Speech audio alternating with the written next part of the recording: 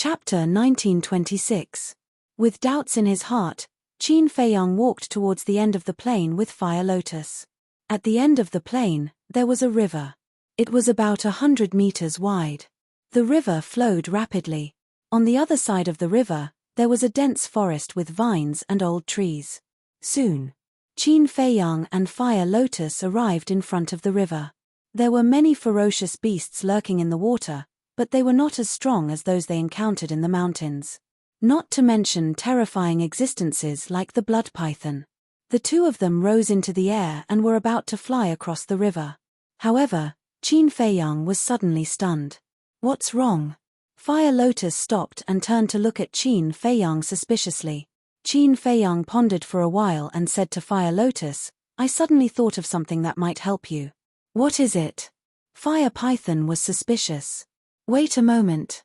Qin Feiyang smiled mysteriously and entered the ancient castle in a flash. He walked straight to the altar, opened the iron box and opened the alchemy scripture. He vaguely remembered. When he was reading the alchemy scripture, he seemed to have seen a pill called the Undead Barrier Breaking Pill. However, he was attracted by the Heavenly Dust Divine Pill and did not pay attention to it. After opening the alchemy scripture, Qin Feiyang immediately looked for the Undead Barrier Breaking Pill. Indeed, in the alchemy scripture, there was the Undead Barrier Breaking Pill. This pill could allow the undead to go through the baptism of the heavenly tribulation and reconstruct their human body. After reconstructing their human body, not only could they shed their undead body, they could also absorb the essence of heaven and earth to cultivate. Simply put, after taking the Undead Barrier Breaking Pill and successfully transcending the tribulation, the undead could become a real human. As for the Undead Barrier Breaking Pill, it required a total of 4 herbs.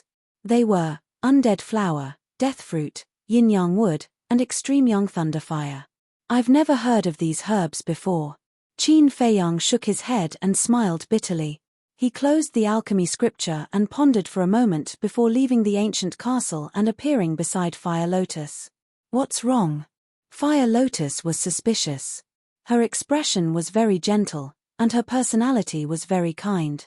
She looked like a little sister next door, and there was no threat at all. Qin Feiyang smiled. As he flew to the other side of the river, he asked, "Have you ever heard of a pill called the Undead Barrier Breaking Pill?" Fire Lotus was beside Qin Feiyang. She pondered for a moment and shook her head. "I don't remember." "What's the use of this Undead Barrier Breaking Pill?" "It's useless to us living people. But to an undead like you, it means a lot." Qin Feiyang briefly explained the situation with the Undead Barrier Breaking Pill. "Really?" Fire Lotus was very excited. Qin Feiyang nodded and said, "And I'm thinking that if you shed your undead body, you might be able to recover your memories." Fire Lotus grabbed Qin Feiyang and begged, "Qin Dage, you have to help me. The days without my memories are too painful, it's simply torture." "Qin Dage." Qin Feiyang's mouth twitched. He smiled bitterly. "Although I don't know your past, I can imagine that you must have lived for thousands of years, or even tens of thousands of years. Is it appropriate to call me Big Brother?" Fire Lotus was stunned. She covered her mouth and laughed. "I didn't expect you to be such an old-fashioned person. It's just a title." "What's the matter? I'm old-fashioned?" Qin Feiyang was speechless. He shook his head and said, "Well, it's up to you. But your last sentence made me a little sad. The days without memories are very painful. It's torture." "You thought of Linyi?" Fire Lotus asked. "Yeah. She should be the same as you. I really hope that she can quickly recover her memories and stop suffering." Qin Feiyang sighed. "You are really a good man." Fire Lotus smiled. "A good man?" Qin Feiyang was taken aback. He smiled helplessly. "Why do I feel that it's a bit ironic? This sentence is from the bottom of my heart. Although I don't know much about you, with your talent and strength, I believe that there must be many women who like you. But in your heart, there is only one woman, the Mermaid Princess, from beginning to end. If you are not a good man, then who is?" Fire Lotus said. "Don't praise me like that. I will fly to the sky." Qin Feiyang touched his nose, a little embarrassed. Fire Lotus joked, "Then fly, because no matter how high you fly, I can drag you down." You are also quite interesting. I really hope that when you recover your memories, we will not become enemies. Qin Feiyang smiled. That's for sure. We will always be friends. Fire Lotus said. So sure. Qin Feiyang was surprised. Fire Lotus was speechless. You are a person who has just entered the ancient world. What grudges can I have with you? That's true. But there is an old saying that the world is unpredictable. I still hope that you and I can remember what we said today. Qin Feiyang smiled. I will remember. Fire Lotus nodded. Passing through the river, the two of them entered the sky above the forest and looked ahead. The forest covered an area of about tens of thousands of miles. With Qin Feiyang's current low-level war god cultivation, he could clearly see the scenery tens of thousands of miles away. At the end of the forest, which was the edge of the forest, there were villages of various sizes. And in the forest, there were many people hunting. The battlefield of humans and beasts could be seen everywhere. And the beasts in this forest were not very strong. The most powerful one was only a war god. Of course. The humans hunting in the forest were not strong either. Seniors, did you come from the mountain range on the other side of the river? Suddenly, a timid voice sounded from the forest below. There's someone? Qin Feiyang and Fire Lotus glanced at each other and looked down. They saw 3 young people standing below and looking at them curiously. At the same time, there was also a trace of vigilance in their eyes. The 3 of them looked to be in their 20s. They were all covered in blood and their hair was very messy. Obviously, they were also hunting in the forest. You actually didn't notice them? Qin Feiyang muttered. With his cultivation, he could see through the strength of the 3 at a glance. They were only 1-star war gods. A mere 1-star war god could actually hide from his perception. Even Fire Lotus did not notice them. Swish. The 2 of them took a step forward and landed in front of the 3. The 3 of them immediately retreated. The vigilance on their faces was even stronger. Don't be nervous. Qin Feiyang revealed a kind smile. The 3 of them glanced at each other and still did not let down their guard. Qin Feiyang said, let me ask you, why didn't I sense you approaching? It should be because of this. One of the young men took out a jade pendant from the clothes on his chest. So it's like this. Qin Feiyang mumbled. He took a closer look at the jade pendant and could tell that it was made by the soul-sealing stone. However, how could 3 mere war gods have the soul-sealing stone? Qin Feiyang asked secretly, Fire Lotus, is the soul-sealing stone very common in this ancient realm? I'm not sure either. But last time, when I sneaked into the Guo family, I found that many people were wearing the soul-sealing stone. Fire Lotus transmitted her voice. That's right. The soul-sealing stone is not considered a rare thing in the ancient realm. Qin Feiyang smiled bitterly. Thinking back to when he was in the Great Qin and Forgotten Continent, finding a soul-sealing stone was as difficult as ascending to the heavens. But here, it was like carrots and cabbages, everywhere. The young man who took out the jade pendant asked suspiciously again, Seniors, did you come from the other side of the river? Is this very important? Qin Feiyang was suspicious. Yes. The young man nodded. The other 2 young men also waited for Qin Feiyang's answer with a look of anticipation. Yes. We came from the land of the undead. Qin Feiyang said. So, you guys crossed that mountain range? The 3 of them asked in surprise. That's right. Qin Feiyang nodded. Amazing. It's said that there are monarch god-level beasts in that mountain range. The 3 of them were extremely shocked. You guys know about it too? Qin Feiyang asked. Of course. We live in a village outside the forest. Although we have never been to that mountain range, we have heard about it from the elders in the village. They said that the mountain range is a forbidden area. And this river here is the dividing line. You must not cross it. 2 lords, to be able to cross the land of the undead, you must be very strong. Can you accept us as your disciples and teach us how to cultivate? The 3 young men looked at Qin Feiyang and Fire Lotus with a pleading look. Disciples? Qin Feiyang and Fire Lotus looked at each other. 2 lords, please accept us. We just want to become stronger. The 3 of them looked at each other and even knelt on the ground and begged. What's going on? Qin Feiyang frowned. They were just strangers who met by chance.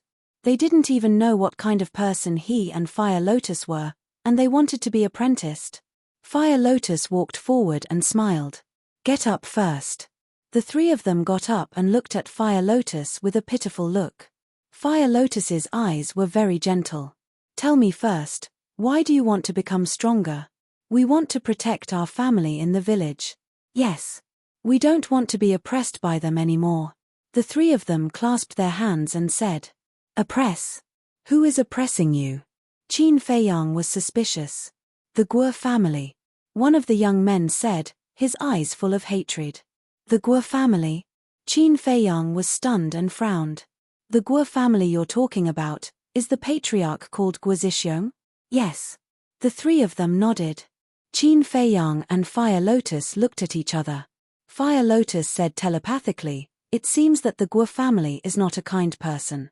Qin Feiyang's eyes flashed and looked at the three young men calmly. How does the Guo family oppress you? The Guo family is very domineering. Hundreds of villages of various sizes within a few 100,000 miles are all controlled by them. Usually, not only do they beat, scold, and bully us, but they also ask us to hand over 50 soul stones to them every year. You two lords must know how precious soul stones are. On the market, they are basically priceless. Villages like ours can only barely gather 50 pieces after working hard for a whole year. Sometimes, when we're unlucky and can't find anything valuable, we can't even gather that many. The three young men were talking at the same time, and all of them had an angry look on their faces. Literature Museum. Chapter 1927. There's such a thing. Qin Feiyang raised his eyebrows. If the three of them weren't lying, then the Guo family was indeed too much. Sir, we can guarantee with our lives that every word is true. Seeing that Qin Feiyang was a little doubtful, the three young men patted their chests and swore. Then what if your villages can't gather 50 soul stones? Qin Feiyang asked. Pay with your life. Kill one person for every soul stone missing.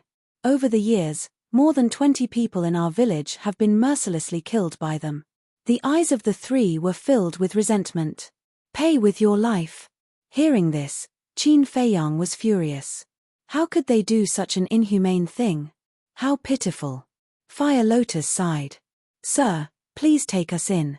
We really don't want to be bullied by the Guo family anymore. The three young men begged bitterly. You're so anxious. Have you never thought that we're bad people? Or are we from the Guo family? Qin Feiyang said. The Guo family. The three of them looked at the two of them with fear in their eyes. Don't be so nervous. I do have some connections with the Guo family, but I'm not from the Guo family. Qin Feiyang smiled. You have connections with the Guo family? The three of them trembled and immediately turned around to flee. Because in their view, having connections with the Guo family meant that they were related. What three reckless brats. At least before they become apprentices, they should find out the other party's identity. Qin Feiyang shook his head and laughed. Although they are reckless, it also shows how desperate they are.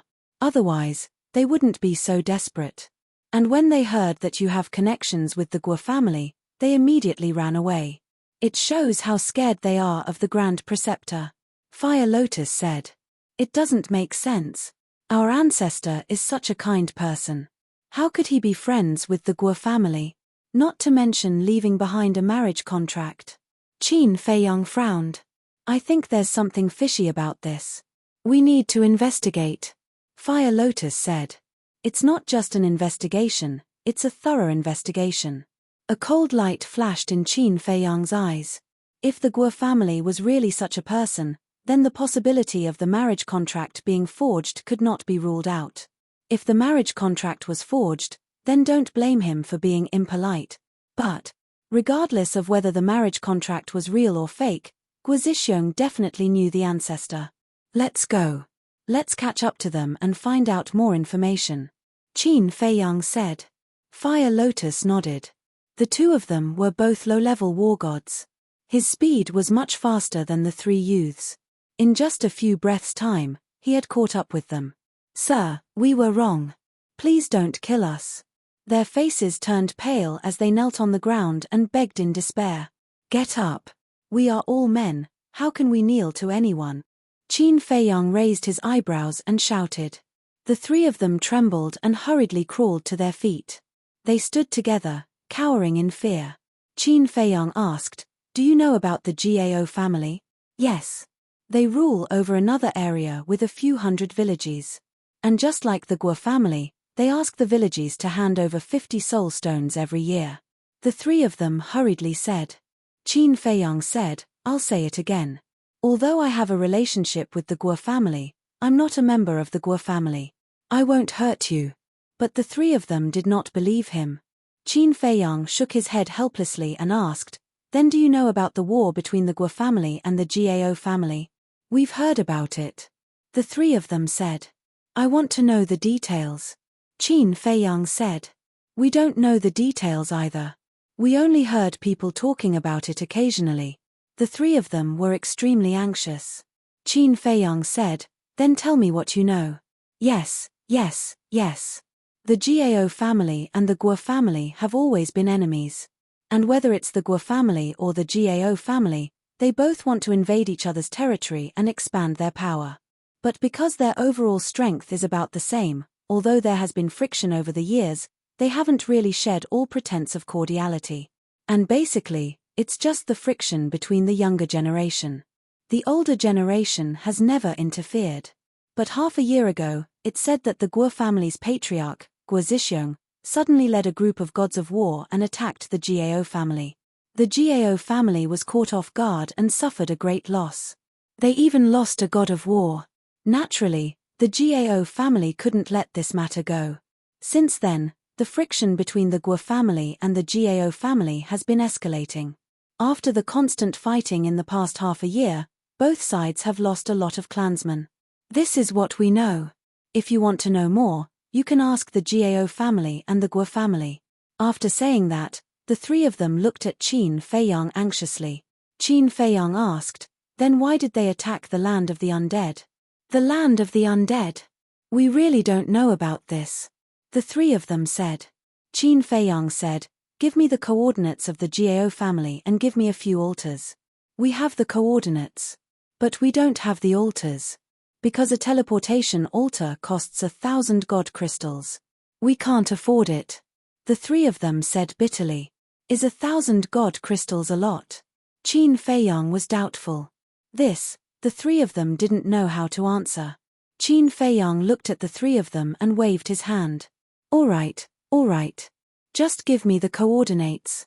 The Gao family's land is in the southwest. After giving the coordinates to Qin Feiyang, the three of them ran into the forest and disappeared. Qin Feiyang looked at Fire Lotus and asked again, "Is 1,000 god crystals really a lot?" "I don't know." Fire Lotus shook her head. Qin Feiyang shook his head and smiled bitterly. He had just come to the ancient world, so he didn't know what 1,000 god crystals was.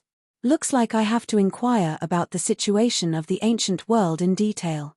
Qin Feiyang exhaled and brought Fire Lotus with him. They kept teleporting and soon left the forest. One by one, the villages came into sight. The big villages had thousands of families. The smallest village had more than 1,000 families. As for cultivation, the strongest was only a 5 or 6-star war emperor. However, compared to the Great Qin and the Forgotten Continent, the strength of these villages was not simple, because in the Great Qin and the Forgotten Continent, other than the Lu family, there was no other village that could compare to the villages here. Even the 9 provinces of the Great Qin and the 9 regions of the Forgotten Continent combined could not compare to a village here. "I'm really looking forward to it." Qin Feiyang did not stop and directly teleported to the southwest. About an hour passed. Suddenly, he stopped above a village. This village had more than 10,000 families. Moreover, he sensed the aura of a false god in the village. Obviously, this village was overseen by a false god. "Where did you come from?" Following a hoarse shout, a white-haired old man flew into the sky. Qin Feiyang sized up the white-haired old man. This old man was the false god that he had sensed. At the same time, The white-haired old man was also sizing up Qin Feiyang and Fire Lotus. Suddenly, his pupils suddenly shrank, and he hurriedly bowed and said, "Greetings, lords." He was actually unable to see through the cultivation of these two people. That meant that they were definitely war gods. Qin Feiyang laughed. "Old man, there's no need to be so polite." The white-haired old man did not dare to be negligent at all, and said respectfully, "May I ask, what orders do you have for coming here?" Qin Feiyang said, "I'm just passing by." "So you're just passing by?" The white-haired old man heaved a sigh of relief. Qin Feiyang said, "Old man, I want to ask, is your village ruled by the Guo family or the Gao family?" "We belong to the Guo family," the white-haired old man said. Qin Feiyang asked, "What's the Guo family's character like?" "The Guo family's character?" The white-haired old man was stunned, and immediately became vigilant, asking carefully, "May I ask if you're from the Guo family?" Qin Feiyang turned his head to look at Huolian and said with a smile, "See, people with a bit of experience are indeed different." Fire Lotus said, "More cautious than those three brats." Qin Feiyang looked at the white-haired old man and laughed, "Old man, don't worry, I have nothing to do with the Guo family." The white-haired old man did not believe him immediately. Qin Feiyang laughed, "Think about it, if I'm from the Guo family, then I'll definitely know that this village is ruled by the Guo family. Then, I wouldn't have asked you before." The white-haired old man thought about it, and nodded, "You're right, my lord. As for the Guo family's character, there's no need for an old man like me to say. In this area, you can ask anyone and you'll know." The old man did not say it directly. Obviously, he did not want to get into trouble. Qin Feiyang, of course, saw through the white-haired old man's thoughts. He laughed, "All right then, I won't make things difficult for you, but can you lend me a teleportation altar?" "You want to borrow a teleportation altar?" The white-haired old man was a little surprised. The two war gods did not have a teleportation altar. Qin Feiyang said, "We used to have one, but it's been used up recently." "I see." The white-haired old man nodded in realization, took out an altar from his cosmos bag, and said, "I only have one altar, I'll give it to you, my lord." "Thank you." Qin Feiyang cupped his hands and thanked him, then grabbed the altar and was about to open it. Whoosh! But at this moment, two men in black suddenly descended above the village. The two men were both 2 meters tall, with bulging muscles on their bodies, looking extremely strong, and there was a fierce aura between their eyebrows. And their cultivation was at the false god realm. Looking at the two men, the white-haired old man's expression changed. He quickly flew over and bowed, "Greetings, Lord Guocheng, Lord Guoshan." "Guocheng, Guoshan? Are they from the Guo family?" Qin Feiyang was suspicious. "Yes." Guocheng and Huolian raised their noses and nodded in an overbearing manner. When they raised their heads to look at Qin Feiyang and Huolian, their pupils immediately shrank. Guocheng asked, "Qi Yuan, who are they?" The white-haired old man's expression changed slightly, and he said with a flattering smile, "They're just asking for directions." As he spoke, he gave Qin Feiyang and Guoshan a look, indicating that they should leave quickly. But Qin Feiyang did not move. Instead, he put away the teleportation altar, crossed his arms in front of his chest, and watched curiously like a bystander. Fire Lotus was even more indifferent. Chapter 1928. Passers-by. Guocheng and Fire Lotus looked at Qin Feiyang and Fire Lotus suspiciously for a while before retracting their gaze. Guocheng looked at the white-haired old man and said, "Qi Yuan, you know why we're here, right?" I know, I've already prepared it." Qi Yuan smiled flatteringly, took out a Qiankuan bag from his bosom, and respectfully handed it to Guocheng. Guocheng grabbed the Qiankuan bag, lowered his head to check, and nodded with a smile. "Not bad, exactly 50 soul stones." The white-haired old man smiled flatteringly. "In front of the two lords, how would I dare to lie?" "Soul stones," Qin Feiyang murmured, and sent a sound transmission. "It seems that they are really from the Guo family." "Since they are from the Guo family, why don't they know you?" Fire Lotus was puzzled. "I guess not many people know about the marriage contract." Qin Feiyang thought. These two were only false gods, at most 2 errand boys, so they shouldn't be qualified to know about these things. However, The Guo family's cultivation was indeed too much. A rare treasure like the soul stone could be said to be priceless. For a village to gather 50 soul stones in a year, it would probably take the entire clan's strength. This was simply exploitation. At the same time, Guo Cheng threw the Chengkuan bag to Guo Shan, looked at the white-haired old man with contempt, and said, "I don't think you have the guts, but from next year onwards, the soul stones will be doubled." Doubled? The white-haired old man was stunned, and asked suspiciously, "Lord, what does this mean?" "It means that from next year onwards, villages with false gods like yours will no longer have to hand in 50 soul stones, but 100. Guo Cheng said. 100. The white-haired old man was startled, and his face suddenly turned pale. These bastards who eat people without spitting out the bones. Qin Feiyang also frowned. The Guo family was getting more and more outrageous. "Lord, why is this? 50 soul stones a year is already far beyond our burden, let alone 100. Isn't this asking for our lives?" The white-haired old man asked anxiously. "This is the patriarch's order," Guo Cheng said calmly. The white-haired old man clenched his fists and roared, "I'm going to argue with Guo Zhixiong. 100 soul stones a year. Is he going to give us a way out? What? I have to hand over 100 soul stones in the future? The Guo clan is going too far." At this moment, the villagers below ran out of their houses one after another and gathered together. They all looked at Guo Cheng and Guo Shan with anger and resentment. Guo Cheng raised his eyebrows and glanced at the villagers. He looked at the white-haired old man and shouted, "Do you want to rebel?" He had heard of it. A trace of panic appeared on the white-haired old man's face. But then, he straightened his back and roared, "The government forces the people to rebel. If the Guo family really forces us like this, we might rebel." Ha ha, Guo Cheng and Guo Shan couldn't help but laugh out loud. "Qi Yuan, there's something you don't know yet, right? The Gao clan's territory has already been taken over by my Guo clan. My Guo clan's power now is even greater than before. You dare to rebel?" Guo Shan laughed. "What? They've already invaded the Gao clan's territory?"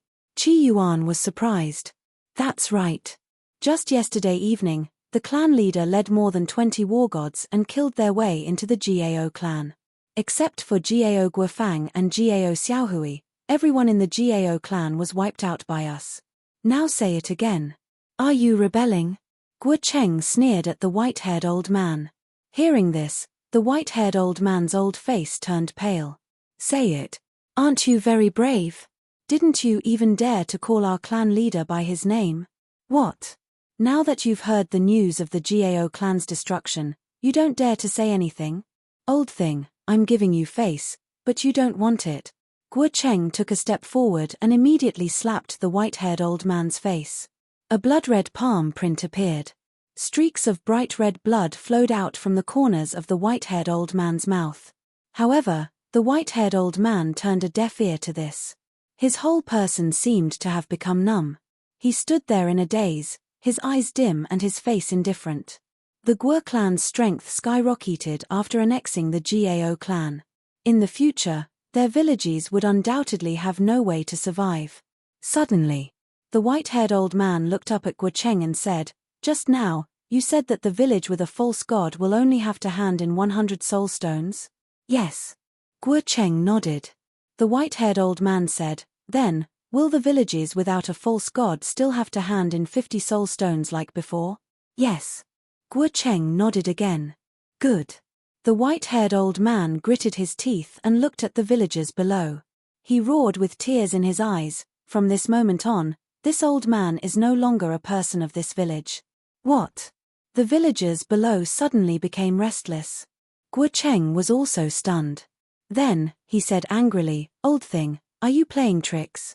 This is my home, the people here are also my family. If I wasn't forced to a dead end by you, would I have made such a painful decision? I think, in this world, no one would be willing to abandon a home and the family around them." The white-haired old man cried sadly. "Yes. Who wants to leave home? Leave family? But in this world, there are too many helplessness." Qin Feiyang sighed inwardly. The white-haired old man's words deeply touched his heartstrings.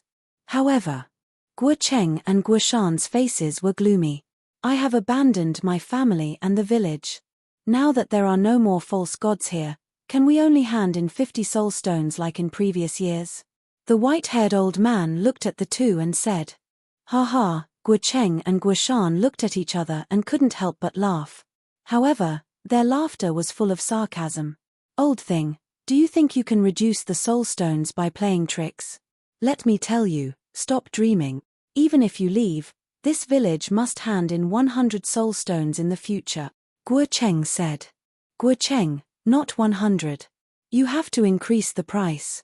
In the future, this village must hand in 150 soul stones every year. This is the price of playing tricks," Guo Shan said.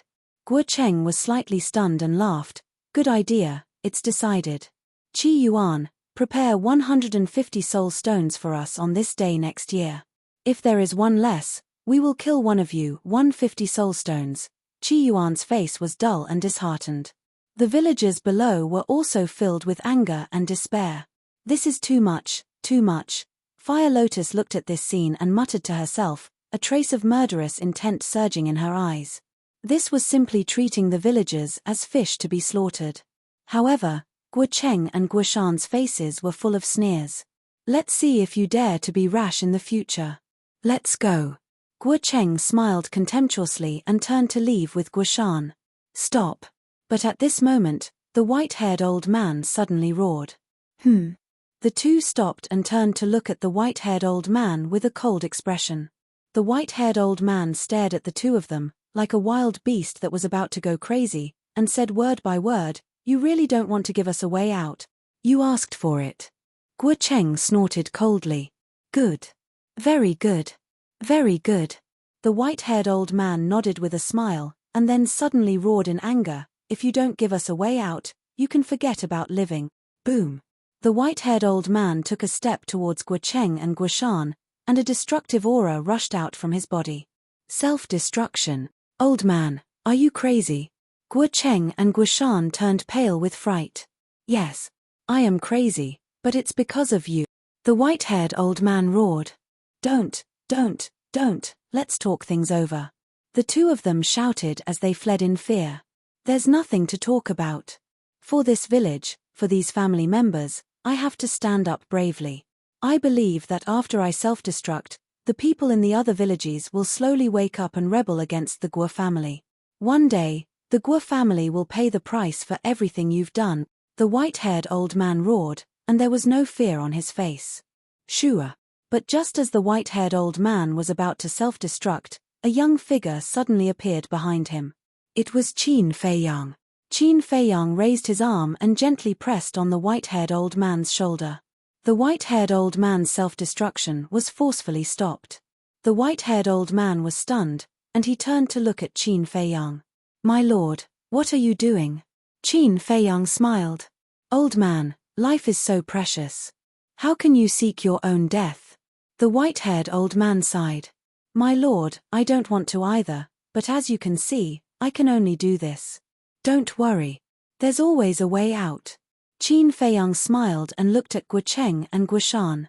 He flicked his finger and a strand of divine power shot out. After the white-haired old man stopped self-destructing, the two of them immediately activated a teleportation altar. The divine power blasted out, and the awakened altar shattered. The two of them stood awkwardly in the air and looked at Qin Feiyang. "Your Excellency, please don't meddle in other people's business. I have a bad habit. Whenever I see someone bullying others, I can't help but attack. Moreover, I owe Qi Yuan a favor. I can't just sit by and watch." Qin Feiyang smiled. "Oh." The two of them were suspicious. How could Qi Yuan be related to a war god? However, Qi Yuan himself was also suspicious. Why didn't he know that this young man owed him a favor? Qin Feiyang looked at the two of them and smiled. "Before you came, Qi Yuan gave me a teleportation altar." "What? Giving you a teleportation altar is considered a favor?" The two of them were stunned. Although a teleportation altar is nothing, it's still a favor. A drop of water should be repaid with a gushing spring. Qin Feiyang said. "My lord, you, Qi Yuan looked at Qin Feiyang in a daze. He didn't know what to say. Leave this to me. Qin Feiyang smiled at Qi Yuan. Is this okay? They're from the Guo family. The Guo family not only has dozens of war gods, but their patriarch, Guo Zhixiong, is also a great success war god. Moreover, the old patriarch of the Guo family is even stronger. He's a perfect war god. The white-haired old man said worriedly. Literature Center. Chapter 1929. After the white-haired elder finished speaking, before Qin Feiyang could say anything, Guo Cheng and Qi Yuan sneered.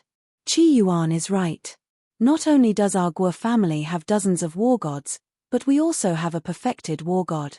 You better think carefully about what you should and shouldn't care about.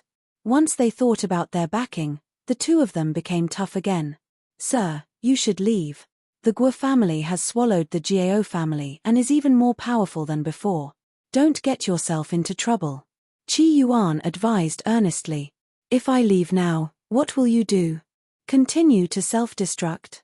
And the villagers below, if you really self-destruct and die together with these two, Guo Zhixiong will not let them go.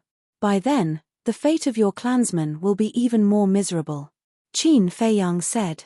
Qi Yuan's expression froze. He really hadn't thought about this. So, let me do it. When Guo Zhixiong comes to investigate, you can just say that I killed them. Guo Zhixiong will not make things difficult for you and your clansmen. Qin Feiyang smiled faintly. The white-haired elder hurriedly said, Sir, I can't let you take the blame. My conscience can't bear it. Conscience, Qin Feiyang muttered. In today's world, there were not many people with a conscience. This person was worthy of admiration. Qin Feiyang looked at Guo Cheng and Qi Yuan and smiled. So what if you're a perfected war god? His tone was light and his expression was calm. He did not take it to heart at all. Fire Lotus had already told him that this old patriarch was Guo Zhixiong's father. Hearing Qin Feiyang's words, the white-haired elder was stunned. So what if you're a perfected war god? How could you say such disdainful words? Could it be that this young man is also a perfected war god and is even stronger than the old patriarch of the Guo family? Guo Cheng and Qi Yuan's expressions froze. It seemed that they had encountered a tough opponent this time. The two of them scanned their surroundings, looking for a way out. Stop looking, you have no way out. Fire Lotus took a step forward and appeared behind the two of them. The power of the dead rolled out and directly wiped out their souls. Qin Feiyang was stunned. He looked at Fire Lotus helplessly and said, Oh my god, why are you in such a hurry to kill them? Didn't you want to kill them? I'm just doing it on your behalf. Fire Lotus looked at Qin Feiyang suspiciously. Of course I have to kill them, but I want to read their memories first to see what kind of person Guo Zhixiong is. Qin Feiyang sighed. Fire Lotus was stunned and said unhappily, Why didn't you say so earlier? All right, it's my fault. Qin Feiyang smiled helplessly. He glanced at the two fallen Guo Cheng and said, However, these two probably don't know much. He really killed him. However, the white-haired old man and the villagers below all looked at Guo Cheng and Guo Shan's corpses in shock. They originally thought that Qin Feiyang and Guo Shan were just scaring Guo Cheng and Guo Shan. But they didn't expect that. In the end, they killed them without any hesitation. Who exactly were this man and woman? They weren't even afraid of the Guo family. Bang! Guo Cheng and Guo Shan's corpses fell to the ground below. Qin Feiyang took a step forward and landed in front of the two. After searching their bodies for a while, he took out two Chenkuan bags. Hua Lian also landed beside him in a single step. The white-haired old man also hurriedly flew towards the two. Qin Feiyang checked the two Chenkuan bags and looked at Fire Lotus with a smile. Not bad. There should be more than 10,000 soul stones in Guo Shan's Chenkuan bag. I didn't expect this either. There are more than 500 villages under the Guo family's rule. One village has 50 soul stones. More than 500 villages have more than 20,000 soul stones. And here, there are only more than 10,000 soul stones. This means that they haven't finished collecting them. The white-haired old man said. Every year, they can reap more than 20,000 soul stones without any effort. The Guo family is indeed the embodiment of the law of the jungle. Qin Feiyang shook his head and sighed. In addition to the 10,000 soulstones, there were more than 200 divine gems and 2 teleportation altars in the 2 Chenkuan bags. In addition, there were some pills. However, they were only pills with 2 or 3 elixir veins. They weren't very valuable. Qin Feiyang took out a divine gem and looked at it with a frown. What's wrong? Fire Lotus was suspicious. Look, the 2 false divinities only added up to a little over 200 deity crystals. It seems that 1,000 divine gems is indeed a big fortune in the ancient world. Qin Feiyang thought. There must be a lot of divine gems in the Guo family's treasure vault. You might as well marry Guo Zhixiong's daughter. Then, you'll get a lot of wealth without any effort. Fire Lotus snickered. Am I the kind of person who would reap without any effort? Qin Feiyang rolled his eyes at her. Yes. Fire Lotus nodded seriously. Qin Feiyang shook his head and laughed. But you did remind me. If the marriage contract is fake, then I'll have to take a look at the Guo family's treasure vault. See, you still want to reap without any effort. Fire Lotus rolled her eyes. How is this the same? Qin Feiyang helplessly took out 1,000 soul stones and smiled at the white-haired old man. These 1,000 soul stones should be enough for you to become a warlord. Take them. The white-haired old man looked at the soul stones and waved his hand. I don't dare to take these soul stones.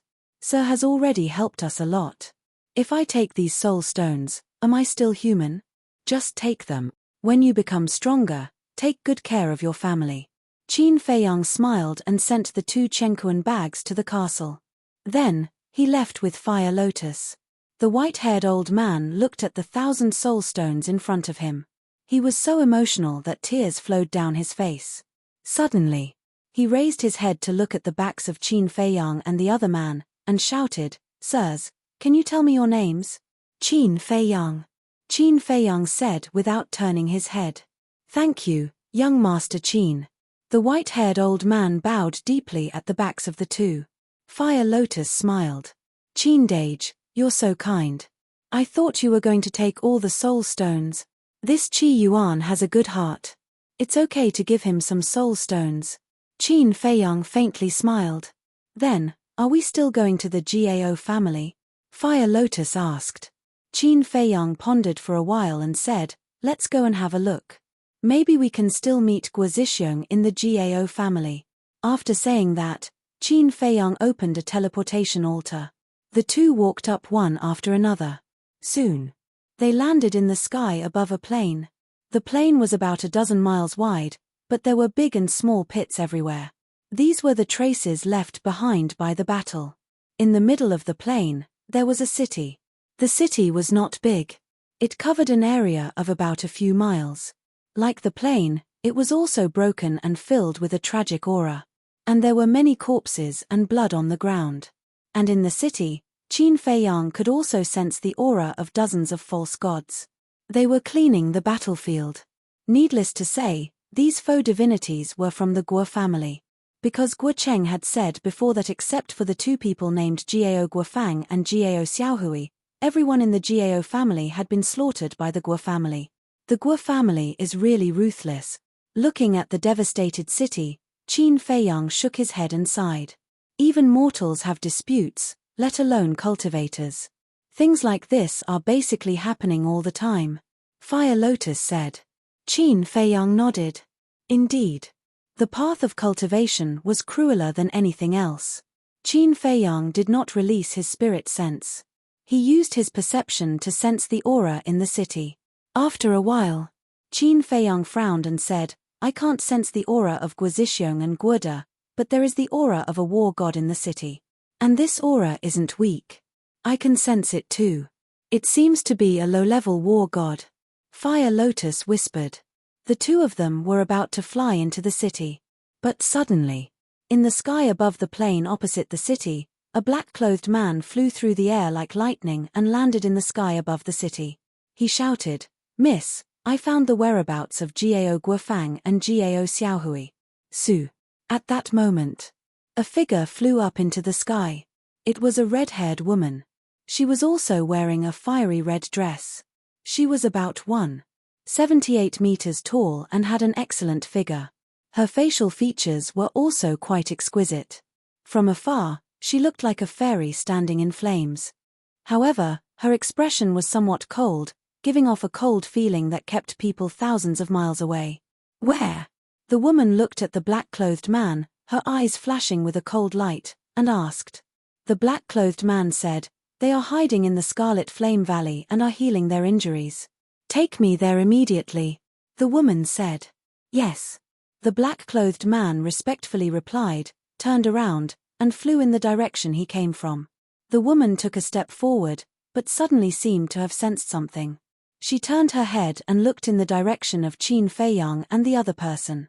But there was nothing in the void. "Miss, what's wrong?" The black-clothed man looked at the woman in confusion. "Nothing." The woman shook her head and suspiciously glanced at the void. Then, she turned around and followed the black-clothed man. In the void. Fire Lotus looked at the woman's back, then turned her head to Qin Feiyang and asked suspiciously, "Why did you use the invisibility technique?" Qin Feiyang said, "I'm thinking that woman might be Guo Zhixiong's daughter." Guo Zhixiong's daughter? Fire Lotus was a bit surprised. Qin Feiyang asked doubtfully, "Didn't you go to the Guo family? Why don't you know what she looks like?" "I did go to the Guo family, but I didn't see Guo Zhixiong's daughter." "If that woman is really Guo Zhixiong's daughter, then you're really lucky," Fire Lotus mocked. "Lucky?" Qin Feiyang was stunned. What did she mean? Think about it. His daughter is so young, but she broke through to the low-level war god realm. It shows how terrifying her talent is. Facing such a beautiful girl, even if the marriage contract was forged by the Guo family, I'll still marry her. Fire Lotus covered her mouth and laughed. A row of black lines appeared on Qin Feiyang's forehead as he speechlessly said, "Then go ahead and marry her." "I absolutely won't stop you." "Then I'm curious. If you don't plan to marry her, then why are you avoiding her?" Fire Lotus said. "I just want to see if she's really Guo Zhixiong's daughter or not. If she is, then she must know about the marriage contract. If the marriage contract is fake, then I'll just show up." "She won't tell the truth," Qin Feiyang said. "I see." Fire Lotus suddenly smiled and teased, "I thought you were shy because you met your future wife. You really know how to talk nonsense." Qin Feiyang looked at her helplessly. He waved his hand and rolled up Fire Lotus. Then, he used the Xing technique and chased after the woman and the black-clothed man. Literature Center. Chapter 1930. The Xing character formula is a heaven-defying formula. In less than 10 breaths, Qin Feiyang took the Fire Lotus and caught up with the red-clothed woman and the black-clothed man. Then, he followed them. The red-clothed woman and the black-clothed man didn't notice him at all. About 500 to 600 breaths passed. A huge valley came into sight. Around the valley, waves of fire rolled and black smoke curled up. There were no plants within a radius of dozens of miles. Crimson lava flowed and waves of heat surged, turning this place into a huge furnace. The lava came from the valley. In the middle of the valley, there was a crater with a diameter of 5 to 6 meters. Occasionally, lava would spurt out. "Miss, they are in a cave on the left side of the crater." The black-clothed man pointed and said in a low voice. The two of them also concealed their presence. The red-clothed woman looked at the direction the black-clothed man pointed, but didn't see the so-called cave. She asked, "Are you sure where they are?" The black-clothed man said, "I'm sure. I also saw Jiao Xiaohui use lava to seal the entrance with my own eyes." "That's good. Back off." The red-clothed woman waved her hand. Her eyes were filled with coldness. The black-clothed man said, "Miss, be careful." "I'm fine." Although Jiao Guofang is a perfect war god, his soul was damaged when he fought grandfather last night. His vitality was greatly damaged. If he had a life pill, he would have recovered by now.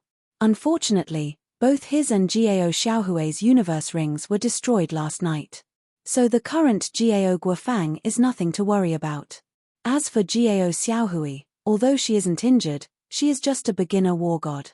"I can kill her with a wave of my hand," the red-clothed woman said with contempt.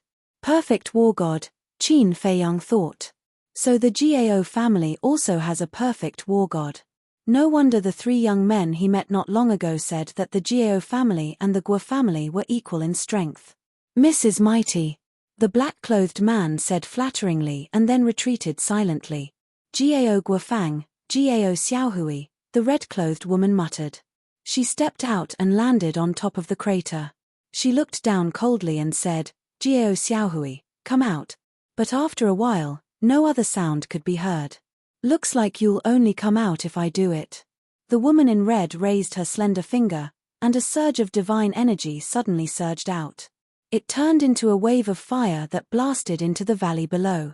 Accompanied by a loud bang, the valley instantly split apart and collapsed crazily.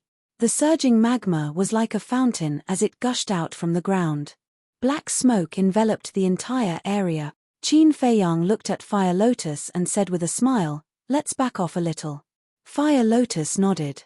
The two of them retreated 50 to 60 miles and stood in the void, watching from afar. To a mortal, it would take several hours to cover a distance of 50 to 60 kilometers even if they ran non-stop. However, to Qin Feiyang and Hua Lian, it was nothing. They could teleport away.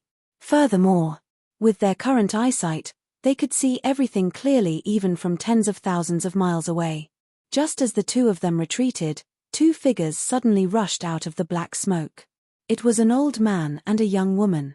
Although the old man was old, he had a ruddy complexion and white hair, and his body was quite strong. And the young woman was about the same as the woman in red. Her appearance was also quite good. She was more than 1.7 meters tall and was extremely slender. Her jet black hair was tied together, making her look full of heroic spirit. Her skin was also very soft. However, the old man and the young woman were in a sorry state at the moment. Especially the old man, his body was covered in blood, his eyes were dim and lifeless, and there was a sense of weakness between his eyebrows that couldn't be dissolved. After the two of them appeared, they didn't bother with the woman in red. They didn't even say a word and directly teleported away. However, there was a trace of fear on their faces. Gao Guofang, you're a perfect war god. Facing a junior like me, you actually ran away without fighting. Aren't you afraid of being laughed at? The woman in red said mockingly. She took a step forward and her speed instantly increased by several times. In the blink of an eye, she appeared in front of Gao Guofang and Gao Guofang. The two of them braked and stopped in the void. Gao Xiaohui immediately glared at the woman in red and shouted, Guozueki, don't go too far. Guozueki, Qin Feiyang mumbled. So that was the name of the woman in red. Guozueki looked at Gao Xiaohui expressionlessly and then shifted her gaze to Gao Guofang. After observing carefully for a while, she said, as I expected, your divine soul hasn't been repaired. Even if it hasn't been repaired, it's not something that a little kid like you can block. Gao Guofang shouted furiously, and there was a hint of anger in his tone. His divine power was like a tide that carried a terrifying aura as it rushed toward Guozueki. Guozueki's eyes flickered. She seemed to be hesitating whether to fight head-on. Suddenly, a cold light flashed across her eyes. She raised her hand and a flame-like divine power appeared. It roared in the sky and collided with Gao Guofang's divine power. Boom! A loud explosion that shook the sky suddenly exploded. A wave of destructive energy surged out in all directions. The land within a radius of tens of thousands of miles was razed to the ground. Dust and smoke covered the sky. Qin Feiyang also went to the Black Tortoise world with the Fire Lotus. This was because once they were affected by the fluctuations of battle, the concealment technique would disappear. However, it was different in the Black Tortoise world. No matter how Guozueki and the other two fought, even if they self-destructed, it wouldn't affect them. Outside, when the dust settled, Guozueki was pushed back dozens of miles. Her face was pale and there was a trace of blood at the corner of her mouth. The skin on her arm was also cracked. Blood dripped down from her fingertips. However, Guozueki ignored this injury and stared at Gao Guofang, who was standing in the void opposite her. Gao Guofang stood firmly in the void and didn't even move a step. He didn't look any different from when he first appeared. The aura exuding from his body was extremely terrifying. How is this possible? Last night, I saw with my own eyes that his divine soul was damaged and he could only use the strength of a beginner god of war. But now, he actually pushed me back. Could it be? His divine soul has been repaired. Guozueki muttered to herself and looked at Jiao Guofang with a face full of shock. Jiao Xiaohui glanced at Guozueki and ran to Jiao Guofang's side and asked, "Grandpa, are you okay?" Jiao Guofang waved his hand and said with a hoarse smile, "Don't worry, Grandpa is fine." Guozueki raised her eyebrows and said, "Your Qian Kuan ring was destroyed and you didn't have the life elixir. How could you repair your divine soul so quickly? Little girl, you are still too young. Although the Qian Kuan ring was destroyed, the life elixir is such an important elixir. I will definitely store it elsewhere." Jiao Guofang sneered. Damn it. Guozueki cursed in her heart. If Jiao Guofang's divine soul hadn't been repaired, she wouldn't be afraid at all. However, once Jiao Guofang's divine soul was repaired, it would be easy for him to kill her with his cultivation as a perfect god of war. Immediately, she had the thought of retreating. Wait. But suddenly, she looked Jiao Guofang up and down again. Something was wrong. If Jiao Guofang's divine soul had really been repaired, why did he take Jiao Xiaohui and run away? Logically speaking, if Jiao Guofang's divine soul had been repaired, given the deep hatred between the two families, he should immediately take the initiative to kill her. Or take her captive and use her as a bargaining chip to threaten the Guo family. But now, although Jiao Guofang was overbearing, he still had the intention to take the initiative to attack. Suddenly, Guozueki showed a look of realization. Her red lips curled up slightly as she wiped the blood on her hands and said with a smile, "You are indeed an old fox. I almost fell for your trick." Hearing this, a look of panic flashed across Jiao Guofang's face. Obviously, his divine soul hadn't been repaired. However, on the surface, his expression didn't change. He put his hands behind his back and pretended to be calm as he looked at Guozueki and asked, "What do you mean? If your divine soul has been repaired, why are you still standing there and not doing anything? If I am not wrong, your situation is worse than mine in the confrontation just now. Stop pretending. Your divine soul hasn't been repaired at all." Guozueki sneered. The Black Tortoise whirled. Looking at Guozueki and Jiao Guofang, Qin Feiyang said with a smile, "The people in this ancient world are indeed not simple characters." Fire Lotus was stunned. She pursed her lips and said with a smile, "Qin Dage isn't afraid, is he?" Afraid? Qin Feiyang smiled. In terms of scheming, he really wasn't afraid of anyone. Outside. Hearing Guozueki's words, Jiao Guofang's expression still didn't change. His aura became more and more terrifying. He had to continue pretending. Because only by scaring away Guozueki could he and his granddaughter Jiao Xiaohui live. However, his weak body didn't allow it. Puff. The blood that had been held in his throat suddenly spurted out. His face instantly became pale. His body kept shaking. Even standing seemed to be very difficult. Jiao Xiaohui's expression changed. She quickly stretched out her hands and grabbed Jiao Guofang's arm. "Finally, you can't pretend anymore." Guozueki's face was full of ridicule. Jiao Guofang smiled bitterly and turned to look at Jiao Xiaohui. He said with a face full of guilt, "Xiaohui, I'm sorry. Grandpa is too useless.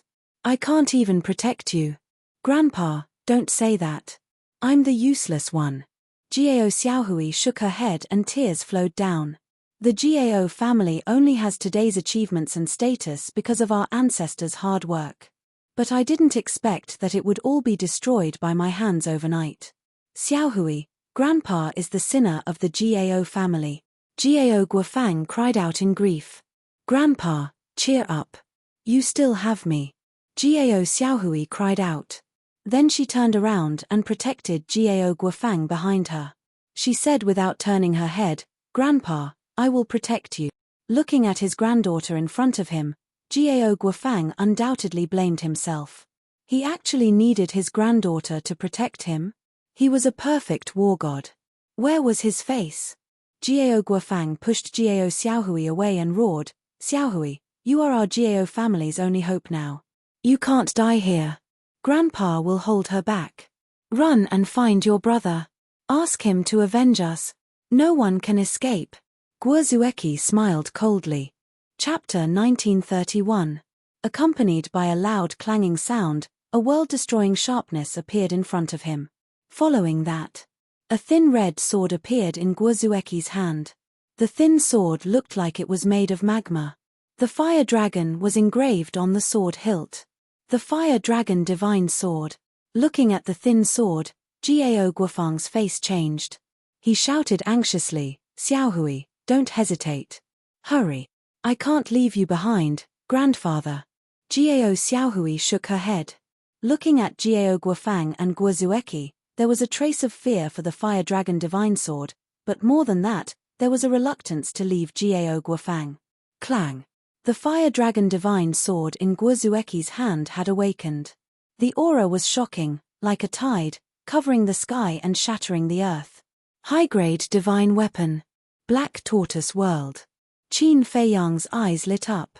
Even the Guo family's patriarch, Guo Zixiong, only has a middle-grade divine weapon, but this girl has a high-grade divine weapon. Looks like Guozueki's status in the Guo family isn't low. Qin Dage, if you really become the Guo family's son-in-law, your future will be limitless. Fire Lotus said with a smile. Qin Feiyang heard this and felt helpless. Outside. Facing Gao Xiaohui's stubbornness, Gao Guofang was both touched and anxious. He was touched because of his granddaughter's filial piety. He was anxious because if Gao Xiaohui didn't leave, both of them would die here. All these years, the Guo family and Gao family had been at odds. Because of this, Gao Guofang knew everyone in the Guo family like the back of his hand. After all, there was a good saying. Know yourself and know your enemy, and you will win every battle. He had watched Guozueki grow up, so he knew Guozueki very well. Although she was beautiful, she had a heart as venomous as a snake and scorpion. Once he was killed, he would never show mercy to his granddaughter, Gao Xiaohui. Clang. Guozueki looked coldly at the grandfather and granddaughter duo. She shook the fire dragon divine sword in her hand, and thousands of sword qi roared out, forming a huge fire dragon. It bared its fangs and brandished its claws as it pounced towards the duo. The appearance of the fire dragon also meant that the power of the fire dragon divine sword had recovered to its peak state. Seeing this, Gao Guofang immediately pushed Gao Xiaohui away and shouted, Xiaohui, now is not the time to be sentimental. Let's go, we must find your big brother. Then, like a moth darting into a flame, he pounced towards the fire dragon formed by the sword qi. Grandpa, Gao Xiaohui screamed in despair. Go. Gao Guofang roared without turning his head. Tears streamed down Gao Xiaohui's face as she stared at Gao Guofang's back. Then, she turned around and fled into the depths of the mountain. Guozueki saw it all, but she didn't care about Gao Xiaohui. She took a step forward and charged towards Gao Guofang with a cold expression. Her black hair danced in the wind and her clothes fluttered in the wind. She looked like a merciless goddess. Guozueki, my Gao family has not perished yet. Your Guo family will definitely pay the price for the sins you have committed today. Gao Guofang roared angrily, and with what little divine power he had left, he blasted towards the fire dragon. After all, he was a perfect war god. Although his divine soul was damaged and he was unable to unleash his peak strength, he was still not to be underestimated. Boom! Accompanied by an earth-shaking explosion, the fire dragon formed by the sword qi let out a wail and dissipated in the air. But at the same time, Gao Guofang's body trembled as he spat out blood. His old face was completely drained of blood. Even with his divine soul damaged, he can still display such terrifying strength. As expected of the old patriarch of the Gao family, however, this is probably your last bit of strength. Die. Guozueki was as cold as ice as she landed in front of Gao Guofang. The fire dragon divine sword shone brightly and slashed forward. Immediately. Gao Guofang let out an unwilling scream as his divine body was sliced into two by the fire dragon divine sword. Grandfather, hearing Gao Guofang's scream, Gao Xiaohui turned around and saw this scene. She was instantly enraged. However, she did not stop and continued to escape with all her might. Strange, Black Tortoise World. Fire Lotus looked at Jiao Guofang's corpse with a hint of suspicion in her eyes. What's strange? Qin Feiyang turned around and looked at her suspiciously. Why didn't Jiao Guofang self-destruct? Since he was going to die anyway, he might as well self-destruct and die together with Guo Zueki. Fire Lotus said. Because of Jiao Xiaohui. Jiao Xiaohui hasn't escaped far. If he self-destructs, it will definitely affect Jiao Xiaohui. Qin Feiyang smiled. That's true. Fire Lotus was stunned. She nodded and smiled. Then, she asked suspiciously, Qin Dage, aren't you going to help the Jiao family? Help the Jiao family? Why should I help them? Qin Feiyang was puzzled. The enemy of my enemy is my friend. The enemy of the Jiao family and the Guo family is naturally our friend. Fire Lotus said. Qin Feiyang was stunned. He helplessly said, although the Guo family's conduct isn't that great, the matter of the marriage contract hasn't been investigated yet. It's still too early to say that the Guo family is our enemy. So, Qin Dage still has some thoughts about the Guo family in his heart. Fire Lotus covered her mouth and laughed. What thoughts? Qin Feiyang was confused. Playing dumb? Of course it's about Guo Zueki, Fire Lotus said. Qin Feiyang was helpless to the extreme. He really wanted to ruthlessly knock this woman's head. What was she thinking about all the time? However, as he spent more time with her, he realized that Fire Lotus was quite cute sometimes. Outside, the ground was in pieces. The magma was boiling. It was a scene of devastation. Jiao Guofang's body had already fallen and was swallowed by the red magma. Guo Zueki looked down coldly. Then, she grabbed the Fire Dragon Divine Sword and chased after Jiao Xiaohui. The black-clothed man standing in the distance also immediately chased after her. Qin Feiyang also controlled the Black Tortoise realm and silently followed behind Guo Zueki. In front, Jiao Xiaohui felt Guo Zueki's aura. Her pale face was filled with panic and fear. Guo Zueki was an initial stage war god. Although she was also a war god, she was only an initial stage war god. Although there was only a difference of one stage, it was like an insurmountable chasm. Whether it was strength or speed, Guo Zueki surpassed her by too much. If this continued, she would not be able to escape. Whoosh! As expected. In less than 100 breaths, Guo Zueki relied on her suppressive speed to block in front of Jiao Xiaohui. Jiao Xiaohui slammed on the brakes and looked around in panic. Then, she looked at Guo Zueki and said angrily, "Don't go too far. Go too far." Guo Zueki sneered. Her eyes were filled with disdain. Think about it. You've been competing with me in secret all these years. You don't want to lose to me. But in the end, I've always been stronger than you. Jiao Xiaohui clenched her fists and said angrily, "Are you humiliating me? Humiliating you? The Jiao family is already destroyed. You're no longer the young miss of the Jiao family. You're not worthy to be my opponent. What's the point of me humiliating you?" Guo Zueki said indifferently. Jiao Xiaohui's face was red. She was ashamed and angry. "I just want to tell you something. In this world, there will only be one genius. No matter how hard others work, they're just green leaves." Guo Zueki said. "What an arrogant woman." Black Tortoise Realm. Qin Feiyang muttered. Fire Lotus said, "Although she's a bit arrogant, her words are reasonable." Qin Feiyang nodded. Outside, the black-clothed man also caught up and blocked Jiao Xiaohui's path. Jiao Xiaohui glanced at the black-clothed man, then looked at Guo Zueki and said, "Today, I'm in your hands. You can kill me or torture me. But there's a question that I can't figure out." The black-clothed man sneered, "Young miss, don't talk nonsense with her." Guo Zueki glanced at the confused Jiao Xiaohui and waved her hand at the black-clothed man. Then, she looked at Jiao Xiaohui and said, "Speak. The strength of our two families has always been on par. But why was my father's army wiped out in the land of the dead?" Jiao Xiaohui said. Hearing this, Guo Zueki lowered her head. Her eyes flickered. Seeing that Guozueki was silent, the black-clothed man stared at Jiao Xiaohui arrogantly and said, "Nonsense. Of course it's because the Guo family is stronger than the Jiao family. Impossible. In this battle in the land of the dead, both our families have the same number of people and divine weapons. Even if the Jiao family loses, it's impossible for them to be wiped out." Jiao Xiaohui shouted. "Battle?" Qin Feiyang was stunned. What was going on? Originally, he had thought that the Guo and Jiao families were fighting over something in the land of the undead, and that was why they were fighting. But he did not expect it to be a battle. Then why did these two great clans want to fight? To fight for territory? That seemed to be the case. Because now, all the villages controlled by the Jiao family had been taken over by the Guo family. Guozueki was silent for a long time.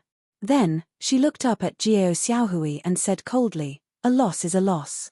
Why are you still asking so many questions?" Jiao Xiaohui shouted, "I don't believe that the Guo family has the ability. So, you must have used some despicable means. How dare you? The Guo family is upright. How can we use despicable means as you think?" Guozueki said angrily. Jiao Xiaohui said, "Since you are upright, why are you beating around the bush?" "I'm not." Guozueki shook her head. "Haha, Guozueki, I didn't expect there to be something that you can't talk about. It seems that the Guo family's victory is not glorious." Jiao Xiaohui laughed out loud, his face full of mockery. Hearing this, Guozueki clenched her fingers and said in a low voice, "Fine, I'll tell you.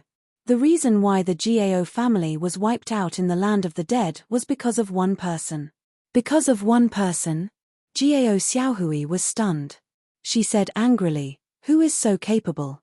Guozueki took a deep breath and said, "My fiancé." "Fiancé?" Jiao Xiaohui's face was full of surprise. She asked, "Why didn't I know that you have a fiancé? I didn't know before. Grandfather and father only told me about it recently." Guozueki sighed. "Fiancé," Jiao Xiaohui murmured and smiled sadly. "I didn't expect that the Guo family would have such a powerful person." "Shut up. I, Guozueki, don't need to rely on anyone. Even without him, with my talent, I can destroy the Jiao family sooner or later." Guozueki shouted. Literature Center. Chapter 1932. Qindage, why do I feel like your fiancé is a disgrace in her eyes? Fire Lotus looked at Guozueki and asked suspiciously. She's not only an arrogant woman, she's also a very conceited and prideful woman. She doesn't want people to say that the Guo family relied on me to get rid of the Jiao family. So, when Jiao Xiaohui said that the Guo family had hooked up with a powerful person, to her, the word hooked up is a disgrace. Qin Feiyang smiled faintly. "So you're saying that she's unhappy that you interfered with the Guo and Jiao family in the land of the dead?" Fire Lotus was stunned. Qin Feiyang nodded. "She really doesn't know what's good for her." Fire Lotus shook her head. If it wasn't for Qin Feiyang, the final outcome would have been unpredictable. "Actually, I don't care about any of this. I just want to know if the marriage contract is real or fake." But now it seems that Guozueki doesn't know either. Qin Feiyang frowned. Outside, Jiao Xiaohui looked at Guozueki and said, "I have no more questions, please give me a quick death." "Okay." Guozueki nodded. The fire dragon divine sword in her hand emitted a destructive aura. However, just as she raised the fire dragon divine sword, just as Jiao Xiaohui was about to die under the sword, she suddenly disappeared without a trace. Guozueki's arm froze. The fire dragon divine sword stopped in the air and immediately released her divine sense in all directions.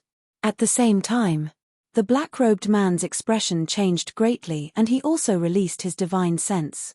But the two of them searched tens of thousands of miles and didn't find the aura of a stranger, nor any traces of a spatial divine object. "Miss, what's going on?" The black-robed man ran in front of Guozueki and exclaimed. "Strange." Guozueki didn't answer. She looked around at the void, her bright eyes full of suspicion. The Black Tortoise whirled. A woman suddenly appeared in front of Qin Feiyang and Fire Lotus. It was Jiao Xiaohui. That was right. The person who saved Jiao Xiaohui from Guozueki's sword was Qin Feiyang. At this moment, Jiao Xiaohui also sized up this unfamiliar place with a look of surprise and bewilderment. Fire Lotus glanced at Jiao Xiaohui and asked through telepathy, "Qin Dage, why are you saving her again?" Qin Feiyang secretly laughed and said, "The heavens are virtuous." When Fire Lotus heard this, she pouted. "Who are you? Where is this?" At this moment, Jiao Xiaohui retracted her gaze and looked at Qin Feiyang warily. "Don't worry. If we wanted to harm you, we wouldn't have saved you just now," Qin Feiyang said with a smile. Jiao Xiaohui did not let her guard down because of this. She asked curiously, "Why did you save me? I don't even know you. We really don't know each other, but saving a life is better than building a 7-floor pagoda. Just think of me as a good person," Qin Feiyang said. "Good person?" Jiao Xiaohui sized up the two and said with a flattering smile, "Don't pretend. What is your purpose? Just tell me. In this world, who wasn't selfish? How could there be a good person? It's so hard to be a good person. It's really frustrating." Qin Feiyang shook his head.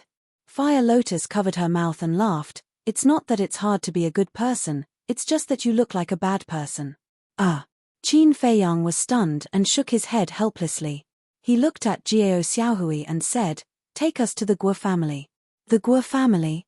Jiao Xiaohui was slightly surprised and said, "Why are you going to the Guo family?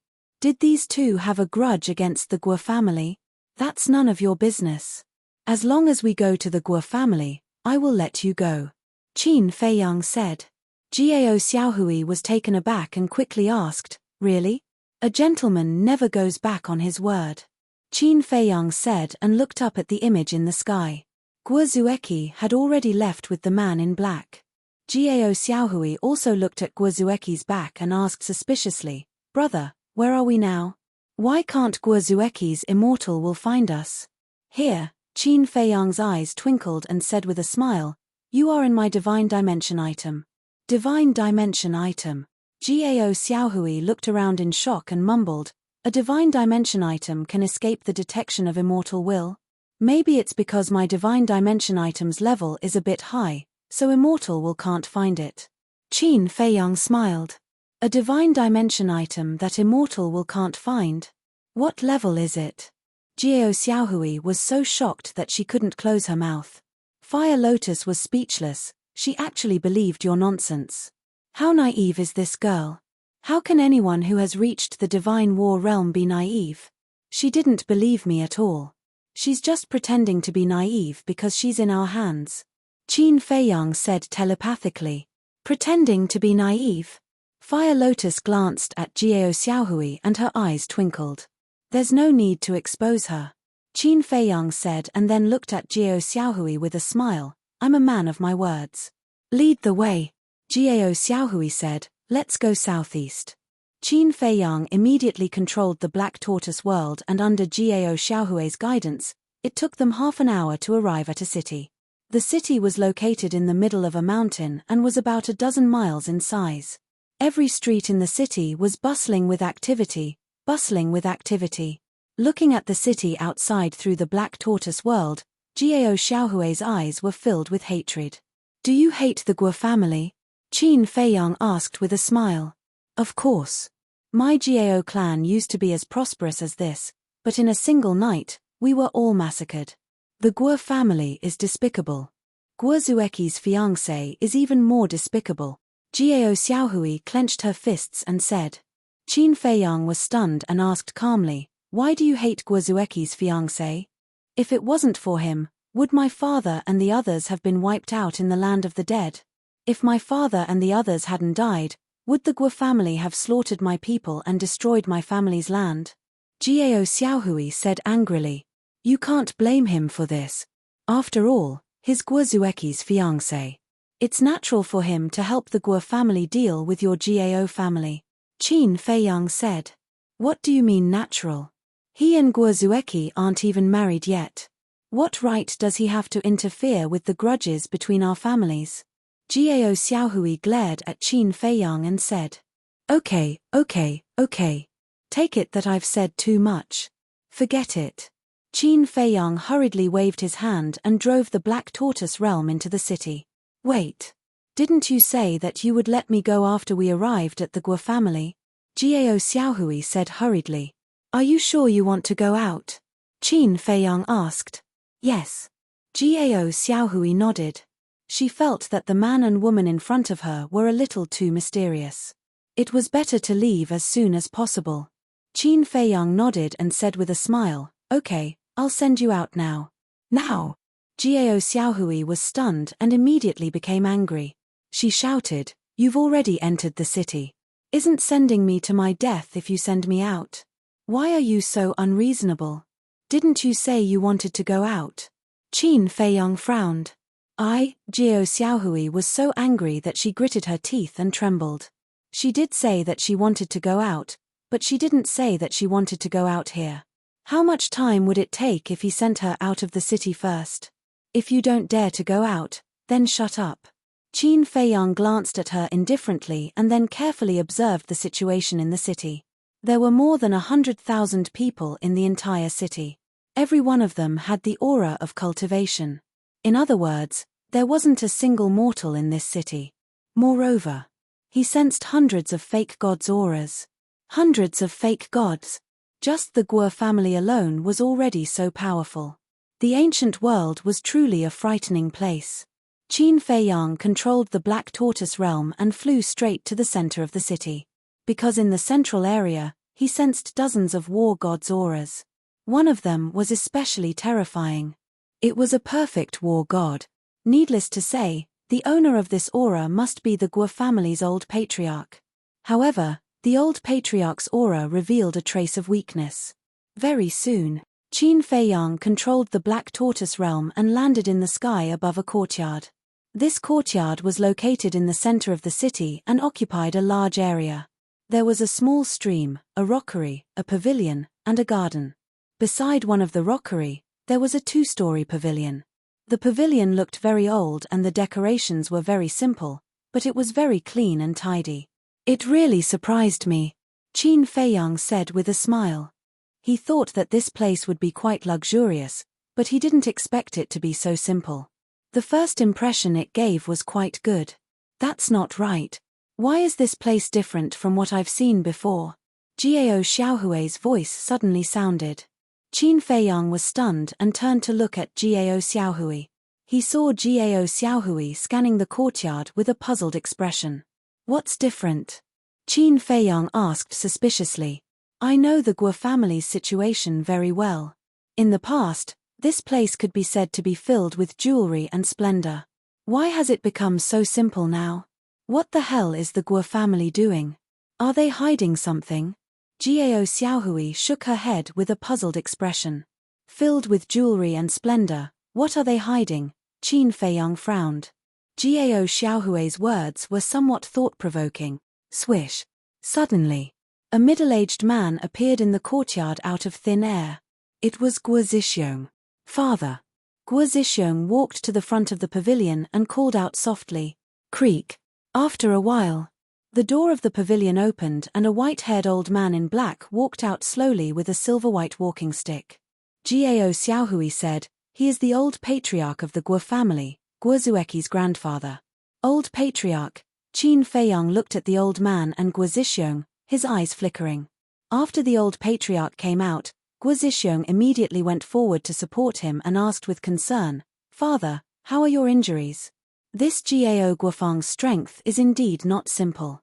Facing my attack, although he was not prepared at all, he still seriously injured me.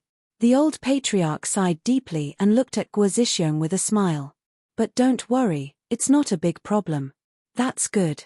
Guo Zixiong breathed a sigh of relief. The old patriarch asked, Have you found Jiao Guofang and Jiao Xiaohui? Chapter 1933. Guo Zixiong said, I came here to report this matter to you, Father. Speak. The old patriarch said. Guo Zixiong said, Xueqi sent me a message saying that she found Jiao Guofang and killed him. Good, good, good. That lass is indeed our Guo family's pride.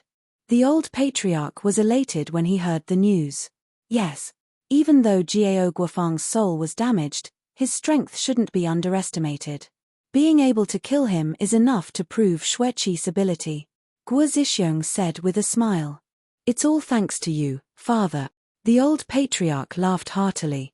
Guo Zixiong hurriedly waved his hand and said, No, no, no. I don't dare to take all the credit. If you hadn't spent so much effort to nurture Xueqi, would she have her current achievements? You stinking brat, why are you still being so polite with me? The old patriarch rolled his eyes at Guo Zixiong. Guo Zixiong smiled embarrassedly and said, But what? The old patriarch was suspicious. The smile on Guo Zixiong's face disappeared, and he said solemnly, Gao Xiaohui didn't die. What? Gao Guofang died, so why didn't Gao Xiaohui die?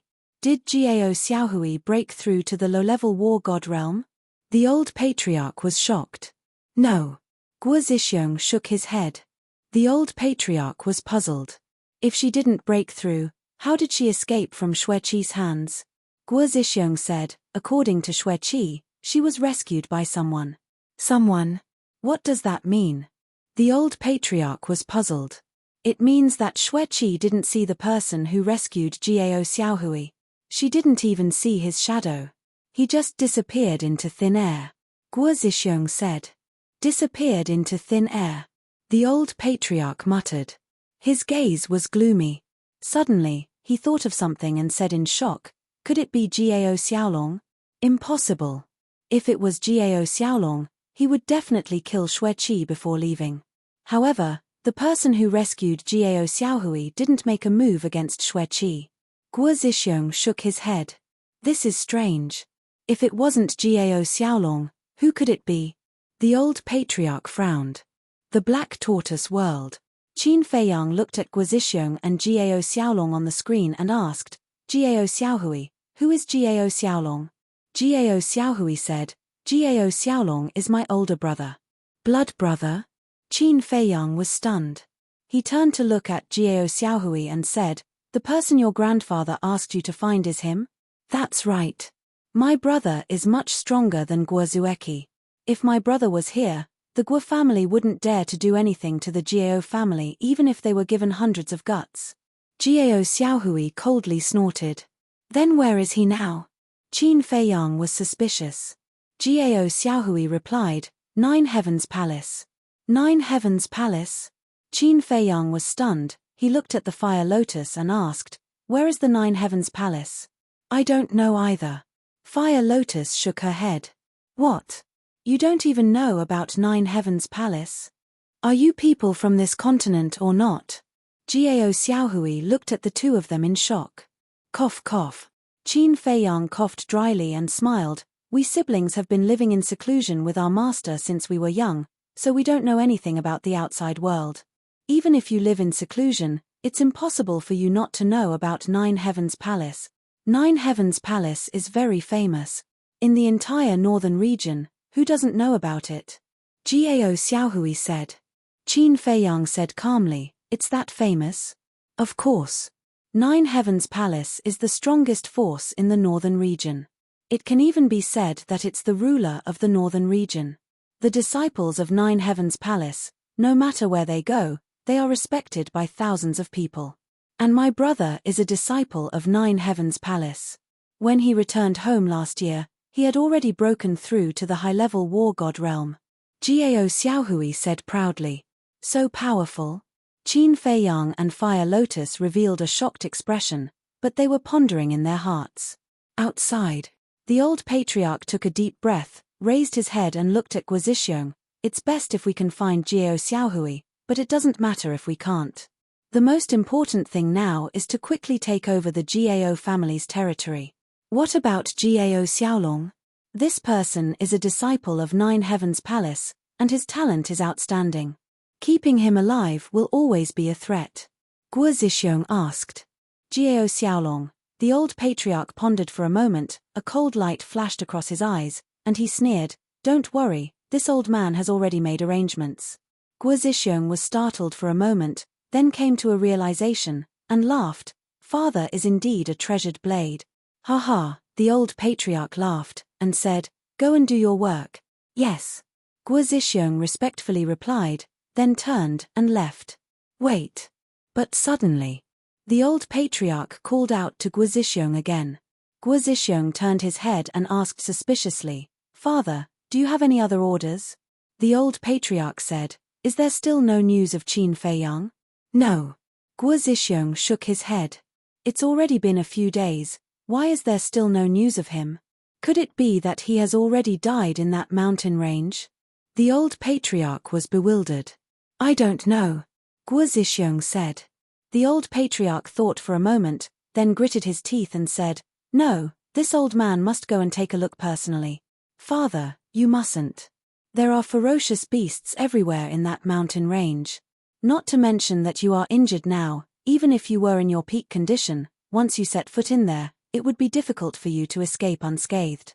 Guozishiong's face changed, and he hurriedly said, "Of course, this old man knows. But you know how important Qin Feiyang is to our Guo family. If something happens to him, then our efforts will be in vain." The old patriarch said in a low voice, "I know." Guozishiong nodded, and after a moment of silence, he smiled. "Father, how about this? You rest well, and I will go and look for him." "Okay." The old patriarch nodded and said, "You must find him, and make sure that he and Xueqi get married smoothly." "I understand." Guozishiong nodded. The old patriarch waved his hand, indicating for Guozishiong to leave, but then he suddenly said, "Oh, by the way, does Xueqi have any objections to this marriage?" Guozishiong sighed and said, "This lass is somewhat resistant to it. For the sake of our Guo family's future, even if she is resistant, she must get married. After all, that marriage contract was forged with great difficulty by imitating Qin Baishan's handwriting, and it was also with great difficulty that I managed to make Qin Feiyang believe it. So, we mustn't let this lass's stubbornness ruin all of our efforts." The old patriarch said, "I understand, and I will try my best to persuade her." Guozishiong nodded and replied, "Moreover, only Guode, you, and I know whether the marriage contract is real or fake. You mustn't tell anyone else, especially Xueqi. Go." After the old patriarch spoke, he waved his hand. "I will take my leave." Guozishiong bowed respectfully, then turned around and left with large strides. This marriage contract is really fake. The Black Tortoise whirled. Qin Feiyang clenched his fists, and his eyes flashed with shocking killing intent. "So, Guo Xueqi's fiancé is Qin Feiyang. That damned bastard. He harmed my Gao family. I will not let him off." Just as Qin Feiyang was feeling vexed, Gao Xiaohui's voice suddenly rang out. Qin Feiyang turned to look at Gao Xiaohui and saw that her face was filled with resentment. Qin Feiyang could not help but smile bitterly in his heart. He did not expect to get into so much trouble as soon as he arrived in the ancient world. What a headache. Fire Lotus glanced at Gao Xiaohui and said telepathically, "Qin Dage, the Gao family is really innocent." Qin Feiyang sighed and said, "It's my fault. I acted rashly without investigating properly." "Then, what should we do now?" Fire Lotus asked in her heart. "Since they dared to trick me, they will have to pay the price." Qin Feiyang's eyes flashed with a cold light. "I am asking Gao Xiaohui how to deal with this matter," Fire Lotus said in her heart. Qin Feiyang glanced at Gao Xiaohui and frowned. Gao Xiaohui did not know that the enemy she was looking for was right next to her. She lowered her head and frowned. There was a trace of suspicion on her face. Qin Feiyang sighed in his heart and asked with a smile, "Miss Xiaohui, what are you thinking about?" Gao Xiaohui glanced at Qin Feiyang and said indifferently, "I am thinking that the name Qin Batian sounds familiar." Familiar? Qin Feiyang was stunned. He hurriedly grabbed Gao Xiaohui's hand and asked, "Are you sure?" Gao Xiaohui was taken aback by this sudden turn of events. She immediately shouted, "What are you doing? Let go of me." Qin Feiyang was stunned. He quickly let go of Gao Xiaohui and smiled apologetically, Sorry. I was impulsive. Don't misunderstand. What's wrong with you? Why are you so surprised? Let me tell you, I am not that kind of woman. Don't even think about hitting on me." Gao Xiaohui looked at Qin Feiyang with disgust. It seemed that she had misunderstood Qin Feiyang. Qin Feiyang was not in the mood to explain. He asked again, Miss Xiaohui, are you sure you have heard of the name Qin Batian? Gao Xiaohui looked at Qin Feiyang suspiciously and asked, why? Do you know this Qin Batian? Fire Lotus saw this and sent a message to Qin Dage, calm down, Qin Dage. Qin Feiyang was stunned. He cursed in his heart and almost lost his composure. He quickly composed himself and looked at Gao Xiaohui with a smile. This is the first time we have been born. How could we know Qin Batian? I just heard Guo Zhixiong and the others talking about him. That's why I am curious about him. I see. Gao Xiaohui nodded and lowered her head to ponder. Qin Feiyang waited patiently. A moment later, Gao Xiaohui shook her head and said, I think I have heard this name before, but I can't remember where. Qin Feiyang controlled his temper and said with a smile, take your time. Don't worry. Gao Xiaohui fell silent again. Fire Lotus looked at Gao Xiaohui and sent a message, Qin Dage, didn't Guo Zhixiong say that no one here knew your ancestor? Why does Gao Xiaohui have an impression of him now? If Gao Xiaohui really knows about my ancestor, it means that Guo Zhixiong is lying to me, Qin Feiyang thought. That's right. They even dared to forge a marriage contract. What else can they not do? But what is the Guo family planning? Fire Lotus was suspicious. Qin Feiyang also had an indescribable irritation in his heart. I remember now. Gao Xiaohui's eyes suddenly lit up. She looked at Qin Feiyang and Fire Lotus and said, what did you remember? Qin Feiyang asked with a smile. He tried to make his tone and expression calm. Gao Xiaohui said, this Qin Batian, I heard Big Brother mention him before. He seems to be a disciple of the Nine Heavens Palace. What? Qin Feiyang froze. My ancestor was a disciple of the Nine Heavens Palace? This was too ridiculous. How could the founder of the great Qin dynasty lower himself to become a disciple of the Nine Heavens Palace? Absolutely impossible. Literature Center. Chapter 1934. Qin Dage, don't forget that this is the ancient world. Although your ancestor was a famous figure in the Great Qin and the Forgotten Continent, he's nothing here, as Guo Zhixiong said. So it's not impossible for him to enter the Nine Heaven Palace. Fire Lotus saw through Qin Feiyang's thoughts and secretly said, that's true. Qin Feiyang nodded. After all, when his ancestor left, he was only a low-stage war god. Qin Feiyang looked at Gao Xiaohui and asked, apart from the fact that Qin Batian is a disciple of the Nine Heaven Palace, do you know anything else? I'm not sure about that. Because I'm usually focused on cultivation, I don't know much about the outside world. Gao Xiaohui shook her head. Qin Feiyang's eyes flashed. It seemed that he had to make a trip to the Nine Heaven Palace to find out where his ancestor was. Wait. There was no way the Guo family would go through so much trouble to forge a marriage contract without any reason. Maybe Guo Zhixiong and the old family head knew something? Whoosh.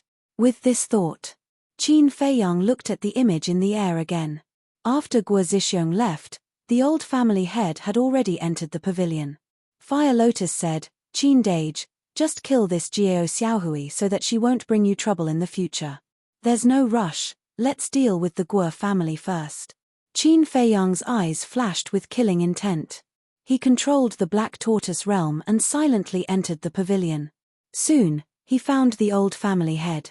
The old family head was sitting cross-legged on the bed in the bedroom on the second floor, closing his eyes and recuperating. What's going on? Gao Xiaohui looked at the old family head, then suspiciously looked at Qin Feiyang. Why did this person look like he wanted to harm the old family head? But wasn't this the first time this pair of brother and sister came out? Why did they have a grudge with the Guo family? No. This man and woman's identity definitely wasn't that simple. Thinking of this, Gao Xiaohui's eyes flashed. Who? Qin Feiyang stared at the old patriarch and took a deep breath. He then turned to Fire Lotus and said, keep an eye on Gao Xiaohui. All right. Fire Lotus nodded. Qin Feiyang waved his hand, and the image in the void disappeared. Then, a blood-red sword light emerged from his palm. This, Gao Xiaohui's body began to tremble. What was that? How could it contain such a terrifying killing intent? Outside, the old clan leader's expression was serene. He did not notice that danger was approaching at all. Whoosh! Suddenly, a terrifying killing intent surged. The old patriarch was shocked and immediately opened his eyes. However, the moment he opened his eyes, he felt a sharp pain in his lower abdomen. He looked down and saw that there was a bloody hole in his lower abdomen. Immediately after, that heart-wrenching pain caused him to cry out in pain. At the same time, inside a large hall, Guo Zixiong and Guo De stood opposite each other. Guo Zixiong said, "Second uncle, I'm going to look for Qin Feiyang. Help me deal with the matters of the clan first." "Okay, be careful," Guo De reminded. Guo Zixiong nodded and opened an altar. However, at this moment, the two of them suddenly felt a terrifying killing intent and the scream of the old patriarch. "What's going on?" The two of them were surprised. "Not good, it's father's voice." "Second uncle, quick!" Guo Zixiong exclaimed. The two of them immediately rushed out of the hall and rushed towards the courtyard. One of them was a greater success war god and the other was a lesser success war god. Naturally, their speed was extraordinary. In just 2 blinks of an eye, they reached the top of the attic and directly rushed into the old patriarch's bedroom from the balcony on the 2nd floor. However, there was no one in the bedroom. "Father!" Guo Zixiong called out anxiously. Guo De immediately released his divine sense to search the courtyard. His face gradually turned pale as he looked at Guo Zixiong and said, "I can't find any trace of your father. Second uncle, Lord Father might have met with misfortune. Look." Guo Zixiong pointed at the bed. There was a pool of blood on it. "How could this be?" Guo De looked at the blood and his eyes trembled. "Quickly inform all the war gods and false gods in the clan to stop what they're doing and go look for father. If he's alive, I want to see him. If he's dead, I want to see his corpse." Guo Zixiong shouted. "Okay." Guo De nodded and hurriedly left. The realm of Black Tortoise. Deep in the desert, an old man with white hair stood in the yellow sand while holding his bleeding abdomen. It was the old patriarch. However, at this moment, he looked up at the sky, his eyes filled with shock and fear. In the sky, Qin Feiyang stood with his back facing the old patriarch with his hands behind his back. There was an image in the sky in front of him. The image was showing the scene inside the attic. He silently looked at Guo Zixiong in the image. His eyes were filled with coldness. "Who are you? What conflict do I have with you? Why do you want to harm me?" Seeing that Qin Feiyang didn't speak for a long time, the old patriarch shouted anxiously. Because Qin Feiyang's back was facing him, he didn't know that the person standing in front of him was Qin Feiyang. "Who am I?" Qin Feiyang murmured and said indifferently, "Haven't you been looking for me? Now that I'm standing in front of you, you still don't know who I am?" "Been looking for you? Are you crazy? Do I know you?" the old patriarch said angrily. Qin Feiyang waved his hand and the image disappeared. Then, he slowly turned around and faced the old patriarch. This." The old patriarch's eyes immediately widened in disbelief. Qin Feiyang said, "It seems that Guo Zixiong has already told you my appearance." "You are Qin Feiyang?" The old patriarch was shocked. "Yes." Qin Feiyang nodded. "Why is he in my Guo family?" The old patriarch's eyes trembled and hurriedly said with a smile, "So you are Feiyang. You are indeed a dragon among men.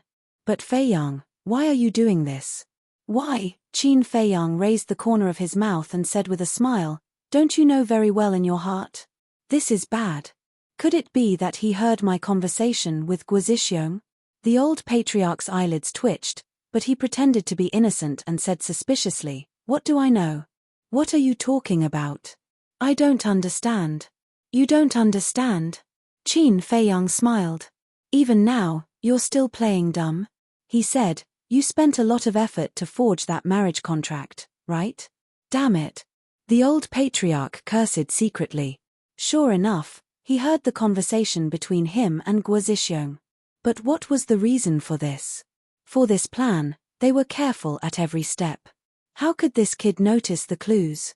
Qin Feiyang said, "Now, are you wondering why such a perfect plan was discovered by me?" The old patriarch nodded instinctively. Because of the ancestor. Qin Feiyang said with a faint smile. The old patriarch said in surprise, "You've seen Qin Batian?" "No. Even now, I still don't know whether the ancestor is alive or dead." Qin Feiyang said.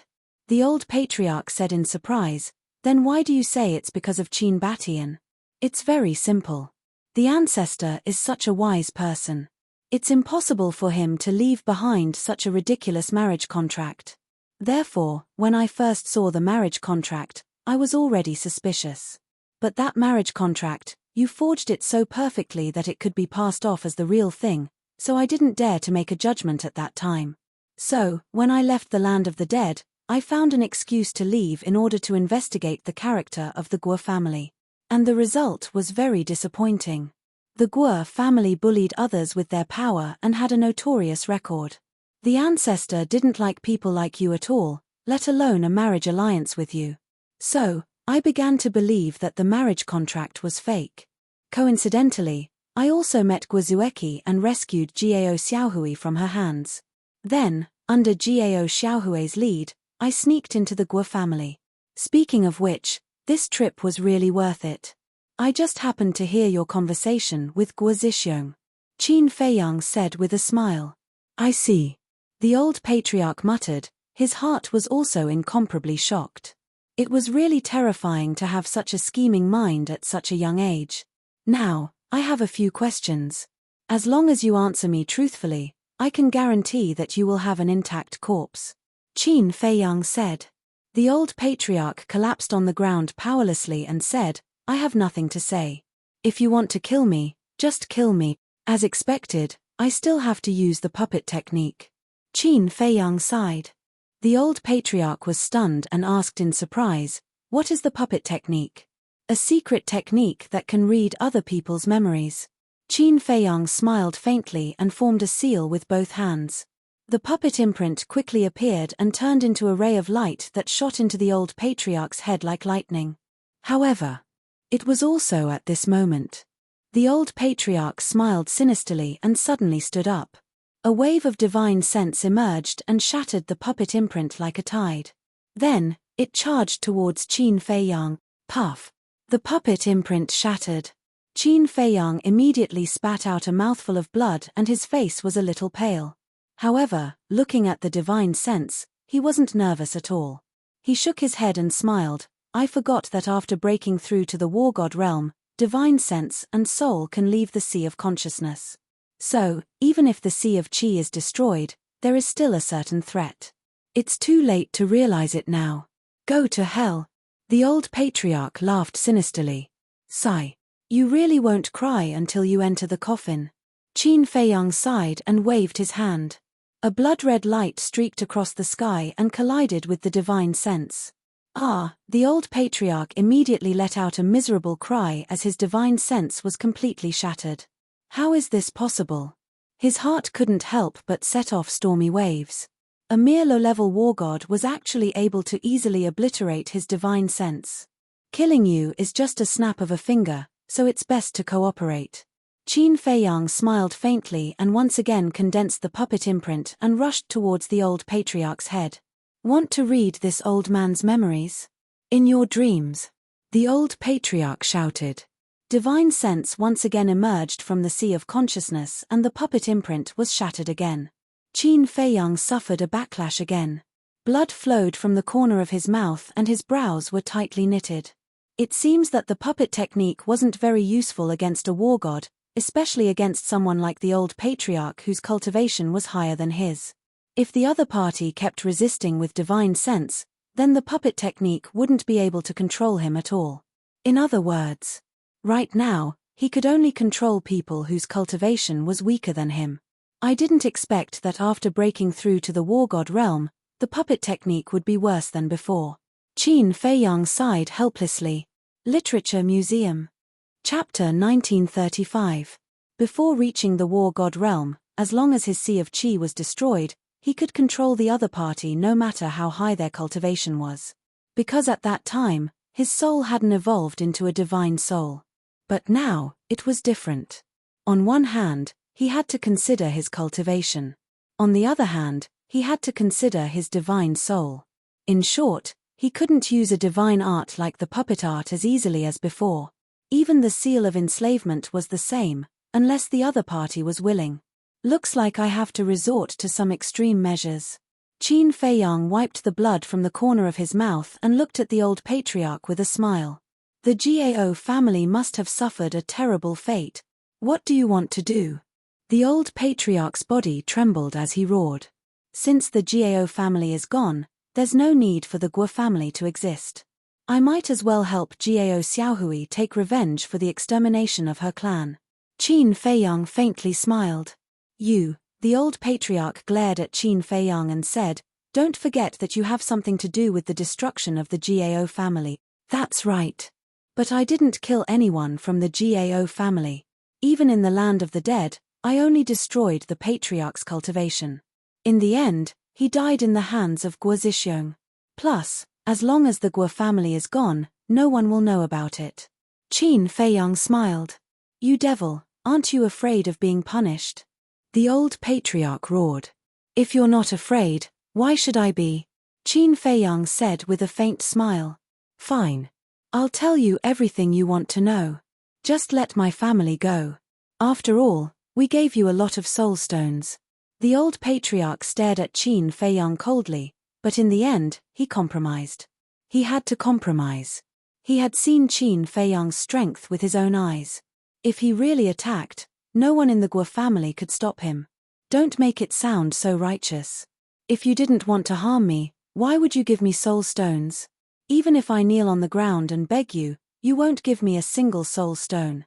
But then again, I really have to thank you. If it weren't for the soul stones you gave me, I wouldn't have been able to break through to War God so quickly. Now, I'm afraid I can only be at your mercy. Qin Feiyang said with a smile. Hearing this, the old patriarch was so angry that he vomited blood. His intestines were green with regret. If he had known this would happen, he would never have given this human soul stone to him. He sat weakly on the ground and said, Ask away. I asked you to answer before, but you didn't. Now, I don't want to ask anymore. It's a waste of time. Qin Feiyang formed another seal, and the puppet imprint appeared once more. Stop resisting, or I'll really slaughter your Guo family. After saying that, Qin Feiyang waved his hand, and the puppet imprint pierced through the void and disappeared into the old patriarch's head. The old patriarch hesitated for a moment before finally giving up on resisting. Very soon, the puppet technique was completed. Qin Feiyang did not delay and immediately began to read the old patriarch's memories. The old patriarch immediately howled miserably like a pig being slaughtered. He felt as if his soul was being forcefully torn apart. Gradually, Qin Feiyang's face was filled with joy. Soon, that joyful expression turned into one of ecstasy. Haha, finally. Qin Feiyang could not help but laugh and cry. At the same time, inside the ancient castle, Tan Tai Li and Qin Rushuang had already woken up from their seclusion. The mother and daughter stood together with a look of anticipation and nervousness. Suddenly, an invisible force enveloped them. The mother and daughter both appeared beside Qin Feiyang. Feiyang, the two of them looked at Qin Feiyang. They wanted to ask, but did not dare to. Qin Feiyang stopped laughing, looked at the mother and daughter with tears in his eyes, and said, Great-grandmother, the ancestor, he. What happened to him? Tan Tai Li hurriedly asked. Qin Feiyang's tone was choked, and there was a trace of grief on his face. Qin Rushuang urged, Feiyang, what happened? Hurry up and tell us. Ancestor. Qin Feiyang lowered his head, a trace of grief creeping onto his face. Could it be that father? Impossible. If father is dead, why did you laugh so loudly before? The mother and daughter looked at Qin Feiyang, their faces pale. Qin Feiyang lowered his head and said, I laughed because the ancestor was indeed in the ancient realm, but now, hearing this, the mother and daughter immediately collapsed powerlessly. Their expressions were filled with grief. Haha, I'm teasing you. The ancestor is still alive now. Qin Feiyang laughed loudly. Alive. Their eyes trembled. Qin Feiyang squatted on the ground, grabbed their hands, and said, This time I'm not teasing you, the ancestor is really still alive. You bastard! How can you joke about such an important matter? The mother and daughter looked at each other and were immediately furious. They raised their fists and hammered Qin Feiyang's body like a storm. Qin Feiyang did not resist and looked at the mother and daughter with a smile on his face. He was very happy that the ancestor was not dead. Because the ancestor had always been his goal, and it could even be said that he worshipped and idolized him. However, the two women in front of him were definitely happier than him. On the side, the old patriarch looked at Qin Feiyang and the other two, his eyes constantly flickering. Suddenly, he got up and ran for his life without looking back. Seeing this, the mother and daughter finally calmed down and hurriedly reminded Qin Feiyang. Qin Feiyang waved his hand and smiled. Not to mention now, the old patriarch's cultivation was crippled. Even if his cultivation was still there, the entire Black Tortoise realm was his. Where could he run to? There was no need to care at all. The mother and daughter looked at each other and looked at the old patriarch's back, and could not help but sympathize. Qin Rushuang asked, Feiyang, where is father now? How long will it take to find him? This, on the contrary, Qin Feiyang became hesitant. What's wrong? Are you trying to scare us again? I'm telling you, if you do this again, I won't let you off easily. Tantai Li raised her eyebrows. No, no. Qin Feiyang hurriedly waved his hand and sighed. To tell you the truth, the old patriarch doesn't know much. What do you mean? The mother and daughter became nervous again. Don't be so nervous. Back then, the ancestor never returned after leaving the Guo family. Therefore, Guo Zixiong and the old patriarch only know some rumors about the ancestor. Qin Feiyang said. What rumors? Tantai Li asked. It is said that the ancestor entered the Empyrean Palace back then and made a name for himself. It can be said that during that period, no one did not know the ancestor's name. Qin Feiyang said. Since he is so famous, why did that child named Jiao Xiaohui only remember him after thinking for a long time? And he knows so little. Tantai Li was puzzled. This is because, as early as 6,000 to 7,000 years ago, our ancestor had already disappeared without a trace. There are rumors that the ancestor is in seclusion. There are also rumors that the ancestor became a core figure of the Empyrean Palace and did not appear in the world. There are even rumors that the ancestor went to travel the continent. Think about it, the ancestor disappeared 6,000 to 7,000 years ago. Jiao Xiaohui was not even born at that time, so how could she know? Not to mention Jiao Xiaohui, according to the memories of the old patriarch of the Guo family, there are not many people in the northern region who still know about the ancestor. Qin Feiyang said. Disappear without a trace. The mother and daughter looked at each other. Qin Rushuang said, then the clues are broken again. Moreover, how can a person disappear unless he is dead? You have to believe in the ancestor. With his ability, it is absolutely impossible for him to die. As for the clues, they will not be broken. Qin Feiyang said with a smile. What do you mean? Qin Rushuang was suspicious. Others may not know the whereabouts of the ancestor, but the upper echelons of the Empyrean Palace will definitely know. Qin Feiyang said. Yes, yes, yes. Since father has stayed in the Empyrean Palace, then the people of the Empyrean Palace will definitely know his whereabouts. Feiyang, let's go to the Empyrean Palace immediately. Qin Rushuang urged. Look at how anxious you are.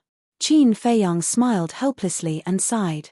The Empyrean Palace is not a place that everyone can enter. Qin Rushuang and Tantai Li looked at each other and looked at Qin Feiyang suspiciously. Let me explain it to you like this. The Empyrean Palace's position in the northern region is equivalent to the imperial capital of the Great Qin Empire and the Great Tower of the Forgotten Continent. One must go through layers of tests before one can enter. And those who can enter the Empyrean Palace are basically the favored ones of the heavens. Therefore, this matter cannot be rushed. Qin Feiyang said with a smile. Hearing this, Tantai Li looked at Qin Rushuang and smiled bitterly. It seems that there is still a long way to go before we can find and reunite with your father. Qin Rushuang clenched her fists and said firmly, no matter how difficult it is, I must find him. Tantai Li rubbed Qin Rushuang's head and felt sorry for her. Then, she looked at Qin Feiyang and asked, why did the Guo family forge the marriage contract? Because of ambition. The Guo family is not willing to continue struggling at the bottom of the ancient world, so they want to use me to establish a relationship with the ancestor. Because with the ancestor's position in the Empyrean Palace, as long as I marry Guo Zueki, it will be equivalent to having the Empyrean Palace as a backer. Even if the ancestor is not in the Empyrean Palace now, with the ancestor's prestige, the Guo family can still reap many benefits. The most important thing is the purple gold dragon blood. Qin Feiyang said. Purple gold dragon blood? The mother and daughter frowned. Yes. The purple gold dragon blood flowing in the ancestor's body is no longer a secret in the northern region. There are even rumors that the reason the ancestor has such heaven-defying talent and can rise in such a short time is entirely because of the purple gold dragon blood. Therefore, the Guo family wants me to marry Guo Zueki and give birth to a few descendants with the purple gold dragon blood. In this way, the Guo family can still rise even without the ancestors and my help. Qin Feiyang said. Haha, so that's how it is. The Guo family is really scheming. They are completely using you as a tool to give birth to children. Qin Rushuang covered her mouth and laughed. Qin Feiyang's face was full of helplessness. Tantai Li said, does Guo Zueki know about this? No. Qin Feiyang shook his head.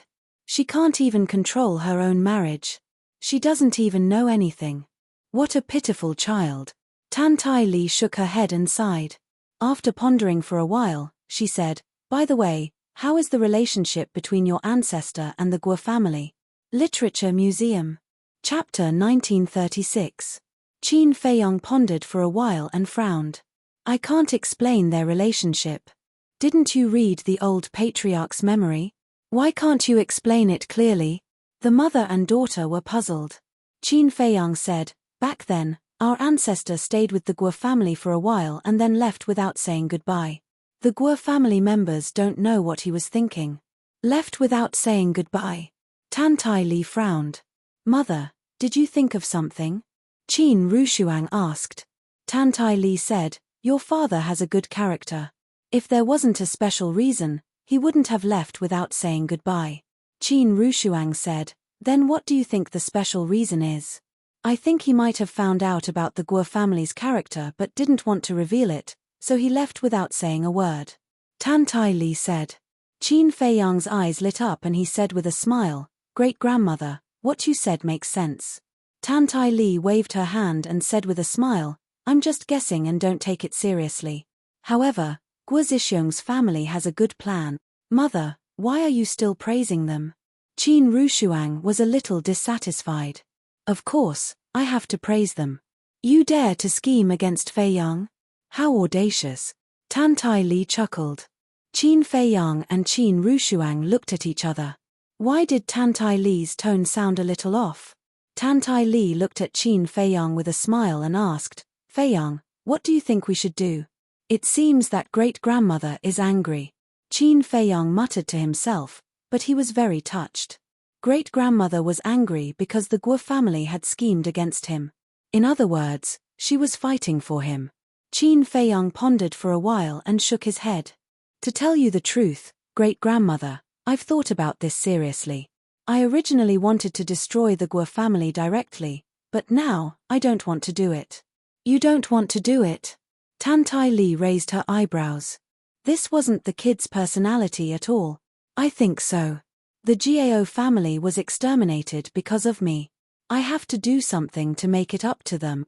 Qin Feiyang smiled. I see. You want Gao Xiaohui to deal with the Guo clan? Tantai Li suddenly understood. Qin Feiyang waved his hand and said, No, Gao Xiaohui alone is not enough. Who else? Tantai Li asked.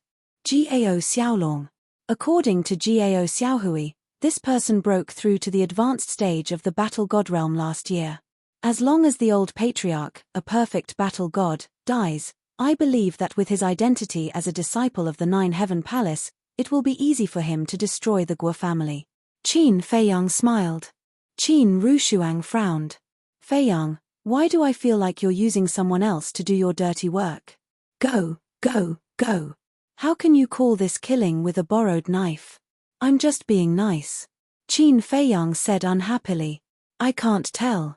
Qin Rushuang pursed her lips. Tan Tai Li smiled. Rushuang, you don't understand. Feiyang is doing this to prepare for entering the Nine Heaven Palace. What do you mean? Qin Rushuang was suspicious. Think about it. We are strangers in the ancient world. Who will help us enter the Nine Heaven Palace? But it's different with Gao Xiaolong. Gao Xiaolong is a disciple of the Nine Heaven Palace. He must have some connections in the Nine Heaven Palace. With his help, wouldn't it be easier to enter the Nine Heaven Palace? Tan Tai Li smiled. So that's how it is. Qin Rushuang suddenly understood. She looked at Qin Feiyang and smiled. In other words, you're trying to curry favor with others. Can you not make it sound so bad? This is not a waste of resources. Qin Feiyang was speechless. Yes. What you said makes sense. Qin Rushuang rolled her eyes and frowned. But I'm thinking, is this necessary? Father has such a high status in the Nine Heaven Palace. As long as we show our identity, won't the people of the Nine Heaven Palace come to welcome us? You're thinking too simply. As the saying goes, the tallest tree in the forest will be destroyed by the wind. Our ancestor was so talented that he must have aroused the jealousy of many people. Moreover, we don't know what's going on with our ancestor. So, at this time, if we reveal our identity in advance, it might backfire. Qin Feiyang said. Rushuang, do you see? This is the brain. Every time you do something, you have to consider all aspects. Otherwise, one wrong step will result in your death. Tan Tai Li said. Qin Rushuang pouted and said unhappily, Mother, continue to praise him. Be careful not to praise him to the heavens. All right. Feiyang, do as you see fit. Send us to the castle. Tan Tai Li smiled. Okay. Qin Feiyang nodded. With a wave of his hand, the two disappeared. Then, he released his perception and a cold smile crept up the corner of his mouth. Somewhere in the desert. As the old patriarch ran for his life, he looked around in bewilderment. What the hell is this place? Other than the sandstorm, there was nothing. Are you tired? If you're tired, take a rest. Suddenly, a teasing voice sounded. The old patriarch's gaze trembled. He looked up and saw Qin Feiyang standing in the air with a playful look in his eyes. Don't kill me, okay? The old patriarch knelt on the ground powerlessly, his face full of despair. Qin Feiyang crossed his arms in front of his chest, a cold light flashing in his eyes. Suddenly, he waved his hand and smiled. Don't worry, I won't kill you. Really? The old patriarch was surprised and happy. Of course. Qin Feiyang smiled and waved his hand. The power of rule force descended from the sky, forming a barrier and trapping the old patriarch inside. What kind of power is this? The old patriarch glanced at the barrier in surprise. Just stay here. When I need you, I'll come and find you. After saying so, Qin Feiyang flashed and disappeared. The old patriarch retracted his gaze, reached out his hand, and carefully touched the barrier. Immediately, a pressure from the soul rushed to his mind. He quickly retracted his arm, his face full of fear. I forgot one thing. At this time, Qin Feiyang appeared again and glanced at the old patriarch's index finger. There was a black ring on his index finger. Qian Kuan ring, Shua. Qin Feiyang stepped on the barrier and smiled. Give me your Qian Kuan ring and your divine artifact. The old patriarch looked at the Qian Kuan ring and hesitated, his face full of reluctance. He didn't care much about the Qian Kuan ring. What he cared about was the treasures in the Qian Kuan ring. Hurry up. Qin Feiyang shouted. Yes. The old patriarch nodded, took off the Qian Kuan ring and handed it to Qin Feiyang. Qin Feiyang grabbed it in his hand and said, There's also a divine artifact. The old patriarch hurriedly said, I have a divine artifact, but it's not with me now. Then who has it? Qin Feiyang frowned. The old patriarch didn't dare to say. Qin Feiyang looked at the old patriarch, his eyes flashing slightly, and said, Your divine artifact should be the fire dragon divine sword. No, no, no. The old patriarch shook his head. His divine artifact was actually the fire dragon divine sword. The reason why he denied it was because he was afraid that Qin Feiyang would find trouble with Guozueki. Fire dragon divine sword, high-grade divine artifact. To be honest, I don't like it. Qin Feiyang smiled disdainfully, took out a spirit sea pill, threw it to the old patriarch, and disappeared without a trace. The old patriarch was stunned. Why did he give him the spirit sea pill? Wasn't he afraid that his Qi Si would recover and break the barrier and escape? The land of the demons. The herb field. Fire Lotus and Jiao Xiaohui sat in the courtyard of the herb field, chatting and laughing, and got along very well. Jiao Xiaohui looked outside the courtyard, at the swaying herbs, and said in surprise, Fire Lotus sister, such a big herb field, is it all yours? Yes. Fire Lotus nodded. Jiao Xiaohui said, then where is this place? And why are you wearing a mask? This place. Fire Lotus looked around and said with a smile, a very magical place. As for the mask, it's because I'm too smelly, and I don't want to scare people. Jiao Xiaohui was stunned and said helplessly, Fire Lotus sister, you didn't say anything. What are you talking about? You look so happy. Qin Feiyang appeared in the courtyard and looked at the two with a smile.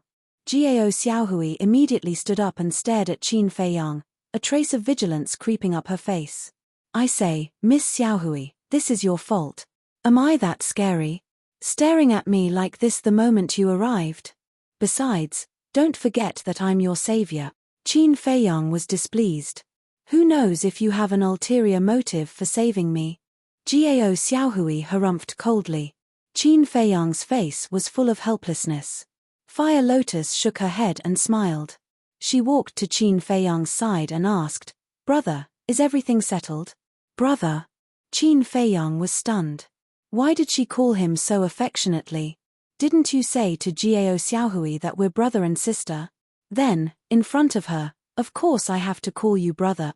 Fire Lotus transmitted her voice. Qin Feiyang was stunned, then he laughed involuntarily and nodded, everything is settled. Then what's next? Fire Lotus asked. Next, Qin Feiyang pondered for a moment, then looked at Jiao Xiaohui. Your brother Jiao Xiaolong is in the Nine Heavens Palace, right? Yes. Jiao Xiaohui nodded. Qin Feiyang said, good, I'll send you to the Nine Heavens Palace now. You're sending me to the Nine Heavens Palace? Jiao Xiaohui was stunned, then she waved her hand, thank you for your kindness, but there's no need, I can go by myself. You really don't need to guard against me like this. On the contrary, the one you should be worried about is your brother. Qin Feiyang said. Jiao Xiaohui sneered, my brother is a disciple of the Nine Heavens Palace, why should I be worried about him? I say you're stupid, you're really stupid. Didn't you hear the conversation between the old patriarch and Guo Zhixiong? At that time, Guo Zhixiong mentioned your brother, saying that your brother is a threat. Does that mean he wants to get rid of your brother? But the old patriarch told Guo Zhixiong not to worry, saying he has his own plans. What do you think the old patriarch's plans are? Qin Feiyang teased. This, Jiao Xiaohui was dumbfounded. Qin Feiyang said, let me tell you, there is only one plan, and that is to spend money to buy your brother's life. Now, tell me, should I be worried about your brother? Yes, yes, yes, Jiao Xiaohui nodded repeatedly, then looked at Qin Feiyang in a daze, asking, then, what should I do now? Literature Museum. Chapter 1937. Is there a need to ask? Contact your elder brother immediately. Qin Feiyang said. Yes, yes, yes. Jiao Xiaohui nodded, but her face suddenly stiffened. She looked at Qin Feiyang and said bitterly, my Chenkuan bag and image crystal were destroyed by the Guo family. I can't contact my elder brother. Qin Feiyang frowned. When he was at the volcano, he seemed to have heard Guo Zueki and the black-clothed man say that Jiao Xiaohui and Jiao Guofang's Chenkuan bags and Chenkuan rings were destroyed. This was a bit difficult. Qin Feiyang asked, is there no one else who can contact your elder brother? No. Those who can contact my elder brother have been killed. Jiao Xiaohui shook her head. Qin Feiyang pondered for a while and said, It seems that we can only go to the Ninth Heaven Palace first and find a way to find your elder brother. Then let's go quickly, Gao Xiaohui urged. Qin Feiyang's eyes flashed slightly and said, before we set off, I still need to do something. What is it? Gao Xiaohui was suspicious. It has nothing to do with you. Qin Feiyang glanced at her indifferently. With a wave of his hand, an image appeared in the void. In the image, Guo Zixiong stood in front of the bed, looking at the bloodstains on the bed with a gloomy face. Swish. Suddenly, a woman in red appeared next to Guo Zixiong out of thin air. Looking at this woman, Gao Xiaohui's eyes flashed with hatred. Because this woman was Guo Zueki. Father, what's going on? As soon as Guo Zueki appeared, she saw the bloodstains on the bed and asked Guo Zixiong. I don't know either. Just now, I was going to look for Qin Feiyang, but suddenly I heard your grandfather's scream. When your second uncle and I rushed here, there was nothing but these bloodstains. Guo Zixiong shook his head. What about grandfather? Guo Zueki's face turned pale and asked. He's also missing. Guo Zixiong clenched his hands and shouted, damn bastard, who is it? Come out. Missing. Could it be the same person who saved Gao Xiaohui? If that's really the case, then what is his motive for saving Gao Xiaohui and now kidnapping Grandpa? Guo Zueki muttered. Not good. Suddenly, Guo Zixiong exclaimed and immediately turned to run downstairs. Guo Zueki was stunned for a moment before she hurriedly followed him. Qin Feiyang also controlled the Black Tortoise realm and quietly flew down. When he arrived at the hall on the first floor, Guo Zixiong glanced around and walked straight to a vase. Then, he gently turned the vase. Crack! The ground in the corner of the hall slowly split open, revealing a dark passage. Following closely, Guo Zixiong and his daughter entered the passage. Brother, where does it lead to? Fire Lotus asked suspiciously. The Guo family's treasure vault. The corners of Qin Feiyang's mouth lifted slightly. He controlled the Black Tortoise realm and flew in. So this is what you want to do? Fire Lotus suddenly smiled. Gao Xiaohui couldn't help but size up Qin Feiyang and his daughter. She asked suspiciously, what grudge do you have with the Guo family? You won't even let go of the treasure vault. Qin Feiyang laughed. We just came out of seclusion. What grudge could we have with the Guo family? We are helping you vent your anger. Gao Xiaohui was stunned. They were not related to her, helping her vent her anger? That's bullshit. The secret passage was not long. Soon, they saw a stone door in front of them. The stone door was tightly shut and emitted a strong aura. Guo Zixiong ran to the stone door and pressed down on a stone brick beside the stone door. The stone door immediately opened. A secret room about 100 feet wide appeared in front of them. Inside the secret room, there were rows of iron shelves neatly placed on top of which were thousands of Chenkuan bags. So many Chenkuan bags, how many treasures are there? Fire Lotus was dumbfounded. Apart from the Chenkuan bags, there were also some knives, spears, sticks, jade boxes, and iron boxes. Gao Xiaohui snorted. How can the Guo family have so many treasures? Half of the treasures here belong to the Gao family. You are from the Gao family? Fire Lotus was stunned. Qin Feiyang laughed. Fire Lotus, think about it. After the Guo family gets rid of the Gao family, will they let go of the Gao family's treasure vault? Fire Lotus was slightly taken aback and laughed. Looks like we are quite lucky to get the treasures of two families. Qin Feiyang was also full of smiles. There must be a lot of soul stones and divine crystals here. Wait. Didn't you say you would help me vent my anger? But why does it sound like you want to take all the treasures here? Gao Xiaohui hurriedly said. Qin Feiyang said, since we are here, we must take them all. No. If you are helping me vent my anger, then you should return the treasures to the Gao family. Gao Xiaohui said. Qin Feiyang and Fire Lotus were stunned. Return? Was this woman really that naive? How could she think like that? Qin Feiyang said with a smile, Miss Xiaohui, don't think too much. The things here have nothing to do with you. You, Gao Xiaohui glared at Qin Feiyang. This bastard was a bandit. In the secret chamber, Guo Zixiong checked around and finally let out a long breath.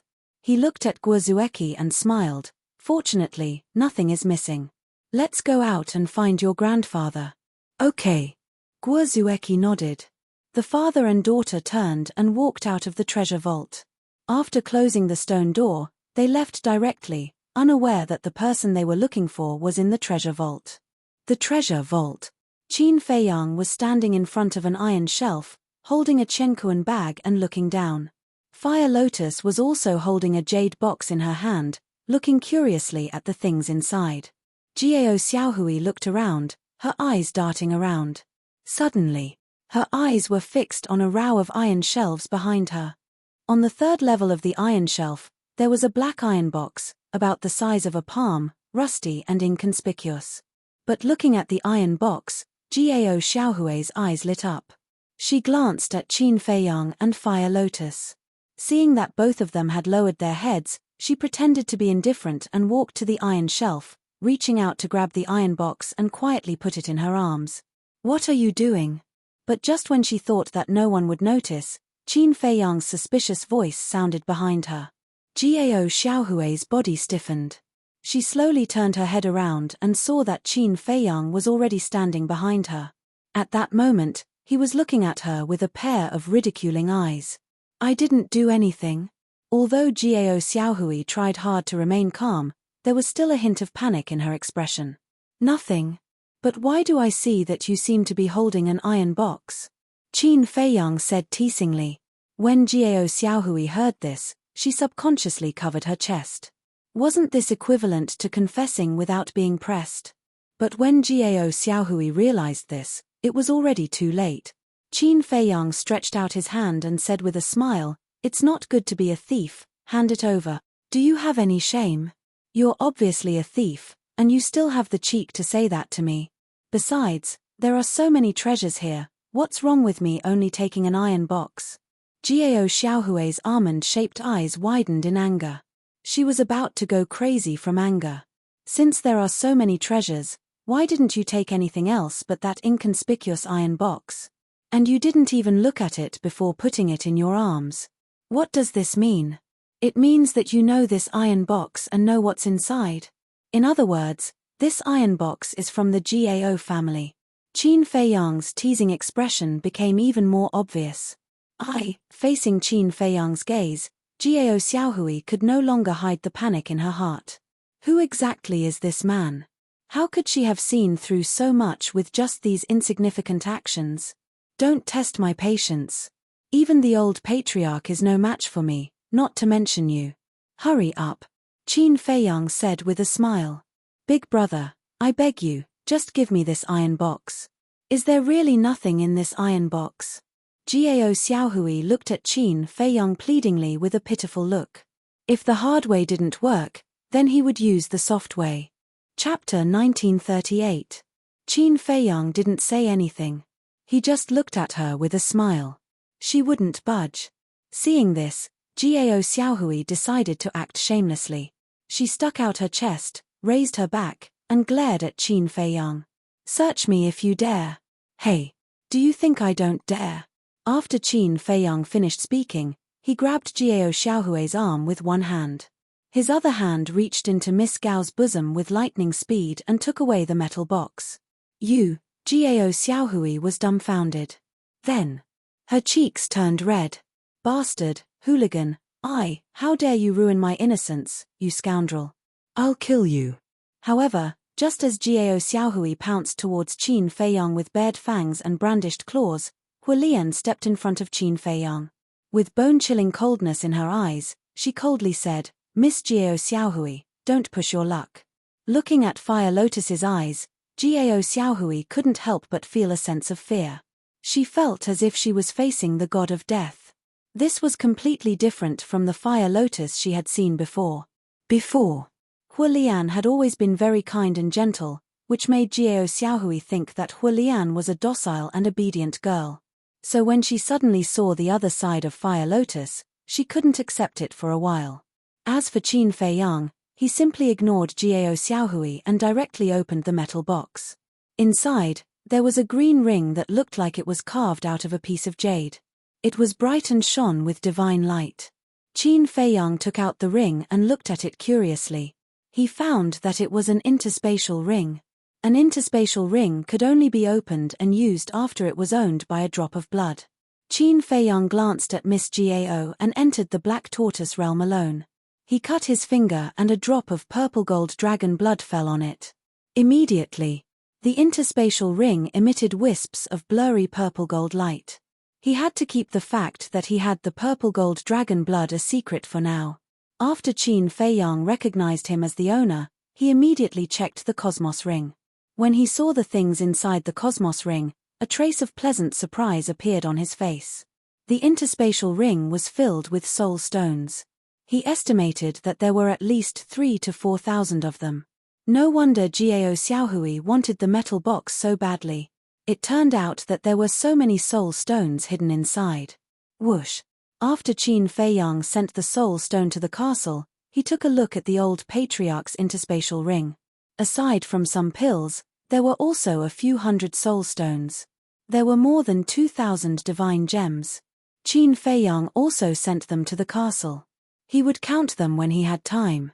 Subsequently, with the emerald interspatial ring in his hand, he reappeared in the treasury. As soon as Qin Feiyang appeared, Jiao Xiaohui stared at the interspatial ring in his hand.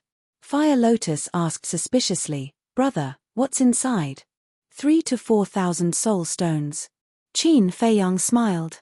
"So that's how it is," Hua Lian said with a smile. Qin Feiyang said, "Let's see if there are any other soul stones." "Okay." Fire Lotus nodded. The two of them immediately got busy. They checked while sweeping through the items. Of course, they only checked briefly. After all, there were so many interspatial bags and boxes. If they counted them one by one, they didn't know how long it would take. Jiao Xiaohui, on the other hand, could only watch angrily the whole time. In the end, the entire treasury was swept clean by Qin Feiyang and Fire Lotus. Most of the items in the interspatial bags were herbs. The jade box and the metal box were mostly battle arts and divine arts. And the sabers, spears, sticks, and sticks were also divine artifacts. However, there weren't many divine arts or divine artifacts in them. Of course, they wouldn't know the details until they counted them. They also found a lot of divine gems, at least 100,000. But they didn't find a single soul stone. In other words, there were only 3,000 to 4,000 soul stones in the entire treasury. Miss Xiaohui, there are thousands of villages under your Jiao family and Guo family's rule. They give you offerings every year. This number is not small. But why are there only so few soul stones you have accumulated over the years? Qin Feiyang walked to Jiao Xiaohui and frowned. What do you know? Both of our families have dozens of war gods and hundreds of false gods. Each of them needs soul stones. The soul stones handed over by those villages aren't enough for us, so it's not easy to accumulate 2,000 to 3,000, 3,000 to 4,000. Jiao Xiaohui snorted. That's true. Qin Feiyang nodded, thought for a moment, and said, "Then this time, why did you two families want to fight?" The Guo family provoked the battle. According to our investigation, it seems that the Guo family gave the soul stones to someone and didn't have any savings, so they wanted to challenge our Jiao family. The loser will hand over all their savings and territory. Jiao Xiaohui said. I see. Qin Feiyang was enlightened. Fire Lotus snickered. Qin Dage, so you're the fuse of this battle. Me? Qin Feiyang was dazed. Yes. Didn't you hear what Jiao Xiaohui said? The Guo family challenged the Jiao family because they gave the soul stones to someone? Fire Lotus thought. Qin Feiyang was shocked, then he couldn't help but smile wryly. Thinking about it, it did seem to be the case. The Guo family gave the soul stones to him, so they must be looking for soul stones, so they targeted the Jiao family. Fire Lotus smiled and said, "You don't have to blame yourself, because the Guo family and the Jiao family are the same. That makes sense." Qin Feiyang smiled and glanced at the treasury again. Seeing that there was nothing left, he threw the yin and yang ring to Fire Lotus. "What are you?" Fire Lotus caught the yin and yang ring with a shocked expression. Qin Feiyang smiled and said, "You've been running all over the place with me. No matter what, I have to give you some compensation. Compensate? Fire Lotus was stunned, then she teased, aren't you afraid that your sister-in-law will be jealous? Jealous? How is that possible? Your sister-in-law is knowledgeable, gentle, and considerate. Qin Feiyang smiled and took the two back to the Black Tortoise realm. Then, he used the Black Tortoise realm to break through the secret chamber, rushed out of the underground, and flew into the sky. The attic also shattered with the sound. Fire Lotus gladly accepted the gift. However, Gao Xiaohui, who was standing at the side, was extremely displeased. Because the yin and yang ring belonged to the Gao family. After Qin Feiyang left with the Black Tortoise realm, Guozhixiong and Guozueki both landed in the sky above the courtyard. Looking at the destroyed pavilion and the large hole in the ground, his entire body emitted a monstrous murderous aura. Then, the two of them entered the treasure vault through the hole. Looking at the empty treasure vault, the anger in their hearts instantly exploded. The treasury had actually been ransacked. Zueki, give the order immediately. No matter who they are, no matter where they are, find them and make them pay. Guozhixiong roared. Yes. Guozueki nodded, glanced at the treasury, and left with a gloomy face. P.S. Late update, late blessing. I wish everyone a happy Lantern Festival. By the way, there are 3 chapters tomorrow. Chapter 1939. As the culprit, Qin Feiyang didn't even think about Guo family's revenge. Naturally, he wasn't afraid of Guo family's revenge. At this time, while driving the Black Tortoise world at lightning speed, he was playing with an interspatial ring. This wasn't the interspatial ring he gave Fire Lotus, but the one he snatched from the old patriarch. Interspatial bags and interspatial rings really couldn't be compared. No matter how big the interspatial bag was, there was still a limit. But the space inside this interspatial ring was several li wide. Who knew how many things it could hold? Even those who didn't know would think that it was a spatial divine item. After playing with it for a while, Qin Feiyang put it on his finger. Needless to say, the size was quite suitable. Bandit, Hooligan, Gao Xiaohui had been eyeing Qin Feiyang from the side, but she couldn't do anything to Qin Feiyang. Fire Lotus also wore an interspatial ring and asked, Brother, do you know the location of the Nine Heavens Palace? Yes. It's in the old patriarch's memories. Qin Feiyang nodded. How far is it? Fire Lotus asked. Quite far. At our current speed, it'll take at least a few years. We can't even teleport an altar there. Qin Feiyang said. So far. Fire Lotus raised her eyebrows. Yes. This northern domain is really big. Qin Feiyang smiled and led the two out of the Black Tortoise world, immediately activating an altar. Although he didn't have a teleportation altar, the old patriarch's interspatial ring had more than a dozen altars. The three stepped onto the altar and descended in the air above a mountain. Following closely, Qin Feiyang took out another altar. Although a teleportation altar couldn't directly reach the Nine Heavens Palace, it could be used continuously. This was the same route the old patriarch used to go to the Nine Heavens Palace. Brother, you've read the old patriarch's memories. You should know how he's going to deal with Gao Xiaolong, right? Fire Lotus suddenly asked. When Gao Xiaohui heard this, she immediately looked at Qin Feiyang nervously. Qin Feiyang glanced at Gao Xiaohui and shook his head. I don't know. Don't know? Fire Lotus was stunned. She looked at the smile on Qin Feiyang's face, then glanced at Gao Xiaohui, and immediately understood. She was deliberately toying with Gao Xiaohui. As expected. After hearing Qin Feiyang's reply, Gao Xiaohui immediately frowned and said, How can you not know after reading the old patriarch's memories? Perhaps I was careless and didn't retrieve any memories related to this. Qin Feiyang said seriously. How could you be so careless? Gao Xiaohui said angrily. She even believed Qin Feiyang's nonsense. This has nothing to do with me. Why should I care so much? Qin Feiyang looked at her indifferently, then stepped onto the altar. Fire Lotus held back her laughter and followed behind Qin Feiyang. Gao Xiaohui chased after them and said angrily, How can you be like this? Haven't you heard of the saying, when you help someone, help them to the end? Accompanied by Gao Xiaohui's angry voice, the three of them appeared in the air above a desert. In the desert, a sandstorm filled the sky. One after another, terrifying auras made one's hair stand. Obviously, in this desert, there were many terrifying, fierce beasts hiding. However, Qin Feiyang didn't stop. Activating another altar, he left the desert and appeared in the air above an ice field. The cold wind was biting cold, bone-piercing. Not there yet? Fire Lotus asked. Soon. Qin Feiyang took out another altar. Throughout the entire process, Qin Feiyang activated a total of 10 altars. Finally, a vast mountain range entered their line of sight. In the mountain range, there were overlapping mountains and old trees with roots.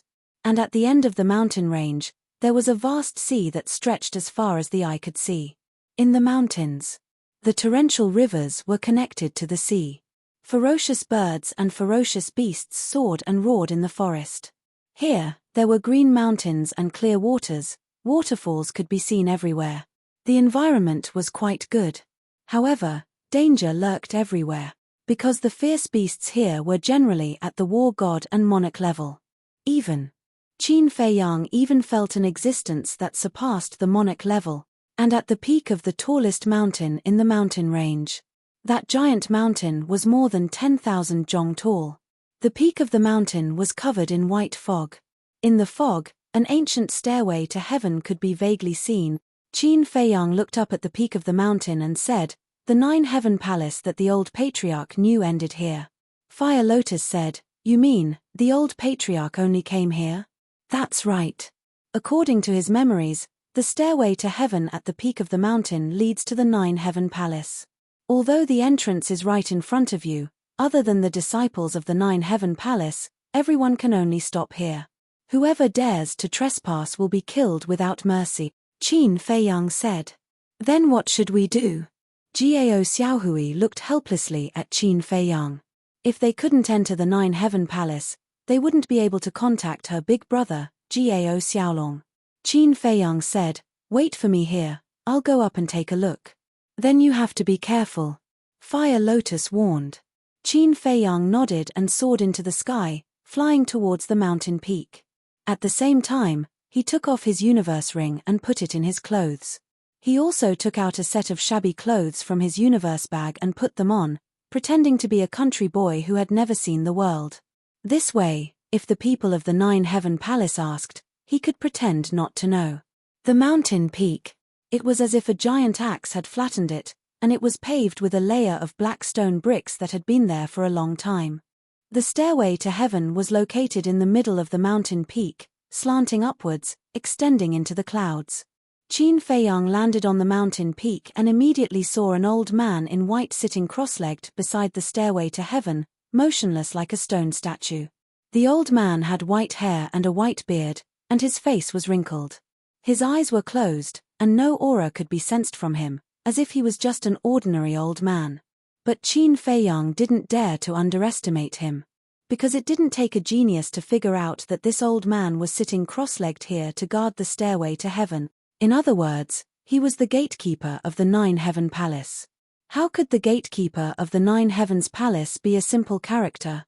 Qin Feiyang was on high alert as he raised his head to look at the stairway to heaven. The stairway to heaven was more than 10 meters wide.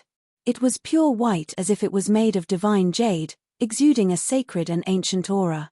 At the end of the stairway to heaven, above the clouds, a huge island could be vaguely seen. Although he was unable to see it clearly, the majestic aura that was imperceptibly emitted had already given Qin Feiyang a feeling of impact and shock. "This is the 9-heaven palace. Unrelated people, leave at once." Suddenly, a hoarse voice broke the silence in this place. The tone was calm and indifferent, without any ripples. Qin Feiyang quivered and hurriedly looked at the old man in white. Because the one who spoke was this old man, but he didn't open his eyes and his expression didn't change. "Greetings, senior." Qin Feiyang cupped his hands and said. The old man in white didn't speak again, nor did he open his eyes to look at Qin Feiyang, as if Qin Feiyang was air. Qin Feiyang said, "Senior, Junior is here to see someone. I hope Senior can accommodate me." The old man in white said indifferently, "Use the image crystal to contact him." He still didn't open his eyes. Although his words were very calm, there was a kind of majesty that couldn't be disobeyed. Qin Feiyang raised his eyebrows and said, "Senior, the person Junior is looking for has not established a contract with Junior, so I hope Senior, let's go." But before Qin Feiyang finished, the old man in white opened his mouth. His tone began to have a trace of coldness. Qin Feiyang sighed helplessly, turned into a stream of light, cut through the sky, and landed beside Fire Lotus and Jiao Xiaohui. "How is it?" Jiao Xiaohui hurriedly asked. "There's no chance at all." Qin Feiyang shook his head. "What should we do?" Jiao Xiaohui was burning with anxiety. "It's definitely impossible to enter the Nine Heaven Palace. We can only try our luck nearby and see if we can meet someone who knows your big brother." Qin Feiyang pondered. "Then let's go quickly," Jiao Xiaohui urged. "What's the hurry? There are beasts everywhere here. If we run around like headless flies, we will definitely encounter a lot of trouble." After Qin Feiyang finished speaking, he released his divine sense in all directions. Everything was clear in his eyes. He saw beasts as big as mountains, pythons as big as mountains, and poisonous insects as small as grains of rice, but he didn't see any traces of humans. Something wasn't right. The beasts here were too terrifying. Ordinary disciples wouldn't come here to hunt, train, or search for treasures. Qin Feiyang turned around and looked at the periphery of the mountain range. Perhaps there were disciples of the Nine Heaven Palace in the periphery or the border. He made a prompt decision. He brought Fire Lotus and Jiao Xiaohui into the Black Tortoise world, then controlled the Black Tortoise world and flew towards the periphery. This mountain range was unimaginably huge. The number of beasts was also beyond imagination. If they didn't directly teleport in, with their strength, they wouldn't be able to reach the Nine Heaven Palace. Time flew by, and a day passed. The beasts they encountered finally had a change in strength. Monarch god-level beasts were nowhere to be seen. Their cultivation was generally at the war god level. In other words, they had already left the hinterland. Morning. The sun rose from the horizon. The cold air left by the night gradually dissipated. Roar. Boom. After that, the roars of beasts and the sounds of battle gradually came from the mountains in front. If there were sounds of battle, there must be people. Qin Feiyang immediately followed one of the sounds of battle and searched. At this moment, the beasts they encountered were even weaker. They were basically between the initial and advanced war god level. Of course, they would occasionally encounter a few perfect war god level beasts. Along the way, Qin Feiyang's heart couldn't calm down. Along the way, they not only encountered beasts, but also a large number of herbs. And many of those herbs he had never seen before. However, he didn't go out to collect them. Because as long as the herbs were slightly older, there would be beasts protecting them. He wasn't afraid of these beasts, but he didn't want to cause trouble. Soon, a lake appeared in the image. The lake's area was dozens of miles. At this moment, the lake water was tumbling, creating 100 feet tall wave.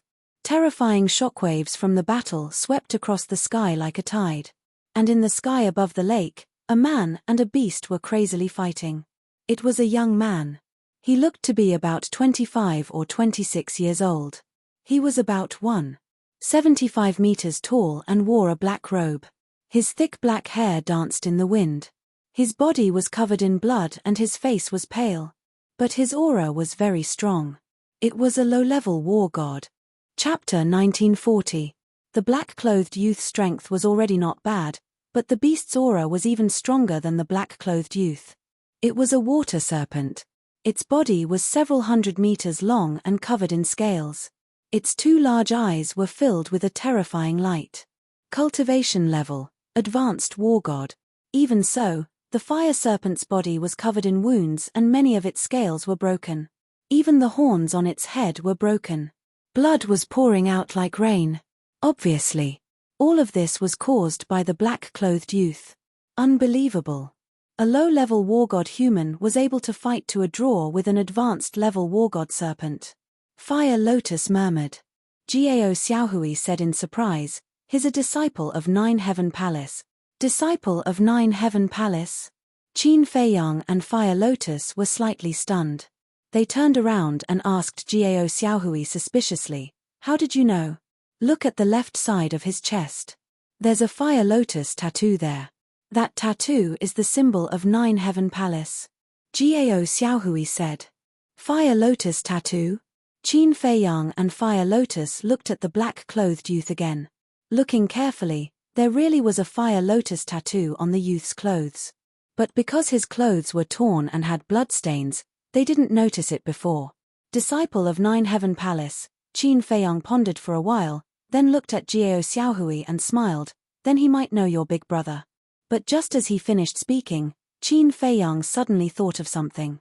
He looked at the Fire Lotus tattoo on the black-clothed youth's chest again.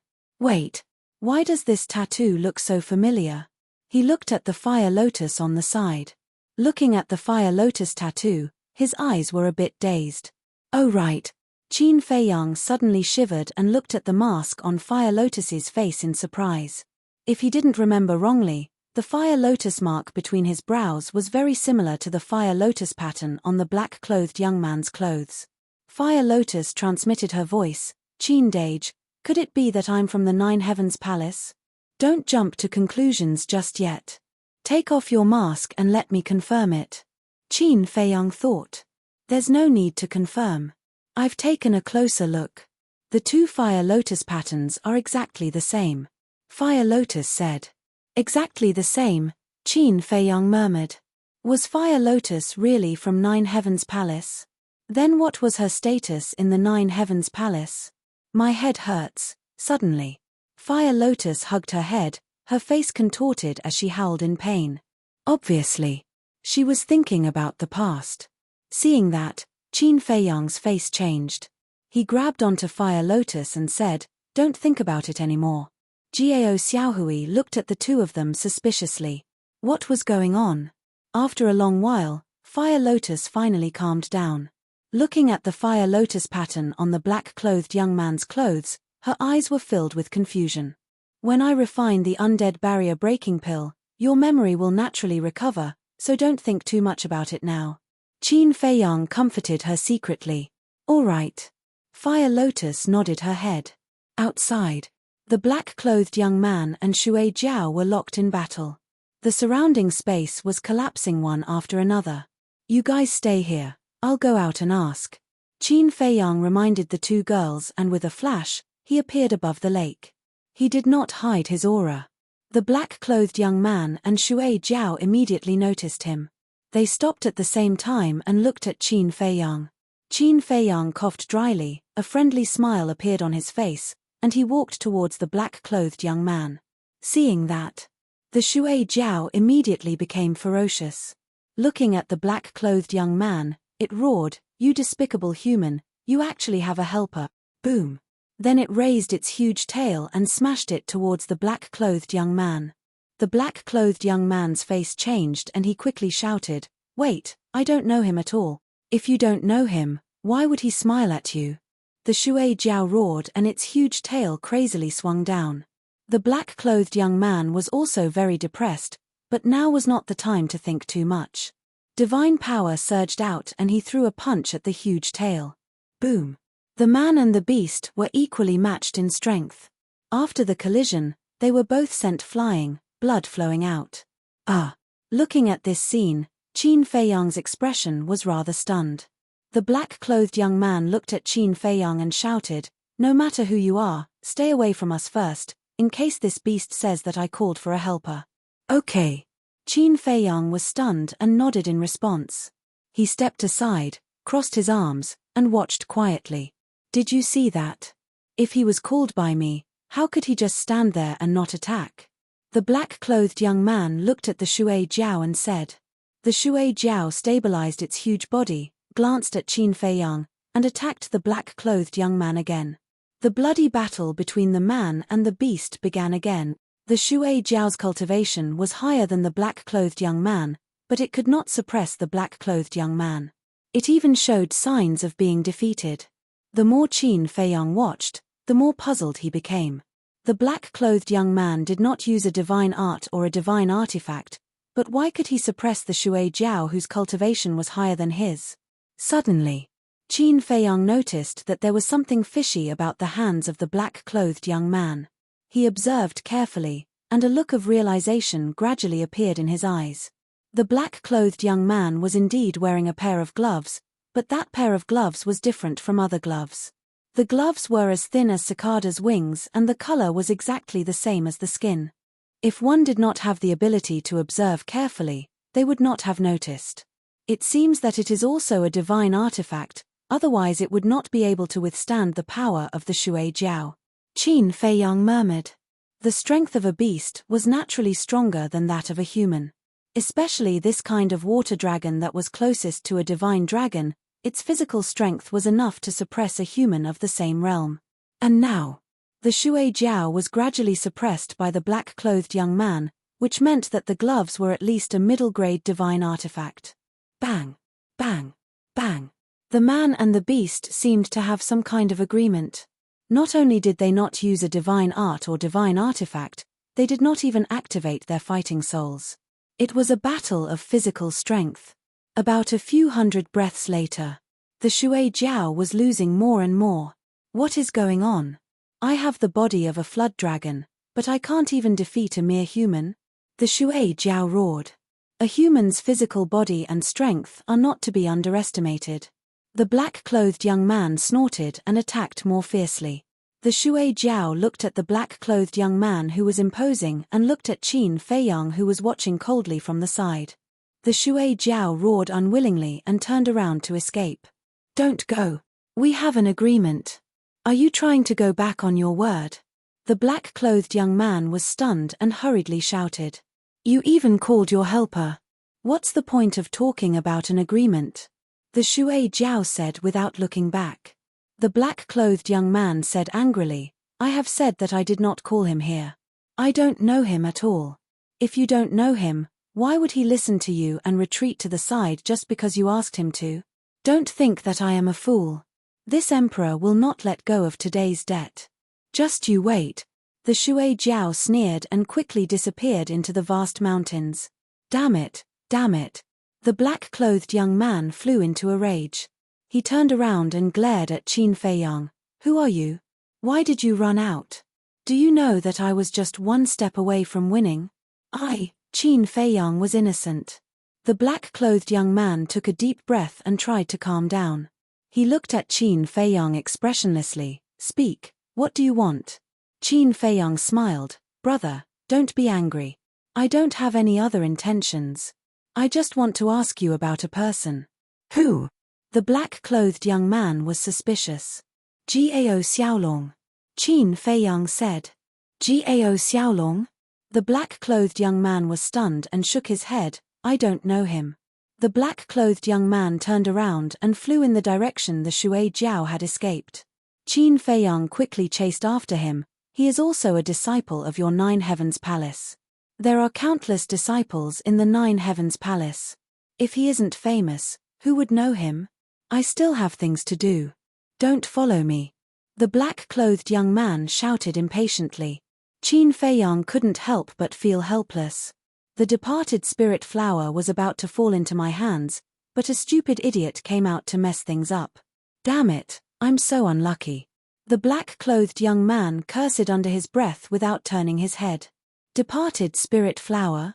Qin Feiyang was stunned. He raised his head and looked at the black-clothed young man. If he remembered correctly, the departed spirit flower was one of the 4 ingredients needed to refine the departed spirit barrier-breaking pill. This was really a pleasant surprise. Brother, Qin Feiyang quickly chased after him. The black-clothed young man stopped in the void and turned around to glare at Qin Feiyang. He raised his eyebrows and said, What else do you want? Do you believe that I won't be polite to you? Calm down, calm down. I heard you mention the departed spirit flower. I think I can help you. Qin Feiyang smiled. You heard it. The black-clothed young man frowned. His eyes were filled with killing intent. Don't. Although I heard it, I don't have any thoughts about the departed spirit flower. Moreover, you are a disciple of the Nine Heaven Palace. You have a noble status. Even if I have thoughts about it, I wouldn't dare. Qin Feiyang laughed. At least you have some self-awareness. The black-clothed young man smiled coldly. He shook his head and sighed. However, you can't help me because the departed spirit flower is in the hands of the water serpent. It's just a water serpent. Just kill it. Qin Feiyang said. The water serpent was only a god of war in the greater success stage. He could easily kill it alone. However, when he heard Qin Feiyang's words, the black-clothed young man's expression changed. He hurriedly said, "You can't kill it. You can't kill it." Qin Feiyang was startled. He asked suspiciously, "What do you mean?" The water serpent's strength isn't that great, but its parents are very strong. Both of them are half-step divine lords. Do you think they will let us go if we kill the water serpent? The black-clothed young man sighed. I see. Qin Feiyang nodded. Therefore, we can only use our wits to get the departed spirit flower. I had an agreement with it. We won't use any divine techniques, divine weapons, or battle souls. If it loses to me, it will give me the departed spirit flower. I was about to succeed, but in the end, you messed it up. Don't you think I'm angry? The black-clothed young man glared at Qin Feiyang and said angrily, "It's my fault. It's my fault." Qin Feiyang nodded. He felt guilty. Chapter 1941. Forget it. I'm not such a petty person. I know you didn't do it on purpose. But can you stop following me? I really don't know that dragon you're talking about.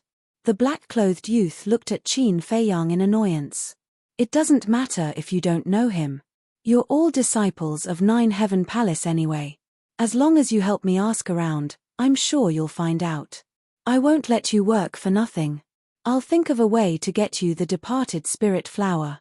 Qin Feiyang said. The black-clothed youth looked at Qin Feiyang and frowned. Then tell me, what method do you have? Qin Feiyang asked, is the departed spirit flower with the anaconda? Yes. The black-clothed youth nodded. Qin Feiyang said, okay, I'll go kill it and get you the departed spirit flower. Kill it? The black-clothed youth was shocked and said angrily, did you hear what I just said? Its parents are both half-step monarch god existences. Killing it is the same as seeking death. It's fine.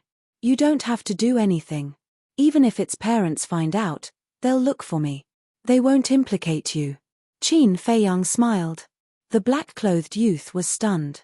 He looked at Qin Feiyang and asked, are you sure? Qin Feiyang nodded. Okay. As long as you bring me the departed spirit flower, I'll immediately return to Nine Heaven Palace and help you ask about that dragon. The black-clothed youth clenched his teeth and said, okay, wait for me here.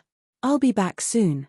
Qin Feiyang smiled and teleported, disappearing from the black-clothed youth's sight. What a fool. The black-clothed youth shook his head, his eyes full of disdain. After leaving the black-clothed youth's sight, Qin Feiyang summoned the white-eyed wolf to chase after the anaconda. After some effort, the man and the wolf finally found the water serpent in front of a waterfall. The water jiao was lying on a huge rock in front of the waterfall, recuperating while mumbling something angrily. Sure. Qin Feiyang, together with the white-eyed wolf, flew above the water flood dragon and greeted it with a smile. The shui jiao was slightly taken aback. It raised its head to look at the man and the wolf. It didn't pay any attention to them at all. It immediately withdrew its gaze. The white-eyed wolf was stunned. This guy had a lot of guts. He actually dared to ignore them. The man and the wolf landed in front of the white-eyed wolf. The wolf grinned and said, aren't you afraid that we'll kill you? Kill me. Shui Jiao was stunned on the spot, but soon after, his eyes were filled with mockery. He looked at Qin Feiyang and said, you're not a disciple of the Nine Heavens Palace, are you? No. Qin Feiyang shook his head. Then, that's funny. Even that disciple of the Nine Heavens Palace didn't dare to say such words to me. Who do you think you are? Do you want to die? Shui Jiao's eyes were filled with disdain. Qin Feiyang smiled and said, I know what you're relying on, but a mere half-step divine emperor doesn't have the right to be arrogant in front of me. What did you say? Shui Jiao raised his head and looked at Qin Feiyang and the white-eyed wolf. His eyes were filled with shock. I said, even if your parents were here, they wouldn't have the right to be arrogant in front of me. Qin Feiyang laughed. Ha ha, Shui Jiao raised his head and laughed. He didn't hide his contempt. Little Qin Zi, he still doesn't believe you. The white-eyed wolf joked. He'll believe you soon. Qin Feiyang laughed and waved his hand. A blood-red light instantly entered Shui Jiao's sea of qi. Ah, Shui Jiao immediately screamed, and his aura quickly dissipated. You, he looked at Qin Feiyang in disbelief. Did he really attack him? The most terrifying thing was, that blood-red light was so fast that he couldn't even react. The white-eyed wolf gloated, see, this is the consequence of showing off in front of us. Shui Jiao came back to his senses and his eyes flashed with a fierce light. He laughed and said, you're finished. Even God can't save you. If you dare to talk nonsense again, I'll kill you now. Qin Feiyang's eyes were cold. He said, I don't want your life. I just want the ghost flower. Give it to me immediately. Don't even think about it. Shui Jiao sneered. Qin Feiyang sighed and said, it seems that there are a lot of stubborn people and fierce beasts in this ancient world. In that case, let's do it. Anyway, I want to taste this dragon's meat. Do you want to stew it? Or braise it? Or stir-fry it? Or barbecue it? As the white-eyed wolf spoke, he wiped his saliva and his eyes were green. Looking at the white-eyed wolf's eyes, Shui Jiao couldn't help but start to panic. A wise man knows when to retreat. He decisively took out a jade box and threw it to Qin Feiyang, saying, this is the ghost flower you want. Take it and leave. So cowardly. The white-eyed wolf was stunned and immediately lost interest.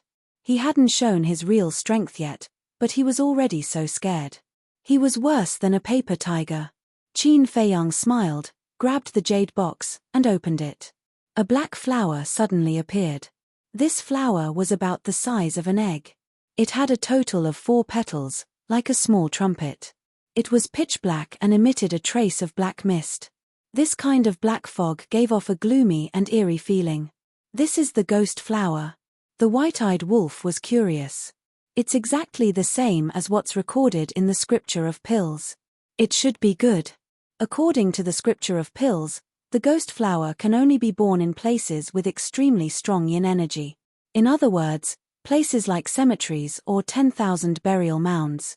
Therefore, the ghost flower is an item of extreme yin energy. If it's not refined and consumed directly, it will take one's life. Qin Feiyang said. Then, this thing can't be touched. The white-eyed wolf swallowed his saliva. Qin Feiyang said, so, you'd better keep your thoughts to yourself and don't have any ideas about this ghost flower. Did I? The white-eyed wolf was stunned and laughed dryly. It seems like you didn't, but what are you thinking now? I know very well. Qin Feiyang rolled his eyes. Seeing that his thoughts were seen through, the white-eyed wolf smiled embarrassedly. Qin Feiyang put away the jade box and looked at Shui Jiao. Where did you find this ghost flower? I don't know. Shui Jiao turned his head away. Boom. A terrifying murderous aura roared out of Qin Feiyang's body. He said word by word, I must know. Little Qin Zi, why do you care so much? The white-eyed wolf was puzzled. There's something you don't know. Death fruit, ghost wood, and the ghost flower are all items of extreme yin energy. Therefore, the place where the ghost flower is born is likely to have death fruit and ghost wood. Qin Feiyang transmitted his voice. I see. The white-eyed wolf nodded and stared at Shui Jiao. Tell us, and we'll leave immediately. But if you dare to be stubborn, we'll stew you now. Why am I so unlucky to meet 2 bastards who don't care about their lives? Shui Jiao wailed and said helplessly, I don't know where the ghost flower came from. You don't know? Qin Feiyang raised his eyebrows. I really don't know. Some time ago, I killed a disciple of the 9th Heaven Palace. I found the ghost flower in his interspatial ring. Shui Jiao said. Hearing this, Qin Feiyang smiled helplessly and looked at the white-eyed wolf. Let's go. The man and the wolf rushed into the sky. Suddenly, Qin Feiyang stopped again and looked down at Shui Jiao. In fact, the person who fought with you just now used some tricks. Otherwise, you would have defeated him with your strength. What tricks? Shui Jiao was stunned and said angrily. He was wearing a pair of gloves. I think it should be a middle-grade divine artifact. After saying this, Qin Feiyang didn't stay any longer. He turned around and left with the white-eyed wolf. Damn bastard, how dare you trick me? Just you wait. The water flood dragon immediately frowned and became extremely angry. Achoo! Above the lake. The young man in black sneezed, rubbed his nose and murmured suspiciously. Who's cursing me behind my back? Whoosh. Soon. A stream of light flashed through the sky. It was Qin Feiyang. As for the white-eyed wolf, he had already gone to the castle to cultivate in seclusion. Brother, how was it? When the young man in black saw Qin Feiyang, he greeted him enthusiastically. Qin Feiyang smiled and waved his hand. A jade box appeared. The young man in black immediately grabbed the jade box and opened it. His eyes lit up. Ghost flower. I finally got it. The young man in black was extremely excited. Qin Feiyang asked calmly, Brother, what do you want this ghost flower for? Nonsense, of course it's to exchange for soul stones. You don't know, but in the 9th Heaven Palace, one ghost flower can be exchanged for 100 soul stones. The young man in black said with a burning gaze. Exchange for soul stones? Qin Feiyang was slightly taken aback. Wouldn't this be a bit of a waste? Soul stones were very important. But the ghost flower was so rare that it could be said to be a rare treasure. How could he exchange it for soul stones? All of a sudden, he had an idea and smiled. Brother, how about this? I'll give you 100 soul stones and you'll give me the ghost flower? The young man in black was stunned and asked in surprise, You have 100 soul stones? Yes. Qin Feiyang nodded. You're not joking, right? How can someone as poor as you have soul stones? The young man in black frowned. Qin Feiyang was stunned. He sized himself up and could not help but chuckle bitterly in his heart. Previously, when he went to 9th Heaven Palace, he deliberately dressed up. Therefore, his current image was indeed worthy of the word poor. To be honest, brother, although I'm not that rich, I've worked hard to save some soul stones over the years. If you're willing to exchange, I'll give you soul stones right away. Qin Feiyang said. The young man in black hesitated for a moment and nodded. All right, since you're the one who snatched the ghost flower, I might as well give it to you instead of letting those old guys from 9th Heaven Palace benefit. I'll exchange with you. Thank you. Qin Feiyang cupped his fists and smiled. Entering the ancient castle, he took out 100 soul stones and handed them to the young man in black. The young man in black was surprised. You have a spatial divine item?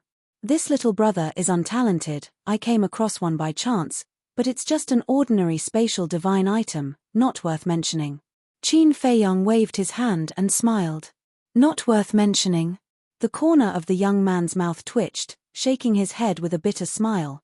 Brother, I'm a disciple of 9th Heaven Palace, but I can't even compare to a country bumpkin like you are. After he finished saying those words, he received the soul stone and handed the jade case to Qin Feiyang. Qin Feiyang took the jade box and cupped his fists. Then I'll have to trouble brother with Gao Xiaolong's matter. It's a small matter. The young man in black waved his hand, opening an altar and stepping onto it. Qin Feiyang also followed him onto the altar. What are you doing here? The young man in black looked suspiciously at Qin Feiyang. I'll wait for you outside the 9th Heaven Palace. Qin Feiyang smiled. That's good, I don't have to run around. The young man in black smiled. When the two of them arrived near the 9th Heaven Palace, the young man in black turned into a streak of light, flying up the stairway. Qin Feiyang stood on the mountain peak, looking at the young man in black's back with a smile in his eyes. Chapter 1942. Actually, exchanging the soul stone for the departed spirit flower was purely to test the black-clothed youth. He wanted to see if this person would be tempted by his wealth after seeing that he had the soul stone and a spatial divine item. But he didn't.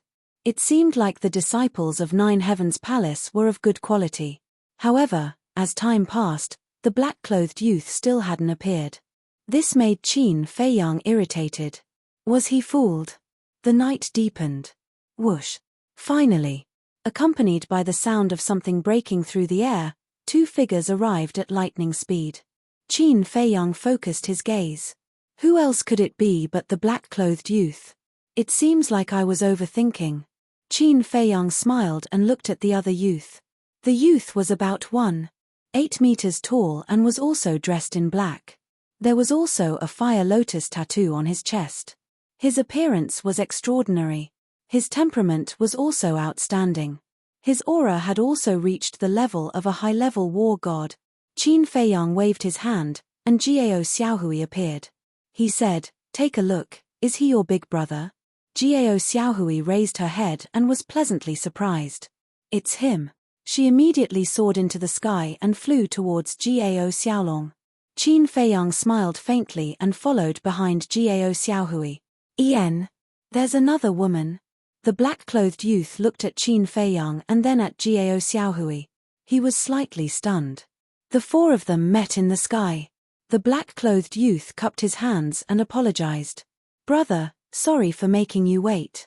"It's fine." Qin Feiyang waved his hand and smiled. As for Jiao Xiaohui, she threw herself into Jiao Xiaolong's arms and cried. However, Jiao Xiaolong's expression was one of shock and confusion. He glanced at the black-clothed youth beside him from time to time as if he was asking for help. "Wait. Something's wrong." Qin Feiyang looked at Jiao Xiaolong's expression and a light flashed in the depths of his eyes. "One must know." Jiao Xiaolong and Jiao Xiaohui were biological siblings. Shouldn't the elder brother be happy to see his biological sister come looking for him? But why did he reveal such an expression now? Moreover, when they met, he didn't even say a word of concern or inquiry. Something was very wrong. This Jiao Xiaolong is acting as if he doesn't know Jiao Xiaohui. The young man in black looked at Jiao Xiaohui and then looked at Qin Feiyang suspiciously. "Brother, who is this girl?" Qin Feiyang's eyes flashed. This Jiao Xiaolong didn't react at all. What did this mean? This proved that this person wasn't Jiao Xiaolong, otherwise, how could he not recognize his own sister? Alas. Seems like the people from Nine Heavens Palace aren't anything good. Qin Feiyang sighed, his heart filled with disappointment. He had thought that Zhongxian was a decent person, but who could have thought that he would be able to conceal his strength so well? Qin Feiyang looked at Jiao Xiaolong, smiling without batting an eyelid. "You're Jiao Xiaolong?" "It's me." Jiao Xiaolong nodded. Qin Feiyang said, "Then who is the girl in your arms? Do you know?" Jiao Xiaolong lowered his head to look at Jiao Xiaohui, the confusion in his eyes deepened. Jiao Xiaohui raised her head to look at Jiao Xiaolong, anxiously saying, "Big brother, I'm Xiaohui. Don't you recognize me?" Jiao Xiaolong was stunned for a second, but he quickly smiled. "Xiaohui, of course I recognize you. I was just joking with you, don't be angry." Looking at Jiao Xiaolong's reaction, Qin Feiyang already had an idea. This person was definitely not Jiao Xiaolong. But these two people, pretending to be Jiao Xiaolong, what were they trying to do? Wait a minute. Could it be? Thinking of this, Qin Feiyang couldn't help but sigh in his heart. There was no knowing what was in a person's heart. This saying was indeed true. No matter where he went, he couldn't easily trust anyone.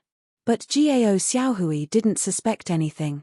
She wept bitterly as she said to Jiao Xiaolong, "Big brother, grandfather, father, mother, and our clansmen, they're all dead." "What?" Jiao Xiaolong's face changed, asking, "Who did it?" "Guo family." Jiao Xiaohui said, her eyes filled with hatred. "This Guo family really deserves to die." Jiao Xiaolong was filled with grief and indignation, but he quickly comforted her with a gentle voice. "Xiaohui, don't be sad, Big brother will definitely avenge them. Let's go find the Guo family for revenge now," Jiao Xiaohui said. "Now?" Jiao Xiaolong was stunned. He glanced at the black-robed young man beside him. The black-robed young man's eyes turned, looking at Jiao Xiaohui, smiling. "Xiaohui, the matter of revenge can't be rushed, it must be prepared in advance. How about this? We'll first bring you to Sky Dragon City to settle down, then we can slowly plan." But Jiao Xiaohui was anxious. Jiao Xiaolong said, "Xiaohui, listen to us, it won't be wrong." "All right." Jiao Xiaohui looked at Jiao Xiaolong, then at the black-robed young man, nodding her head. Watching the two of them singing the same tune, Qin Feiyang shook his head and sighed, I really can't watch this anymore. The black-robed young man and Jiao Xiaolong were stunned, looking suspiciously at Qin Feiyang. I'll bring you to a place. Qin Feiyang smiled, and with a wave of his hand, the four of them disappeared without a trace. Black Tortoise World. Above the herb field. Qin Feiyang stood facing the wind. Jiao Xiaohui was still standing beside Jiao Xiaolong. Whereas the black-robed young man and Jiao Xiaolong were looking around in amazement. This is that spatial artifact. It's too big. Especially when they saw the herb field below, both of them were dumbfounded. The fire lotus had been in the herb field's courtyard all this time. Seeing Qin Feiyang appear, the black-robed young man took a step forward, landing in front of Qin Feiyang, smiling as he asked, Did you find Jiao Xiaolong? Qin Feiyang nodded, adding, It's just an imposter, it's him. Qin Feiyang did not transmit his voice, nor did he conceal his identity, directly pointing at Jiao Xiaolong. Imposter? The fire lotus was dumbfounded. Jiao Xiaohui also heard it, looking at Qin Feiyang in astonishment, then turned to look at Jiao Xiaolong beside her. At the same time, hearing the word imposter, Jiao Xiaolong and the black-robed young man shuddered, looking at Qin Feiyang in unison, asking, Brother, what do you mean? Originally, I wanted to let you two continue acting, but your acting is too bad. Qin Feiyang shook his head and sighed. Jiao Xiaolong was furious. Brother, you can eat whatever you want, but you can't speak whatever you want. I am Jiao Xiaolong. Yes sir. He's my big brother. Jiao Xiaohui also looked at Qin Feiyang, saying, Miss Xiaohui, I really don't know if you're really innocent or just pretending to be innocent. There were so many flaws, but you didn't see through them. Qin Feiyang was speechless. What flaws? Jiao Xiaohui was suspicious. First of all, this Jiao Xiaolong didn't call you sister when he saw you. Secondly, the two of them kept exchanging flirtatious glances. Lastly, when he heard that your Jiao family was annihilated by the Guo family, this Jiao Xiaolong actually didn't go back to the Guo family to seek revenge. Think about it, if it was anyone else who heard such bad news, they would go crazy. But this person was able to calm down immediately. If you still don't believe me, you can ask him a few questions, I guarantee that he won't be able to answer. Qin Feiyang laughed. Jiao Xiaolong and the black-robed young man's expression revealed a trace of panic. Hearing this, Jiao Xiaohui turned to look at Jiao Xiaolong, muttering to herself, All right, big brother, let me ask you a question. When we were young, what did you call me? Of course it was little sister. Jiao Xiaolong said. Wrong. When we were young, you never called me little sister, you always called me smelly girl. You're really a fake. Who are you? Why are you pretending to be my big brother? Jiao Xiaohui said angrily. The panic on Jiao Xiaolong's face could no longer be concealed. Do it. At the same time, the black-robed young man's face darkened, and he pounced towards Qin Feiyang. Jiao Xiaolong also reached out to grab Jiao Xiaohui. Jiao Xiaohui retreated in a panic. However, the fire lotus suddenly landed in front of Jiao Xiaohui, and undead energy surged out like a tide, drowning Jiao Xiaolong in an instant. A painful scream resounded through the sky. The undead energy was everywhere, rushing into Jiao Xiaolong's sea of consciousness, crazily nibbling away at his soul. At the same time, Qin Feiyang also raised his arm and punched towards the black-robed young man. One must know. Qin Feiyang's physical body had been tempered by heavenly lightning, and could easily crush a mid-grade divine artifact, not to mention this black-robed young man. In terms of physical strength, Qin Feiyang completely crushed the black-robed young man. Accompanied by a miserable scream, the black-robed young man was sent flying, and his arm was shattered, blood and flesh splattered everywhere. So strong. The black-robed young man's face changed, and he looked at Qin Feiyang in horror, and without caring about Jiao Xiaolong, he turned and fled. In here, even if you have the ability to fly, you can't escape from my palm. Qin Feiyang said contemptuously, and the power of law fell, forming a barrier, trapping the black-robed young man inside. The fire lotus snorted, retracting her undead energy, and kicked Jiao Xiaolong into the barrier. Then, the two of them madly bombarded the barrier within the barrier. Qin Feiyang didn't stop them, and he crossed his arms, watching with a smile. In the end, the two of them were exhausted, sweating profusely, but the barrier didn't even tremble. Are you bored? Then, can we have a good chat now? Qin Feiyang looked at the two of them with ridicule. The two of them raised their heads and looked at Qin Feiyang. Jiao Xiaolong suddenly ran in front of the barrier, looked at Qin Feiyang, and begged, "Brother, this has nothing to do with me, it's him." Jiao Xiaolong pointed at the black-robed young man behind him, and said, "He was greedy for the spatial divine artifact and soul stone on you. So he asked me to pretend to be Jiao Xiaolong. I was instigated by him. Please let me go." No, he was the one who instigated me." The black-robed young man's face changed, and he quickly ran over, looking at Qin Feiyang. "Bastard! Don't you dare slander me!" Jiao Xiaolong roared. "I didn't.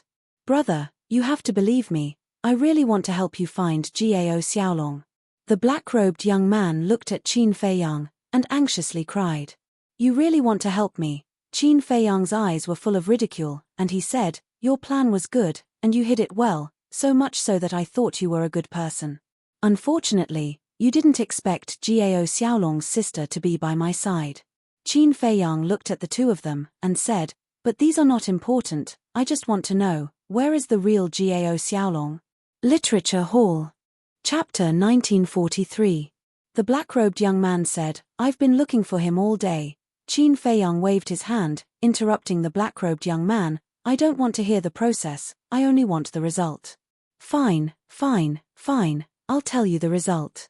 I heard that this Jiao Xiaolong was already invited out last night." The black-robed young man said. "Who invited him out?" Qin Feiyang frowned. "Young noble Feng." The black-robed young man said. "It really is him." Qin Feiyang's eyes glimmered. There was information about this young noble Feng in the old patriarch's memories. This person had a great background in the Nine Heavens Palace. His elder sister and elder brother were both geniuses in the Nine Heavens Palace. His parents were also Nine Heavens Palace's enforcement elders. Whether it was strength or status, they left others in the dust. However, the most terrifying person was his grandfather. According to the old patriarch's memories, this young noble Feng's grandfather was the Nine Heavens Palace's resource hall master. In other words, all the Nine Heavens Palace's resources were under his control. And the old patriarch used soul stones to bribe this young noble Feng to get rid of Jiao Xiaolong. Moreover, the amount wasn't small, no less than 3,000 soul stones. Fire Lotus frowned, looking at Qin Feiyang. "Brother, this Jiao Xiaolong, could it be?" Before Fire Lotus could finish, Jiao Xiaohui shook her head. "No, my big brother is definitely fine." "Miss Xiaohui, last night your big brother was invited out by young noble Feng. Now, a whole day has passed, do you think there's still hope?" Fire Lotus said. Jiao Xiaohui lowered her head, tears flowed uncontrollably, her delicate body trembling. Qin Feiyang smiled, "We can't jump to conclusions too early, maybe there's an accident." "Yes. Life is unpredictable, maybe there really is an accident." Jiao Xiaohui's spirit rose, saying. Qin Feiyang felt a little helpless. These were just words to comfort Jiao Xiaohui, she actually believed it. Looks like this woman is really naive. Qin Feiyang pondered for a moment, looking at the black-robed young man. "This young noble Feng, has he returned yet?" "I went to look for him, he hasn't returned yet." The black-robed young man shook his head. "He didn't come back." Qin Feiyang was taken aback. An entire day had passed, and he still hadn't returned. Could there really be a turning point? Fire Lotus asked, "How strong is this Gongzi Feng?" The black-clothed youth said, "Gongzi Feng is also a high-level war god. Advanced war god, his cultivation is the same as Big Brother's. In that case, it won't be easy for him to kill Big Brother." Jiao Xiaohui hurriedly said. Qin Feiyang shook his head and sighed. He really couldn't bear to break Jiao Xiaohui's hopes. Although Gongzi Feng's cultivation was the same as Jiao Xiaolong's, Gongzi Feng had a backer. In other words, whether it was divine arts or divine artifacts, Jiao Xiaolong and Gongzi Feng couldn't be compared. In short, This Jiao Xiaolong was most likely dead. Who? Qin Feiyang let out a long sigh and looked at the black-clothed young man and the black-clothed man. I want to ask you something else. Tell us, as long as you let us go, we'll tell you everything. The two smiled flatteringly. Qin Feiyang asked, do you know a person called Qin Batian? Qin Batian? The black-clothed young man and the black-clothed man looked at each other and suspicion crept into their eyes. You don't know? Qin Feiyang frowned. The black-clothed young man quickly waved his hand and said, No, we've heard of this person, but why are you asking about him? Anyone would be curious about such a legendary figure. Qin Feiyang smiled faintly. That's true. This Qin Batian is indeed a legendary figure. It's said that when he entered the Nine Heavens Palace, he only took a few hundred years to break through to the monarch god realm and become the blazing sun of the Nine Heavens Palace. Later, he became an elder, disciplinary elder, palace master, and I heard that he even became the vice palace master of our Nine Heavens Palace. The black-clothed young man said with envy in his eyes. What? Vice palace master? Qin Feiyang and Fire Lotus looked at each other. Of course, this is only a rumor. It's been too long, and we disciples don't know if it's true or not. The black-clothed young man said. Qin Feiyang asked suspiciously, then why did this Qin Batian disappear? There are many different theories about his disappearance, and we don't know either. The two shook their heads. Ancestor, where are you? Qin Feiyang looked at the sky and muttered to himself. His face was filled with disappointment and frustration. A few moments later, Qin Feiyang retracted his gaze and looked at the black-clothed young man. What's your name? Wang Dachuan. The black-clothed young man said. Wang Dachuan, Qin Feiyang murmured as a cold light flashed in his eyes. Two strands of law energy entered the black-clothed young man and Jiao Xiaolong's forehead. Accompanied by two blood-curdling screams, their souls were annihilated, and they died on the spot. Why did you kill them? They are disciples of the Nine Heavens Palace. Jiao Xiaohui looked at Qin Feiyang in shock. How dare they scheme against me? Not to mention disciples of the Nine Heavens Palace, even if they are elders of the Nine Heavens Palace, I will make them pay the price. Qin Feiyang smiled coldly and grabbed the two's cosmos pouches. The barrier shattered with a loud bang, and the power of rules swarmed over. The two's corpses were directly smashed into pieces, turning into a bloody mist. Looking at this scene, Jiao Xiaohui couldn't help but shudder. The Nine Heavens Palace's position in the northern region was unshakable. And the disciples of the Nine Heavens Palace were like emperors in the outside world. No one dared to offend them. But this man in front of her killed them without mercy. And he killed two of them at once. This was too terrifying. Qin Feiyang turned to look at the two and said, I have to enter the Nine Heavens Palace and find out where this young noble is. How are you going to enter? Jiao Xiaohui was stunned and hurriedly asked. Isn't that simple? Just disguise yourself as Wang Dachuan. Qin Feiyang smiled. Jiao Xiaohui was stunned. Fire Lotus smiled and said, no wonder you specifically asked for his name. So you already have a plan in mind. Qin Feiyang laughed. Jiao Xiaohui looked at the two and looked at Qin Feiyang emotionally. She bowed and said, you have helped us brother and sister so much. I really have no way to repay you. Help you? Qin Feiyang was stunned. Didn't you say that entering the Nine Heavens Palace is to investigate the whereabouts of young noble? Since it's to investigate young noble, it's naturally to help us. Don't deny it. Thank you very much. Jiao Xiaohui said gratefully. Qin Feiyang laughed dryly and said, it's also to help you guys. Of course, it's also to help myself. Help yourself. Jiao Xiaohui was stunned. Qin Feiyang said, there are some things that you're better off not knowing. Okay, I won't ask. But can I ask, what are your and sister Fire Lotus's names? After knowing each other for so long, I still don't know your names. Jiao Xiaohui smiled. Names? Qin Feiyang's eyes flashed slightly, and said, my name is Jiang Haotian. My sister is called Jiang Fire Lotus. Jiao Xiaohui nodded. Jiang Haotian, how long has it been since I used this name? Qin Feiyang sighed inwardly. The past emerged like a tide. Thinking back to the spiritual state, the name Jiang Haotian was also famous. Shaking his head, Qin Feiyang took out a phantom pill and changed his appearance. Then, he took out a set of black robes from Wang Dachuan's Chenkuan bag and put them on neatly. On the clothes, there was a flame pattern.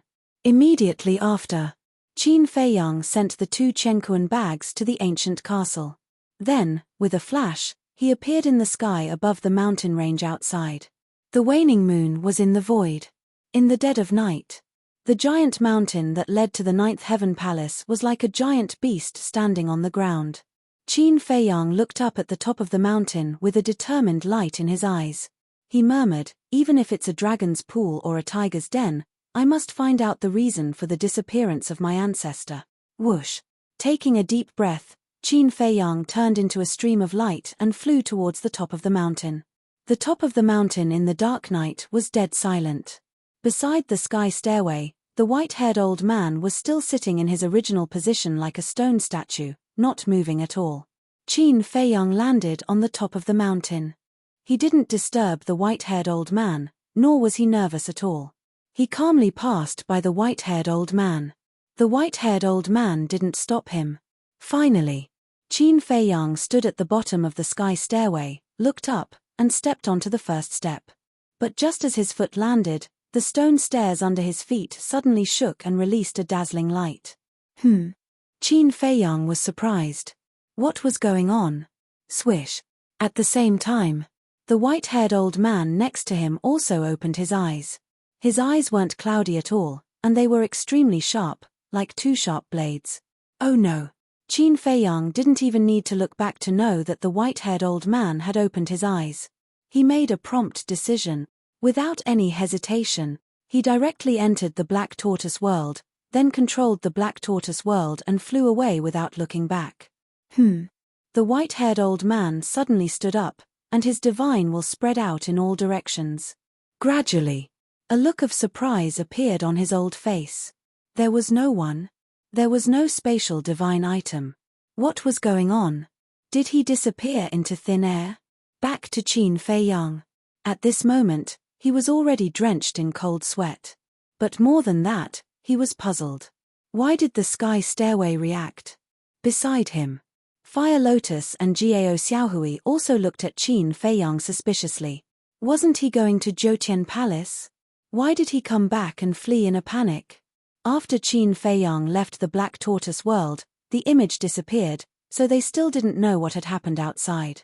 After fleeing for tens of thousands of miles, Qin Feiyang stopped and turned to look at Jiao Xiaohui. Did your brother tell you about the sky stairway before? No. Jiao Xiaohui shook her head and asked, what's wrong? Qin Feiyang immediately explained the situation briefly. There's such a thing.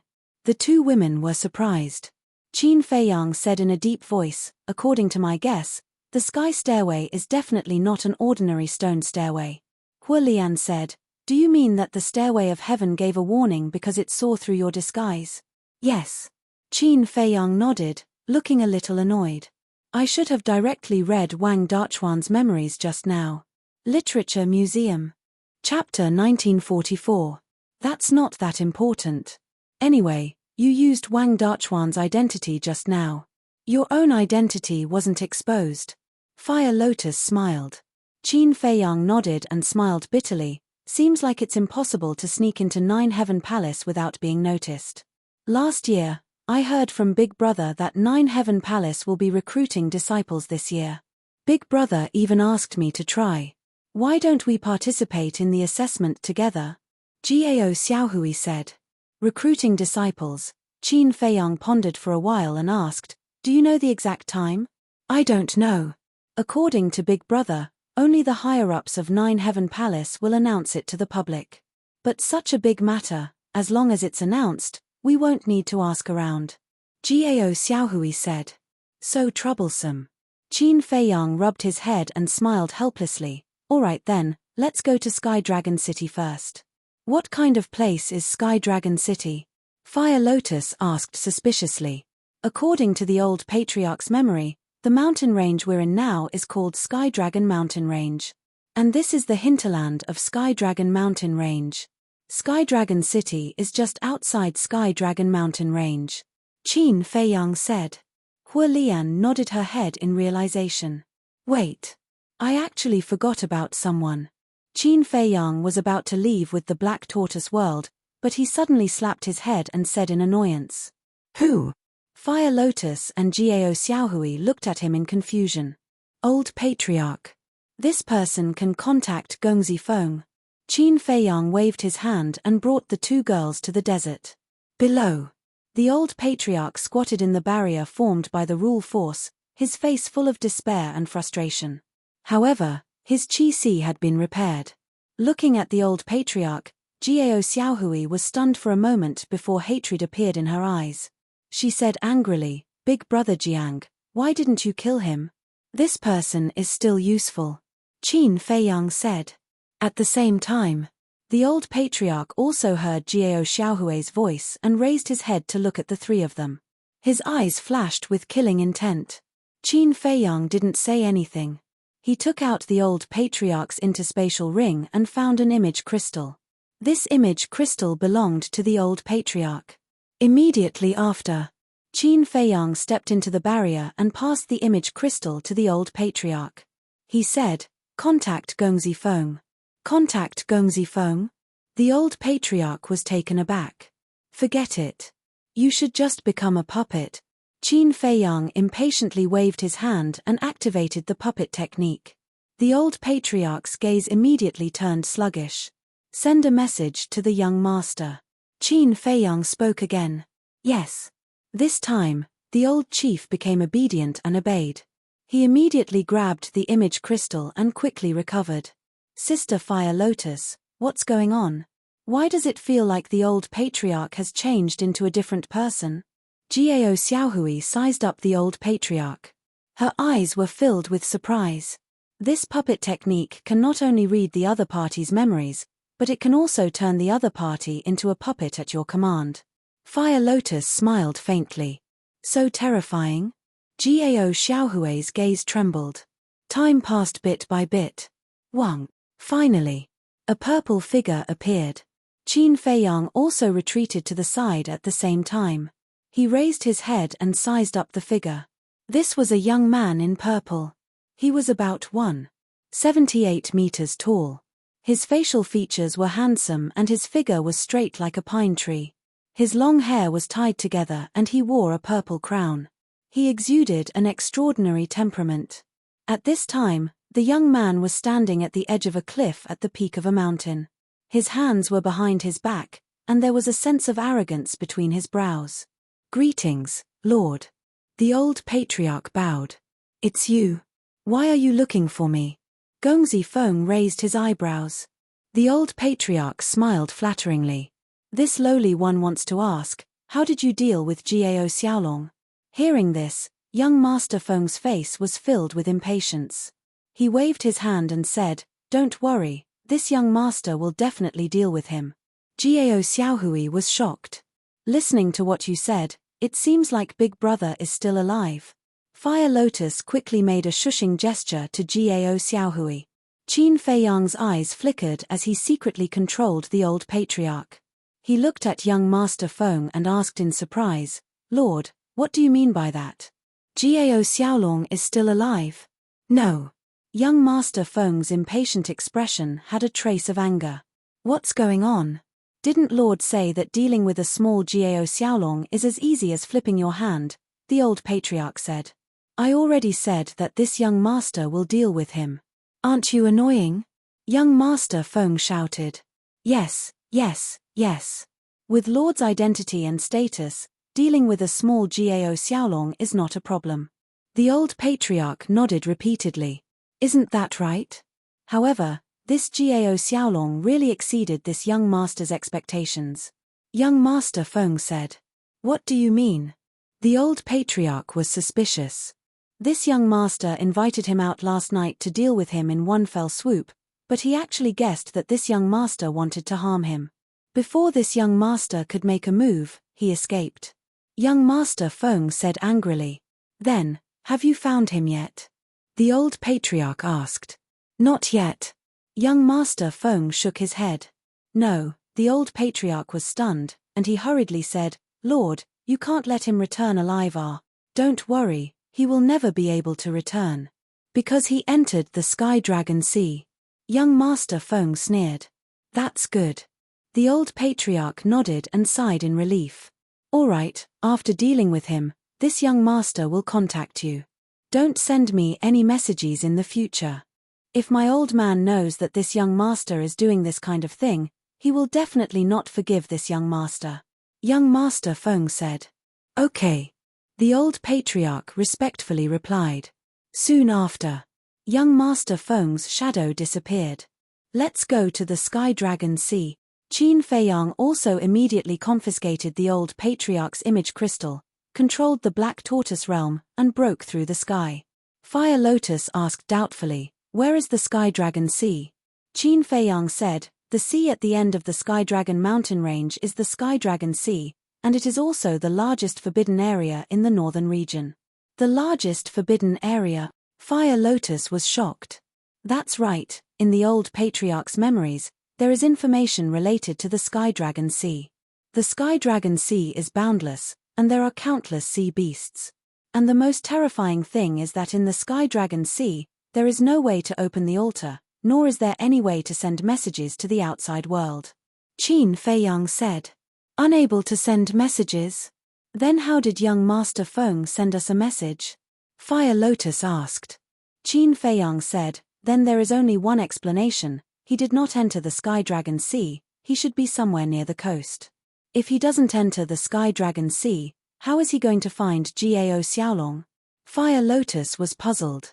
Qin Feiyang was helpless, lightly knocking Fire Lotus's head, saying, "Are you stupid? With his identity and background, doesn't he have a few lackeys under him?" Fire Lotus rubbed her head, thinking for a moment, then smiled embarrassedly. "That's true. Gao Xiaohui suddenly spoke. "Big Brother Jiang, there's something I can't figure out."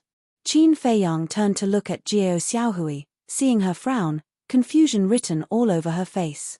"What is it?" Qin Feiyang asked with a smile. Gao Xiaohui said, "Young Master Feng's background is so big, ordinary things won't enter his eyes. How did the Guo family bribe him?" 3,000 soul stones. Qin Feiyang said. Gao Xiaohui was stunned for a moment, then said solemnly, 3,000 soul stones. This Guo family is really generous. Wait a minute. It's still not right. Gao Xiaohui shook her head again, pondering for a moment before saying, "Big Brother Jiang, Sister Fire Lotus, think about it, 3,000 soul stones is indeed not a small amount to us, but this young Master Feng's family members are all famous figures in the Nine Heavens Palace. Would he lack this little bit of soul stones?" Qin Feiyang and Fire Lotus looked at each other, both frowning. Fire Lotus said, "I think what Xiaohui said makes sense. It's my negligence. This young Master Feng's grandfather is the Resource Hall's Hall Master, controlling the entire Nine Heavens Palace's resources. Not to mention 3,000 soul stones, even 30,000 soul stones wouldn't be a problem for him. There must be a reason behind this." Qin Feiyang said. "Did the old patriarch give young Master Feng other things?" Fire Lotus asked. Qin Feiyang said, "I can confirm this. No, only 3,000 soul stones." "Then that's strange." Fire Lotus was suspicious.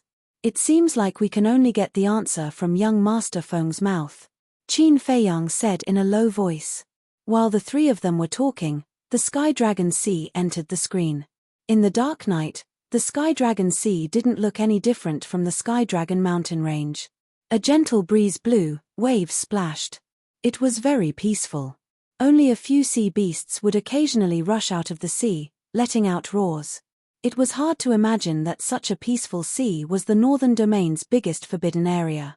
"Pay attention," Qin Feiyang reminded, his gaze sweeping over the screen, not letting go of any place. Earlier, when they were communicating with young Master Feng, he was standing at the edge of a cliff. Perhaps he was on one of the nearby peaks. Since it was related to Gao Xiaolong's safety, Gao Xiaohui didn't dare to be negligent, carefully searching every corner. They were getting closer to the shore of the Sky Dragon Sea. Literature Hall.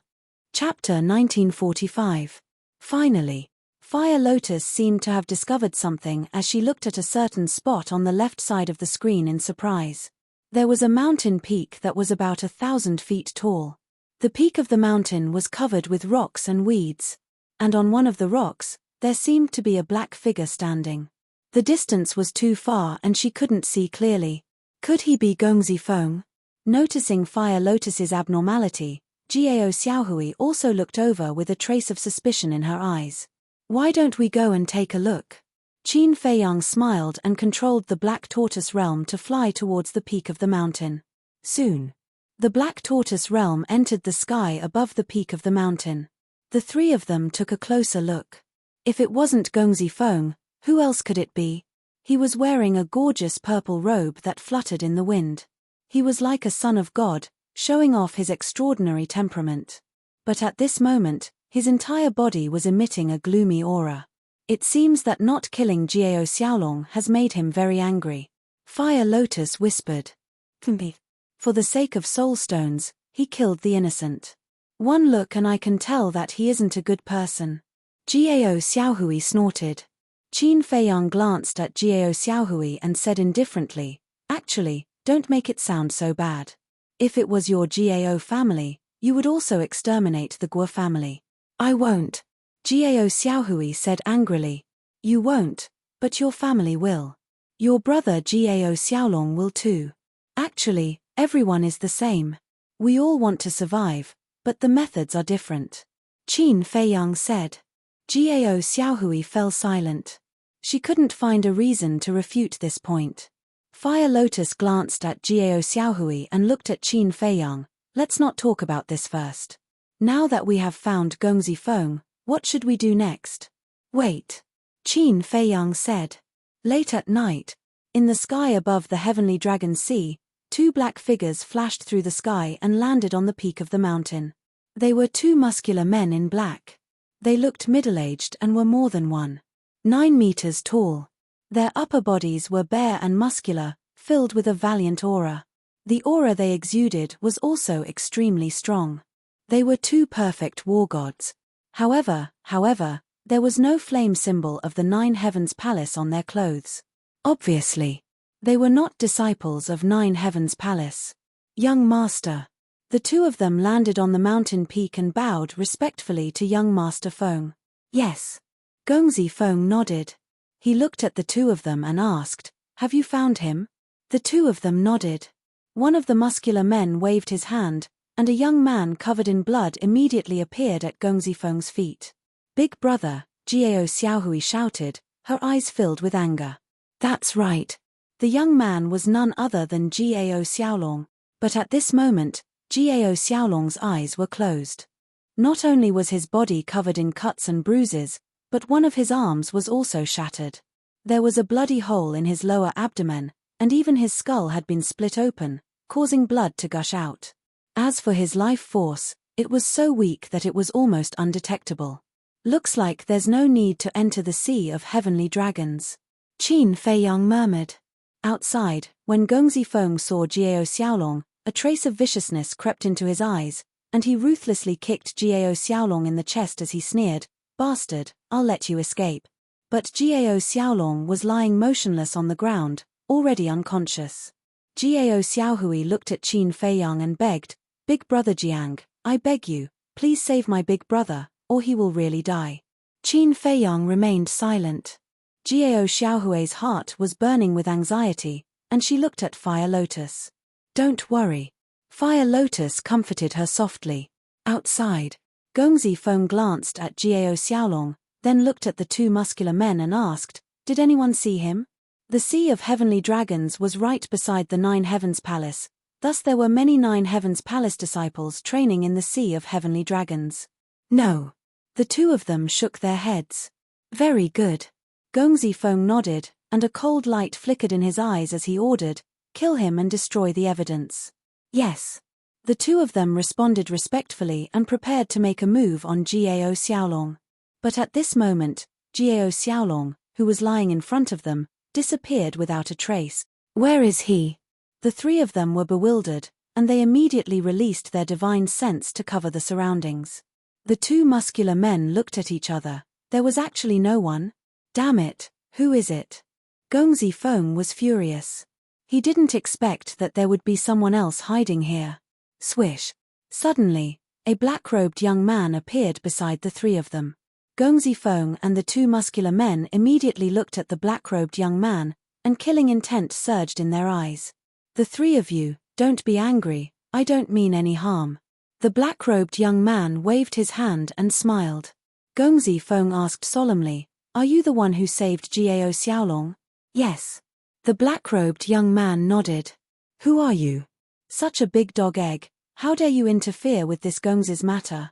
Gong Zifeng shouted gloomily. I am Wang Dachuan. The black-robed young man smiled faintly. That's right. This person was Qin Feiyang. However, in order to not expose his true face, he came out to meet Gong Zifeng with the identity of Wang Dachuan. Wang Dachuan, Gong Zifeng sized up Qin Feiyang, and when he saw the flame pattern on Qin Feiyang's clothes, he frowned and said, you are also a disciple of the Nine Heavens Palace, don't you know my identity? Of course I know. The grandson of the Resource Hall Master, the son of the two law enforcement elders, and your big brother and big sister are also monstrous existences. This identity is not ordinary. Qin Feiyang laughed. Gong Zifeng shouted, then you still dare to go against this Gongzi? No, no, no. I am not going against you. On the contrary, I am here to help you. Qin Feiyang laughed. Help me. Gong Zifeng raised his brows. Gongzi, this person's intentions are unclear, please be careful. The two muscular men stood in front of Gong Zifeng and transmitted their voices with vigilance. Gong Zifeng's eyes flickered as he looked at Qin Feiyang and said, then I am really curious, what do you want to help me with? Qin Feiyang laughed and said, you have such a powerful family background, yet you are still doing such a murderous thing outside. I think you must have some hidden troubles. Gong Zifeng clenched his fists when he heard this, and the hostility between his brows intensified. Qin Feiyang said, based on my guess, it should be related to your family, right? You are investigating me? Gong Zifeng said coldly. No, no, no. I have never investigated you, it is purely a guess. Actually, I don't know the real reason either. But you can tell me, maybe I can really help you. Qin Feiyang laughed. With a mere low-level martial god like you? Gong Zifeng's face was filled with disdain. Even an ant can move an elephant, Qin Feiyang said. Gong Zifeng frowned and asked, then tell me, why do you want to help me? I don't believe that there is such a kind-hearted person in this world. Of course, I have conditions. First, let Gao Xiaolong go. Second, I want to ask about a person. Qin Feiyang said. I have already taken the Guo family's soul stone. If you ask me to let Gao Xiaolong go, aren't you asking me to break my promise? Gong Zifeng said angrily. We are all sensible people, don't say break your promise. Moreover, even if you don't care, what can a mere Guo family do to you? Qin Feiyang laughed. Ha ha, Gong Zifeng laughed and said, you are quite an interesting person. Then the second one, who do you want to ask about? Qin Batian. Qin Feiyang said. What? You want to ask about Qin Batian? Gong Zifeng was shocked. Yes. Qin Feiyang nodded. What is your relationship with Qin Batian? Gong Zifeng looked at Qin Feiyang suspiciously. Nothing much, I am just curious. Qin Feiyang smiled. Gong Zifeng sneered, do you think I will believe your nonsense? It doesn't matter if you believe it or not, in short, it won't do you any harm, right? Qin Feiyang said. That's true. Gong Zifeng nodded and pondered for a while, then shook his head and said, this Qin Batian, I have heard rumors about him, but I don't know much about him. Maybe my grandfather knows more about him. Qin Feiyang said, then I will have to trouble you to help me ask around. You are looking for the wrong person. If you ask my brothers and sisters, there might be hope, but Gong Zifeng shook his head and laughed at himself. Qin Feiyang's eyes flickered and he said, so, your relationship with your grandfather is not that good. Yes. Although on the surface, I have a powerful background, but in reality, my life is worse than a dog's. Otherwise, I wouldn't be willing to be an executioner for a mere 3,000 soul stones. Gong Zifeng sighed. I would like to hear the details. Qin Feiyang cupped his fists and said. Gongzi Feng fell silent. After a long time, he sneered, "We are not that close. I can spare Jiao Xiaolong's life, but you must make him keep his mouth shut. If this matter is leaked, not only will he die, but you will also die." Seeing that Gongzi Feng did not answer directly, Qin Feiyang was a little disappointed. He nodded and smiled. "All right, don't send any messages to the old patriarch. He is in my hands now. Let's go." Gongzi Feng looked deeply at Qin Feiyang, then waved his hand and left with the two strong men. Qin Feiyang also entered the Black Tortoise world. Wang Dachuan, Gongzi Feng frowned along the way. "Gongzi, why didn't you kill him?" Seeing that they were about to reach the Nine Heavens Palace, the two strong men couldn't help but ask Gongzi Feng. "He was able to save Jiao Xiaolong in front of us without us noticing. Do you think he's a simple person?" Gongzi Feng raged. One of the strong men said, "He's just an ordinary disciple of the Nine Heavens Palace. It shouldn't be that simple. When this Gongzi returns, I will investigate this person's background. You guys should return to the Sky Dragon City and hide. Wait for my orders. If this person can really help me, it might not be a bad thing." Gongzi Feng said, and a light flickered in his eyes. "Yes." The two burly men responded respectfully, then opened an altar and left without looking back. Gongzi Feng turned into a streak of light and flew towards the stairway. Black Tortoise World Qin Feiyang had been following behind Gongzi Feng and the other two, so he heard their conversation clearly. Jiao Xiaohui stood at the side, taking care of Jiao Xiaolong with tears in her eyes. Fire Lotus retracted her gaze and smiled. "Qin Dage, it seems like there's something fishy about this Gongzi Feng. I don't care about his matters. I just want to use all my connections to find out the reason behind the ancestors' disappearance," Qin Feiyang said. This time, he entered the ancient world to increase his strength and seek justice for the inner demons. On the other hand, he wanted to find the ancestor. Therefore, he would do anything. Looking at Gongzi Feng, he drove the Black Tortoise world and followed the two strong men to the Sky Dragon City. Chapter 1946. Outside the Sky Dragon mountain range, there was a vast plain. And on the plain, there was a huge city.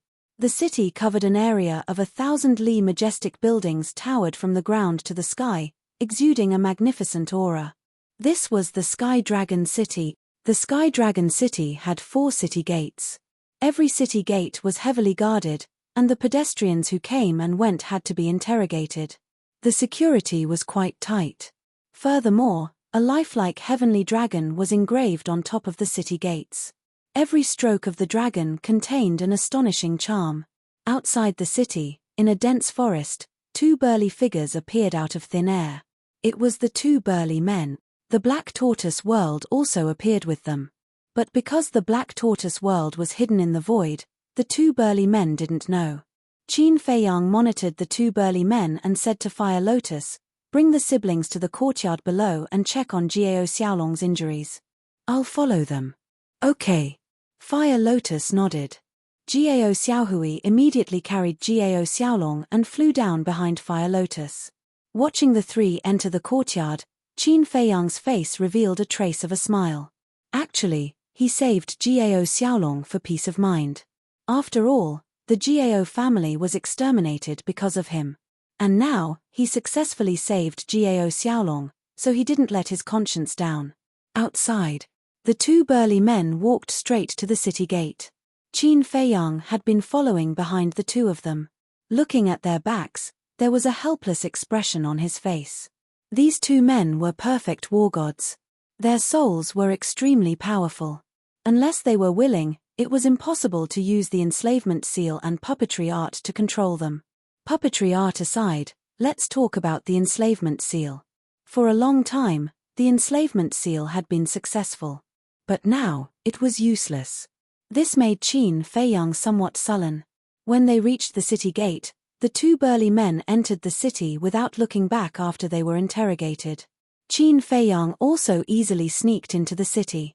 The city was bustling with noise and excitement. On both sides of the street, there were many restaurants of various sizes. However, they were all of average quality. The two burly men did not go deep into the city.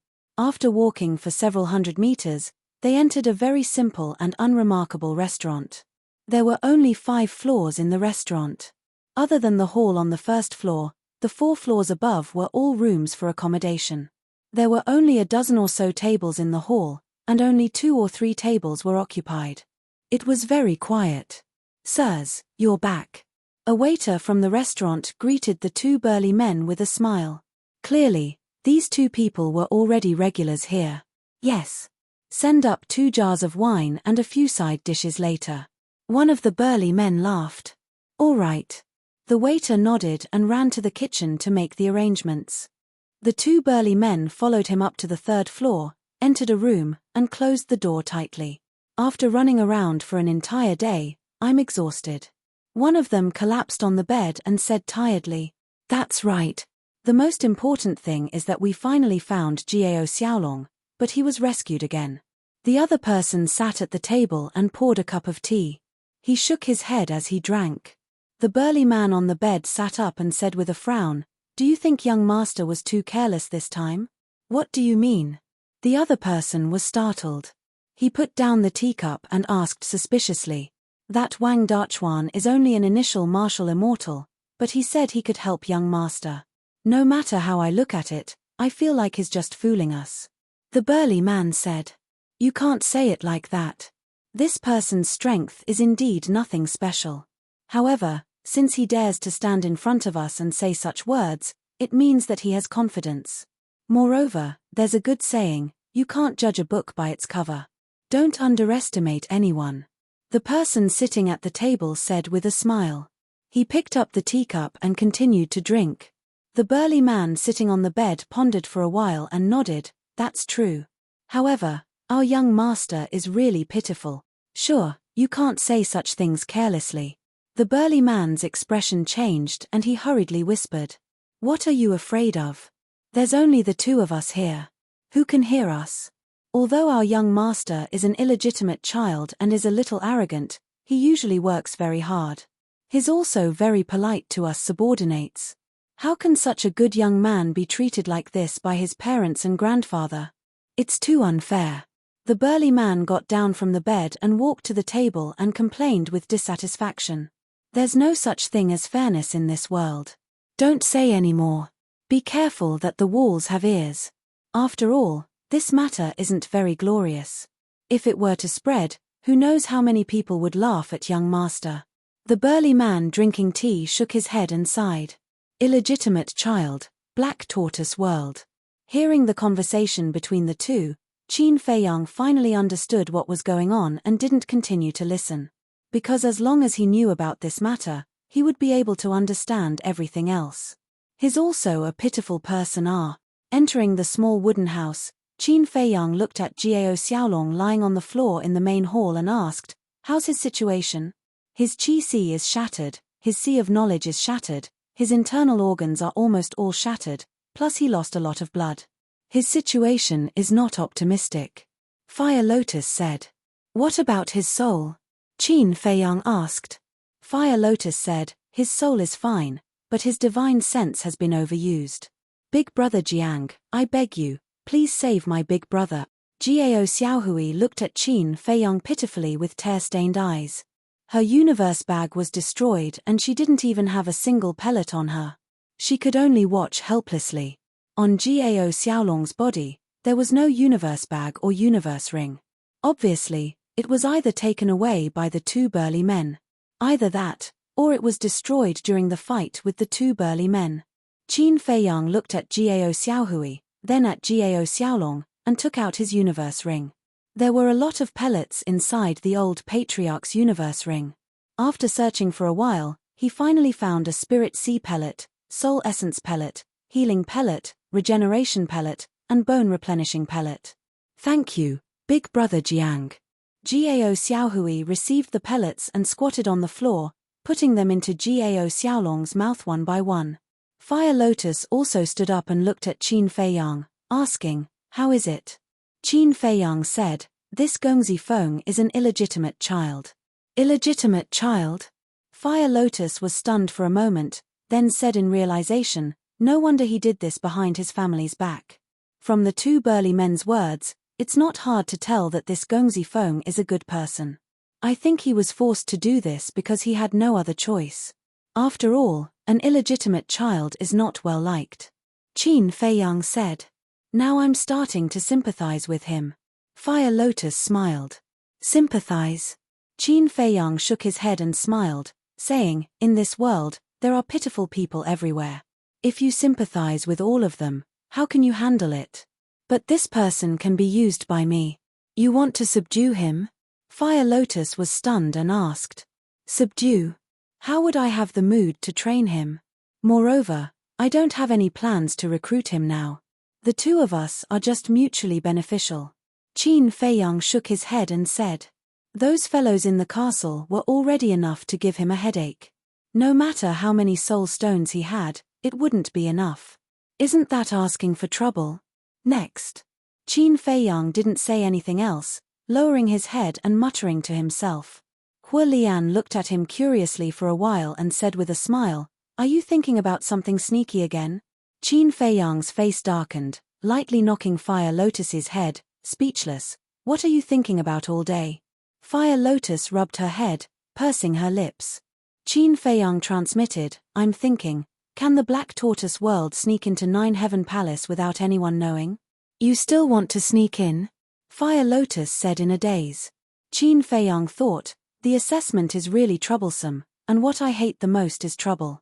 I think it's better not to take the risk. Let's not talk about whether the Sky Stairway will notice the Black Tortoise world. Even if you use the Black Tortoise world to sneak into Nine Heaven Palace, it's not convenient to ask for information. Because you don't dare to go out. Once you go out, your whereabouts will be exposed. You might even attract the attention of the higher-ups of Nine Heaven Palace. So I think it's better to take the assessment and enter Nine Heaven Palace openly. Fire Lotus said. Qin Feiyang thought about it and felt that it made sense. If he really attracted the attention of the higher-ups of Nine Heaven Palace, it would be more difficult to ask for information in the future. So, it's better not to alert the enemy. All right then, keep an eye on her and don't let her run around. I'm going to cultivate in the castle. When Gao Xiaolong wakes up, inform me immediately. Qin Feiyang transmitted. En. Fire Lotus replied in silence. Inside the castle, on the ground, there was a big pile of universe pouches, as well as iron and jade boxes. These were all looted from the Guo clan's treasure vault. However, no one tidied them up. Qin Feiyang looked at Willow Tree and the others. These guys were cultivating in seclusion. Even the white-eyed wolf, who had always been greedy for money, was indifferent. A change in personality? Qin Feiyang felt helpless. He thought that everyone had already cleaned up, but he didn't expect them to still be piled up on the ground. It seemed like he could only wait for Dan Wangtsai to deal with it. But he didn't know how much Dan Wangtsai had comprehended to become a god. Phew. Qin Feiyang exhaled and walked to the front of the altar. He grabbed a universe pouch and checked it. His face was full of helplessness. This universe pouch was specially used to store soul stones. In the past few days, he had obtained a lot of soul stones, but now, there were only a few dozen left. It was not enough at all. Qin Feiyang shook his head and took out the remaining dozens of soul stones. He sat down cross-legged and began to refine them. However, although there weren't many soul stones left, everyone's cultivation had improved a lot. Everyone was working hard to become a war god. Including the white-eyed wolf, Qin Rushuang, Willow Tree, Yu Huang, and Lei Bao. And the blood Chelin, who was already a war god, was trying his best to become a war god. Chapter 1947. In the blink of an eye, a day had passed outside. Inside the ancient castle, a whole year had passed. Qin Feiyang had already refined those soul stones, and he had to rely on himself to slowly condense his divine sense. Originally, he wanted to continue his seclusion, but Gao Xiaolong woke up. Inside the main hall, Gao Xiaolong sat on the chair in front of the tea table, looking around. A trace of weakness could be seen between his brows. He was awake, but his injuries had not fully healed. Gao Xiaohui sat beside him, taking care of him meticulously. As for Hua Lian, She sat quietly at the side. Shua. Qin Feiyang appeared in the main hall out of thin air.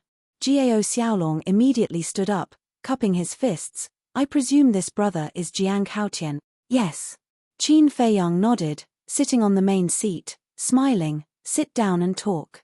Jiao Xiaolong returned to his seat, his face full of gratitude. Xiaohui has already told me everything. Thank you, brother Jiang. You're welcome. Qin Feiyang waved his hand, smiling. What do you plan to do next? Jiao Xiaolong clenched his fists, speaking solemnly. Of course, I'm going to find the Guo family to take revenge. You're indeed a hot-blooded man. I can lend you a hand. Qin Feiyang laughed heartily. Help me. Jiao Xiaolong was stunned, asking suspiciously, Brother Jiang, don't blame this little brother for thinking too much. We're not related in any way. Why would you help us? Helping you is not without conditions. Qin Feiyang smiled. What conditions? Jiao Xiaolong asked. Qin Feiyang said, I need to enter the Nine Heavens Palace. Enter the Nine Heavens Palace? Jiao Xiaolong was stunned, frowning. With Brother Jiang's ability, entering the Nine Heavens Palace shouldn't be a difficult matter, right? Qin Feiyang laughed. That's hard to say. What if there's an accident? Moreover, I'm afraid of trouble, so I need someone to take care of it. I understand. Jiao Xiaolong nodded. Brother Jiao is indeed an understanding person. Qin Feiyang smiled. I'm ashamed. Jiao Xiaolong waved his hands and smiled wryly. To tell you the truth, I'm just an ordinary disciple in the Nine Heavens Palace. Even if I wanted to help you, I wouldn't be able to do much. I can only think of a way to give you some information so that you can prepare in advance. That's enough. Qin Feiyang smiled and said, Oh right, is there any mystery hidden in the heaven stairway leading to the Nine Heavens Palace?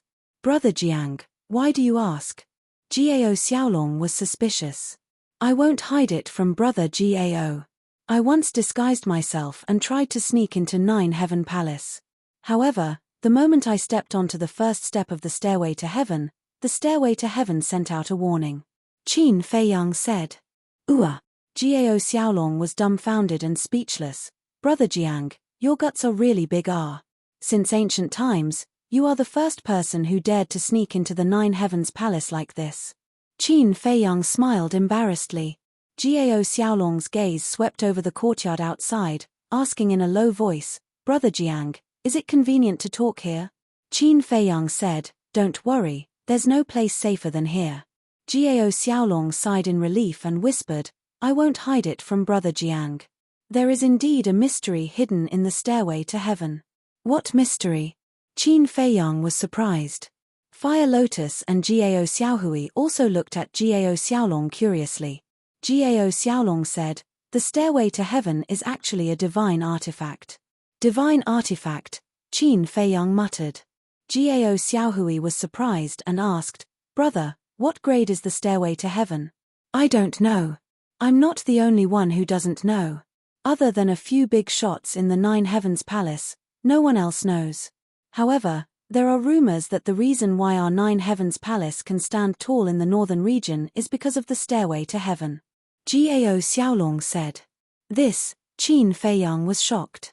If the rumors were true, then the stairway to heaven was definitely a heaven-defying divine artifact.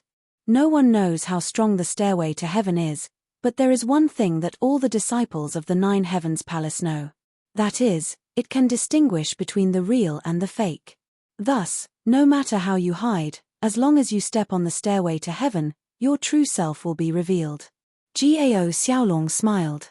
So that's how it is. Qin Feiyang was enlightened. Jiao Xiaolong continued, Moreover, the stairway to heaven has another ability, which is to distinguish the disciples of the Nine Heavens Palace. How? Jiao Xiaohui was suspicious. Every disciple that enters the Nine Heavens Palace has to refine a drop of blood essence and merge it with the stairway to heaven. This drop of blood essence is equivalent to a medium. The stairway to heaven uses the drop of blood essence to determine whether someone is a disciple of the Nine Heavens Palace. Moreover, the entire Nine Heavens Palace is covered by a layer of divine force, and the stairway to heaven is the only entrance. Moreover, you can't fly above the stairway to heaven. You can only walk up step by step. Thus, it's impossible to sneak into the Nine Heavens Palace. Gao Xiaolong said. You can't fly. Qin Feiyang shook his head and smiled bitterly. The Nine Heavens Palace's defenses were really terrifying. Fire Lotus said, so, the only way to enter the Nine Heavens Palace is to take part in the test. That's right. Gao Xiaolong nodded. What kind of test is it? Qin Feiyang asked. The test is different every time, so I can't tell you anything. However, there is one thing that is the same every time, and that is, it's cruel and bloody. Gao Xiaolong said solemnly, and the expression in his eyes was solemn. How cruel? How bloody? Gao Xiaohui was curious. It's hard for you to imagine. Let me tell you this. Every time the Nine Heavens Palace recruits disciples, there are at least several 100,000 participants, but in the end, the number of survivors doesn't exceed 1,000. Gao Xiaolong said. What? Gao Xiaohui stood up, and her face was filled with shock. Several 100,000 participants, but in the end, less than 1,000 survived. What kind of concept was this? It was too scary. Actually, the Nine Heavens Palace isn't as beautiful as you think. Although you can get a lot of resources after entering the Nine Heavens Palace, the cruelty inside is even scarier than the test. If you're not careful, you'll lose your life. Gao Xiaolong sighed. Qin Feiyang smiled. This is normal, it's the same everywhere. Gao Xiaolong was stunned for a second, then he smiled. Brother Jiang can still maintain such a calm expression. Looks like you've seen the world. Qin Feiyang smiled faintly, and with a thought, an old figure appeared in the hall. It's him. Gao Xiaolong stood up, and hatred filled his eyes. That's right. The person who suddenly appeared was the old patriarch. Don't worry, he's now my puppet. Qin Feiyang smiled. Gao Xiaolong nodded in realization and sighed in relief. Qin Feiyang said, I'll let him accompany you to the Guo family. With him helping you, there shouldn't be any problems. Let the old patriarch kill the Guo family's people?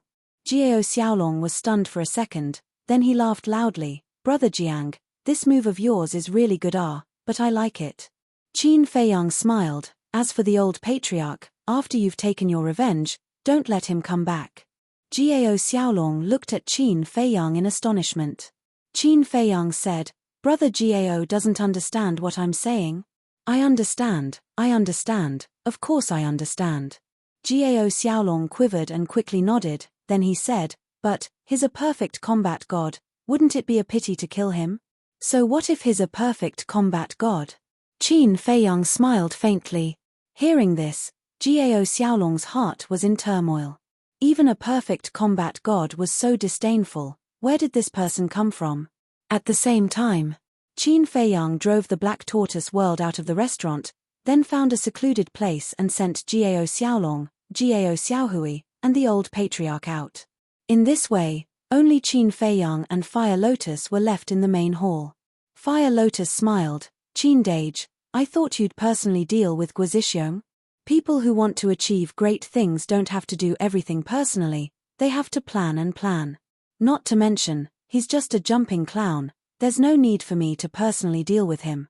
Qin Feiyang laughed. So narcissistic. Fire Lotus grumbled. But, you have to hurry up and settle your matter. Qin Feiyang said again. What matter do I have? Fire Lotus asked suspiciously. Departed spirit barrier breaking pellet. Now that we have the departed spirit flower, we're still missing the yin soul wood, death god fruit, and 9 young lightning fire. When the sun rises, let's go to the city and see if we can find these 3 things. Qin Feiyang said.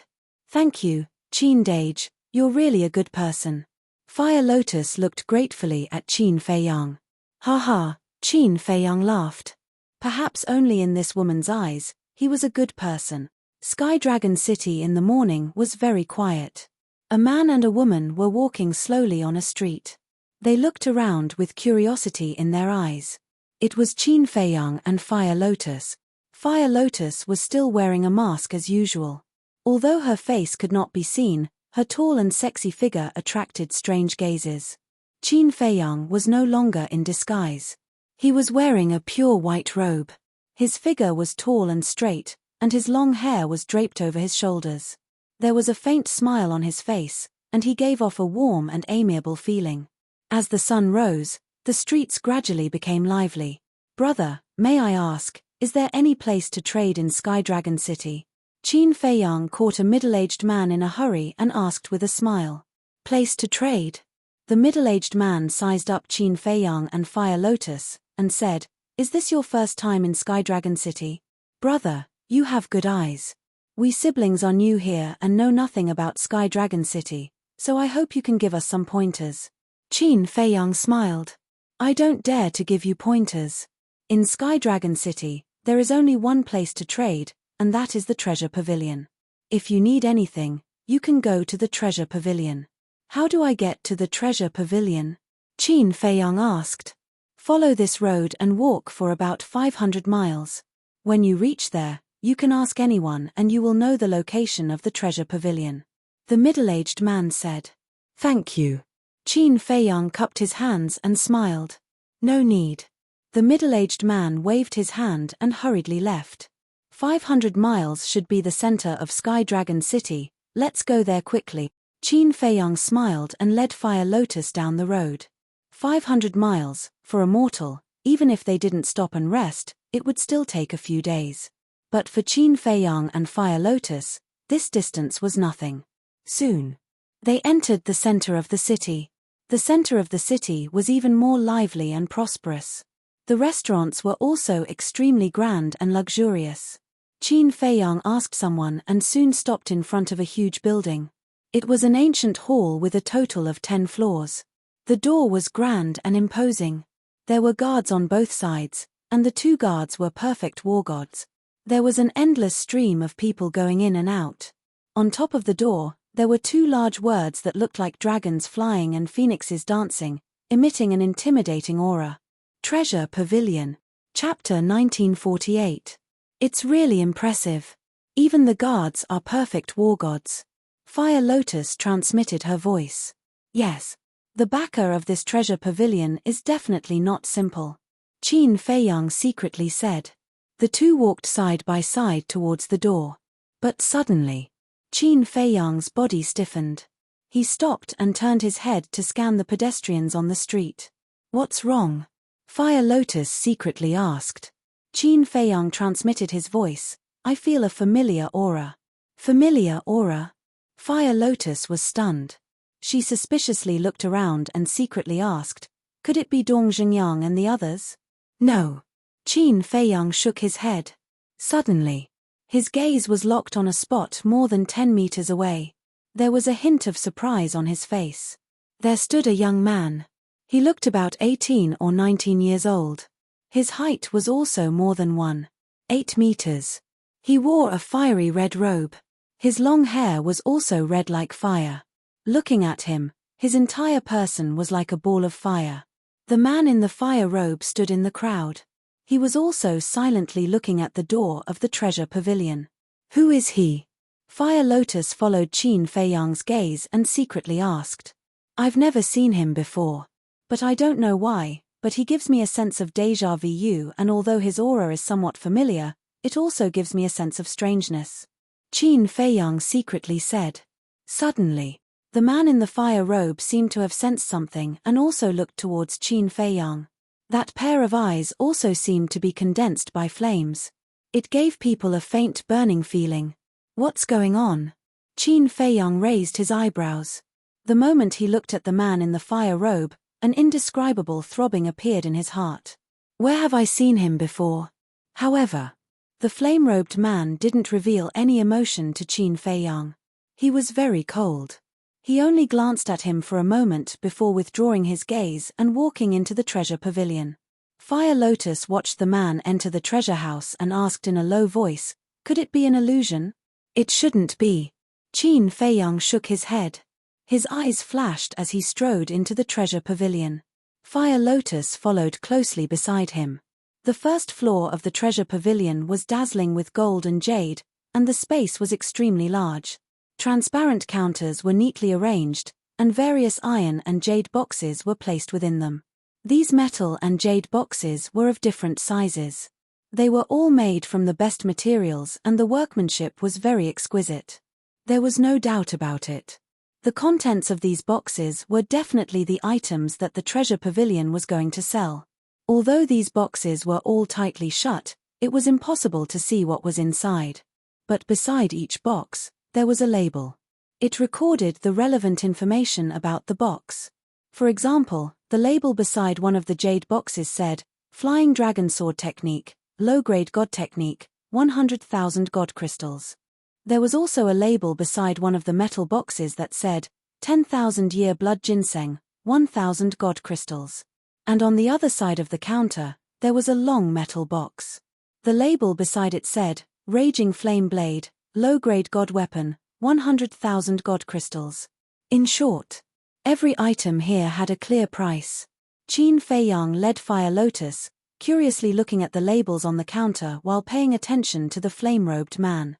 The flame-robed man looked here and there, as if he was strolling aimlessly. Fire Lotus said, Qin Dage, look at these low-grade god weapons and low-grade god techniques, why are they all so cheap?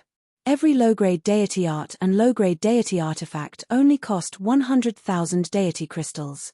One had to know. These divine items would be priceless treasures in the great Qin Empire and the Forgotten Continent. But here, they were being sold in public. And they were so cheap. Qin Feiyang laughed inwardly. After all, this is the ancient world, such low-grade god weapons and god techniques are worthless. What about these herbs? Look at the red flame glass tree recorded here, and it's even 10,000 years old, and it's only 500 god crystals.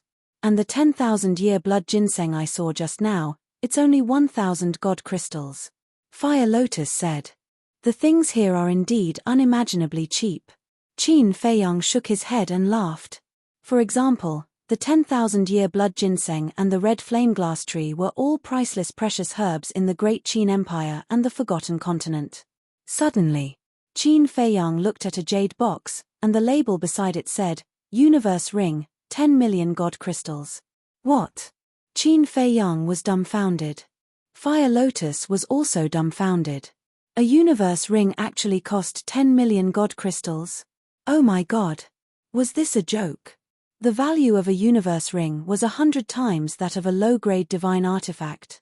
No wonder even the Jiao family and the Guo family, which had perfected war gods, had so few universe rings. Fire Lotus. Qin Feiyang murmured. What? Fire Lotus looked at him suspiciously.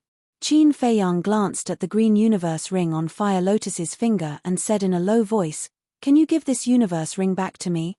Thinking that he had given away 10 million god crystals, he couldn't help but feel pained. Fire Lotus was slightly dazed, and immediately protected the universe ring and snorted, Don't even think about it. Qin Feiyang smiled wryly and thought, I'm just kidding. But you'd better put away the universe ring first and not attract too much attention. The universe ring was a symbol of status. Okay. Fire Lotus looked around, and when no one was looking, she secretly took off the universe ring and put it in her pocket. Fire Lotus, that person is going to the second floor. Let's follow him. Qin Feiyang suddenly grabbed Fire Lotus and walked towards the staircase on the second floor. The man in the red robe had already gone up the stairs. On the second floor, it was also a spacious hall. Rows of transparent counters were arranged neatly. Inside the counters, there were also iron and jade boxes of various sizes. And just like on the first floor, every item had a price tag. Qin Feiyang and Fire Lotus went up to the second floor. Compared to the crowded and noisy first floor, the second floor was much quieter. Qin Feiyang glanced around the hall. There were about 1,000 people in the hall. There were still a lot of people, but not everyone was making a ruckus. Soon, Qin Feiyang saw the man in the red robe in front of a counter not far away on the left. Just like before, he was looking around, giving people the impression that he was really here to have fun. Qin Dage, do you have to care so much about someone you don't know? Fire Lotus frowned and said. Qin Feiyang was startled, then smiled wryly and said, You're right, I'm too stubborn. Why did he come to the treasure pavilion this time? To collect the soul wood, the god of death fruit and the 9 suns thunder fire. But now, he had forgotten the purpose of this trip because of a stranger. How embarrassing. Whoosh. Qin Feiyang took a deep breath and looked around separately with Fire Lotus. The items on the second floor were a level higher in quality and value than those on the first floor. The items on the first floor were basically the lowest level divine arts and divine weapons, as well as some ordinary herbs. But the items on the second floor were all middle-grade divine weapons and divine arts. The medicine rooms, such as the spiritual infant fruit, fortune fruit, mysterious yin grass, and so on, were also common. However, after searching the entire hall, he still couldn't find the soul wood, the 9 suns thunderfire and the god of death fruit. Moreover, not only the undead barrier-breaking pellets ingredients were missing, the divine soul pellet, divine force pellet, divine life pellet, heavenly dust divine pellet, for symbols limitless pellet, and dragon soul primordial spirit pellet were also missing. Qin Dage, come here. Fire Lotus's voice suddenly sounded in Qin Feiyang's mind. Qin Feiyang looked around and saw Fire Lotus standing in front of a counter in an inconspicuous corner, waving at him. Did she find it? As soon as Qin Feiyang thought of this, he hastily strode over. Fire Lotus pointed at a jade box on the counter and said with a smile, "This thing should be very helpful to you." Qin Feiyang looked down. The jade box was the size of a palm, dim and covered in a layer of dust. It's still grey. Qin Feiyang was stunned. The fact that there was dust meant that no one had touched this jade box for a long time. And even the staff of the treasure pavilion didn't care much about it, otherwise they would have cleaned it every now and then. What good things could there be in a jade box that even the staff didn't care about? Qin Feiyang was a little suspicious. But why did Fire Lotus say that the things inside would be very helpful to him? Qin Feiyang looked at the label next to the jade box suspiciously. The label was also covered in a layer of dust. However, when he saw the contents of the label, he immediately froze, his eyes full of disbelief. Chaos Divine Art, a legendary secret art, has a heaven-defying power, allowing the original body and the inner demons to become one, doubling the strength. This secret art is indeed extraordinary, but in this world, no one can cultivate it. What a pity. A sigh suddenly sounded beside Qin Feiyang and Fire Lotus. The two of them were startled and turned their heads to look, only to see the man in the flame robe standing behind them. At this moment, he was looking at the label next to the jade box, shaking his head and sighing. "Hello, both of you." The man in the flame robe also retracted his gaze and looked at the two of them with a smile. "Good." Qin Feiyang nodded. The man in the flame robe asked, "The two of you are looking at this chaos divine art, could it be that you want to buy it?" "That's what I mean." Qin Feiyang smiled. Indeed, as the man in the flame robe said before, this chaos divine art was a legendary secret art, which had the ability to allow the original body and the inner demons to become one. And after the fusion, the battle strength would soar several times. It could be said that this was a supreme secret art. But there were restrictions. This chaos divine art could only be cultivated by people with the inner demons. On the other hand, if one didn't have the inner demons, even if they obtained the chaos divine art, it would be meaningless, like a piece of scrap paper. When the man in the flame robe heard Qin Feiyang's reply, a trace of surprise appeared on his face, and he asked in a low voice, "Brother, could it be that you have the inner demons?" Inner demons. When Qin Feiyang heard this, he lowered his head and looked at the jade box, a trace of unconcealable sorrow in his eyes. Fire Lotus secretly sighed and sent a voice transmission. "Qin Dage, this person came to talk to you for no reason. His purpose is definitely not simple, don't expose any flaws." Qin Feiyang secretly replied and restrained his emotions. He turned to look at the man in the flame robe and shook his head with a smile. "I don't have the inner demons." "That's true. A person with the inner demons can't become a god. And brother's cultivation is at the initial stage of the war god realm, so naturally you can't have the inner demons. However, since you don't have the inner demons, why do you want to buy this chaos divine art?" The man in the flame robe was curious. Literature Museum. Chapter 1949. Fire Lotus raised an eyebrow and said unhappily, "It's our business if we want to buy it. What does it have to do with you?" The man was stunned and hurriedly cupped his hands. "I'm sorry for my rudeness. Please forgive me. If there's nothing else, go away." Don't bother us. Fire Lotus waved her hand impatiently. Yes, yes, yes. The man nodded with a smile and turned to leave. However, just as he turned around, he turned to look at Qin Feiyang and smiled meaningfully. Brother, please take a good look at the label. There's a lot going on. With that, he turned around and left without looking back. Label? Qin Feiyang looked suspiciously at the man's back, then lowered his head to look at the label again. Fire Lotus also glanced at the label and snorted. I didn't see anything fishy at all. He must be bluffing. Qin Dage, don't listen to his nonsense. No. Qin Feiyang waved his hand. What's wrong? Fire Lotus was stunned. Qin Feiyang said in a deep voice, look at the price tag on this label. Price tag. Fire Lotus looked down again and her expression froze. There was actually a 0 on the label. In other words, the Chaos Origin Divine Art was given for free. Qin Dage, what's going on? Fire Lotus was puzzled. Although there were very few people in this world who had inner demons, this was a legendary secret technique after all. No matter what, the treasure pavilion wouldn't give it away for free.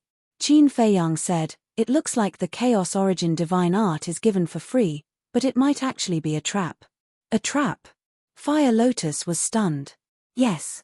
According to my guess, the treasure pavilion might be using the Chaos Origin Divine Art as bait to lure out people with inner demons. Qin Feiyang transmitted his voice.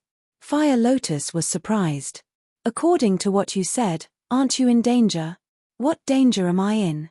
Qin Feiyang was puzzled. You have inner demons.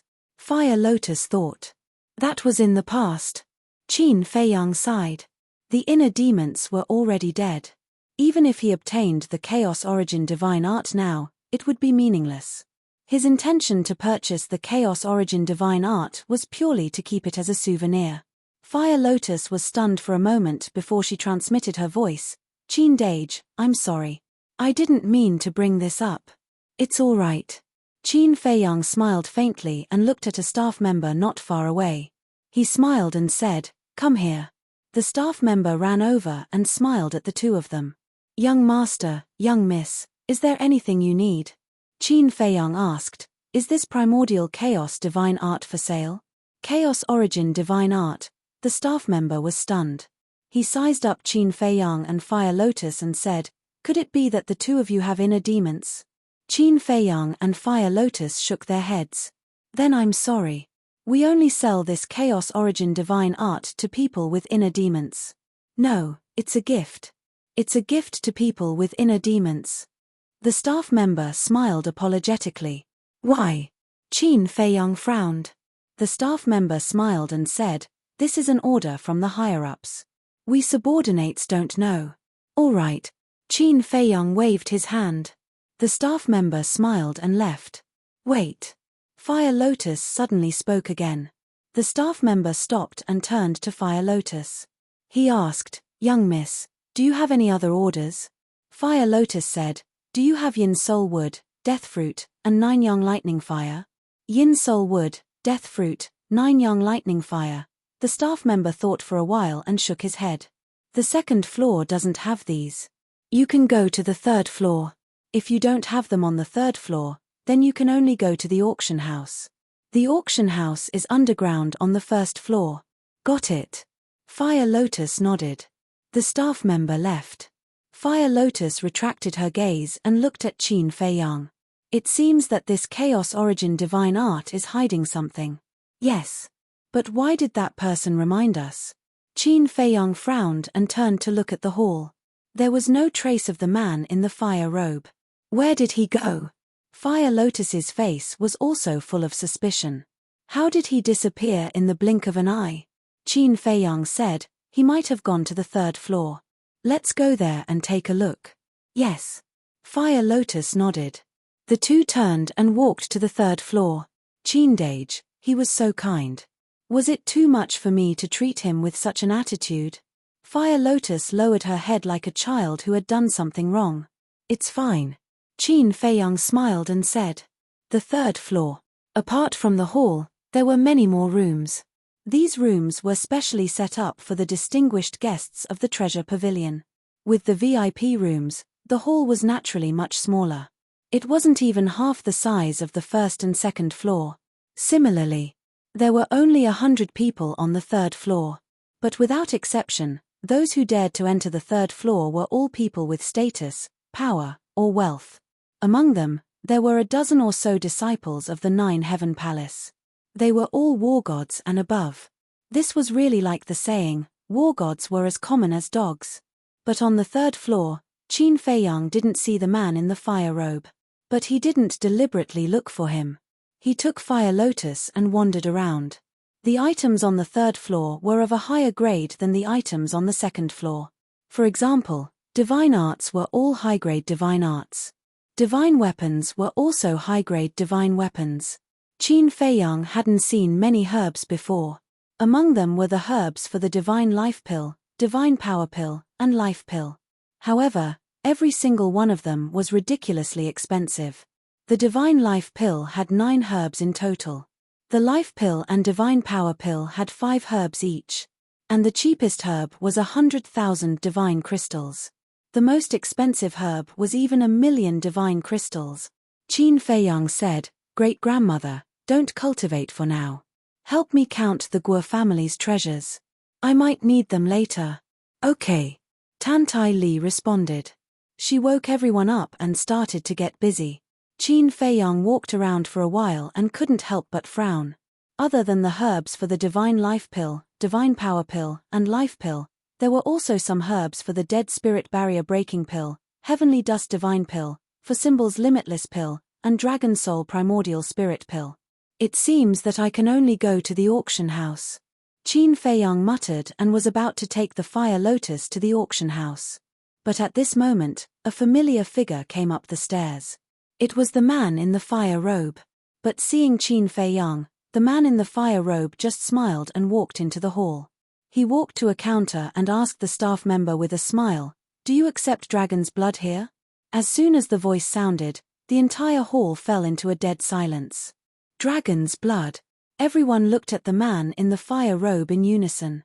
Qin Feiyang was about to go downstairs, but when he heard this, he immediately stopped and turned to look at the man in the fire robe. The staff member was also a little confused. "Do you accept it or not?" Seeing that the staff member didn't answer, the man in the fire robe asked again with a smile. "Yes, yes, yes." The staff member came back to his senses and quickly nodded.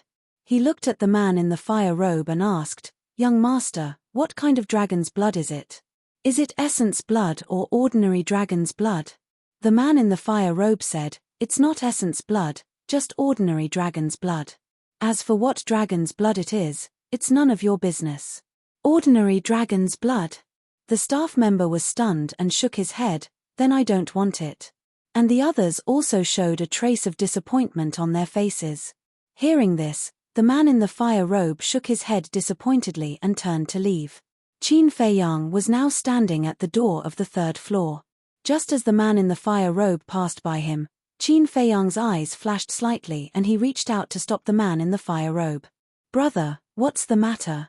The man in the fire robe was stunned and asked with a smile. Qin Feiyang smiled and said, "Brother, can I have a word with you?" "Sure. I happen to be going to the auction house. Why don't we go there and talk slowly?" The man in the fire robe asked.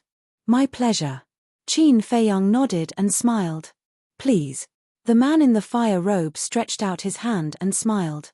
"Please." Qin Feiyang cupped his hands and went downstairs with Fire Lotus. "Wait."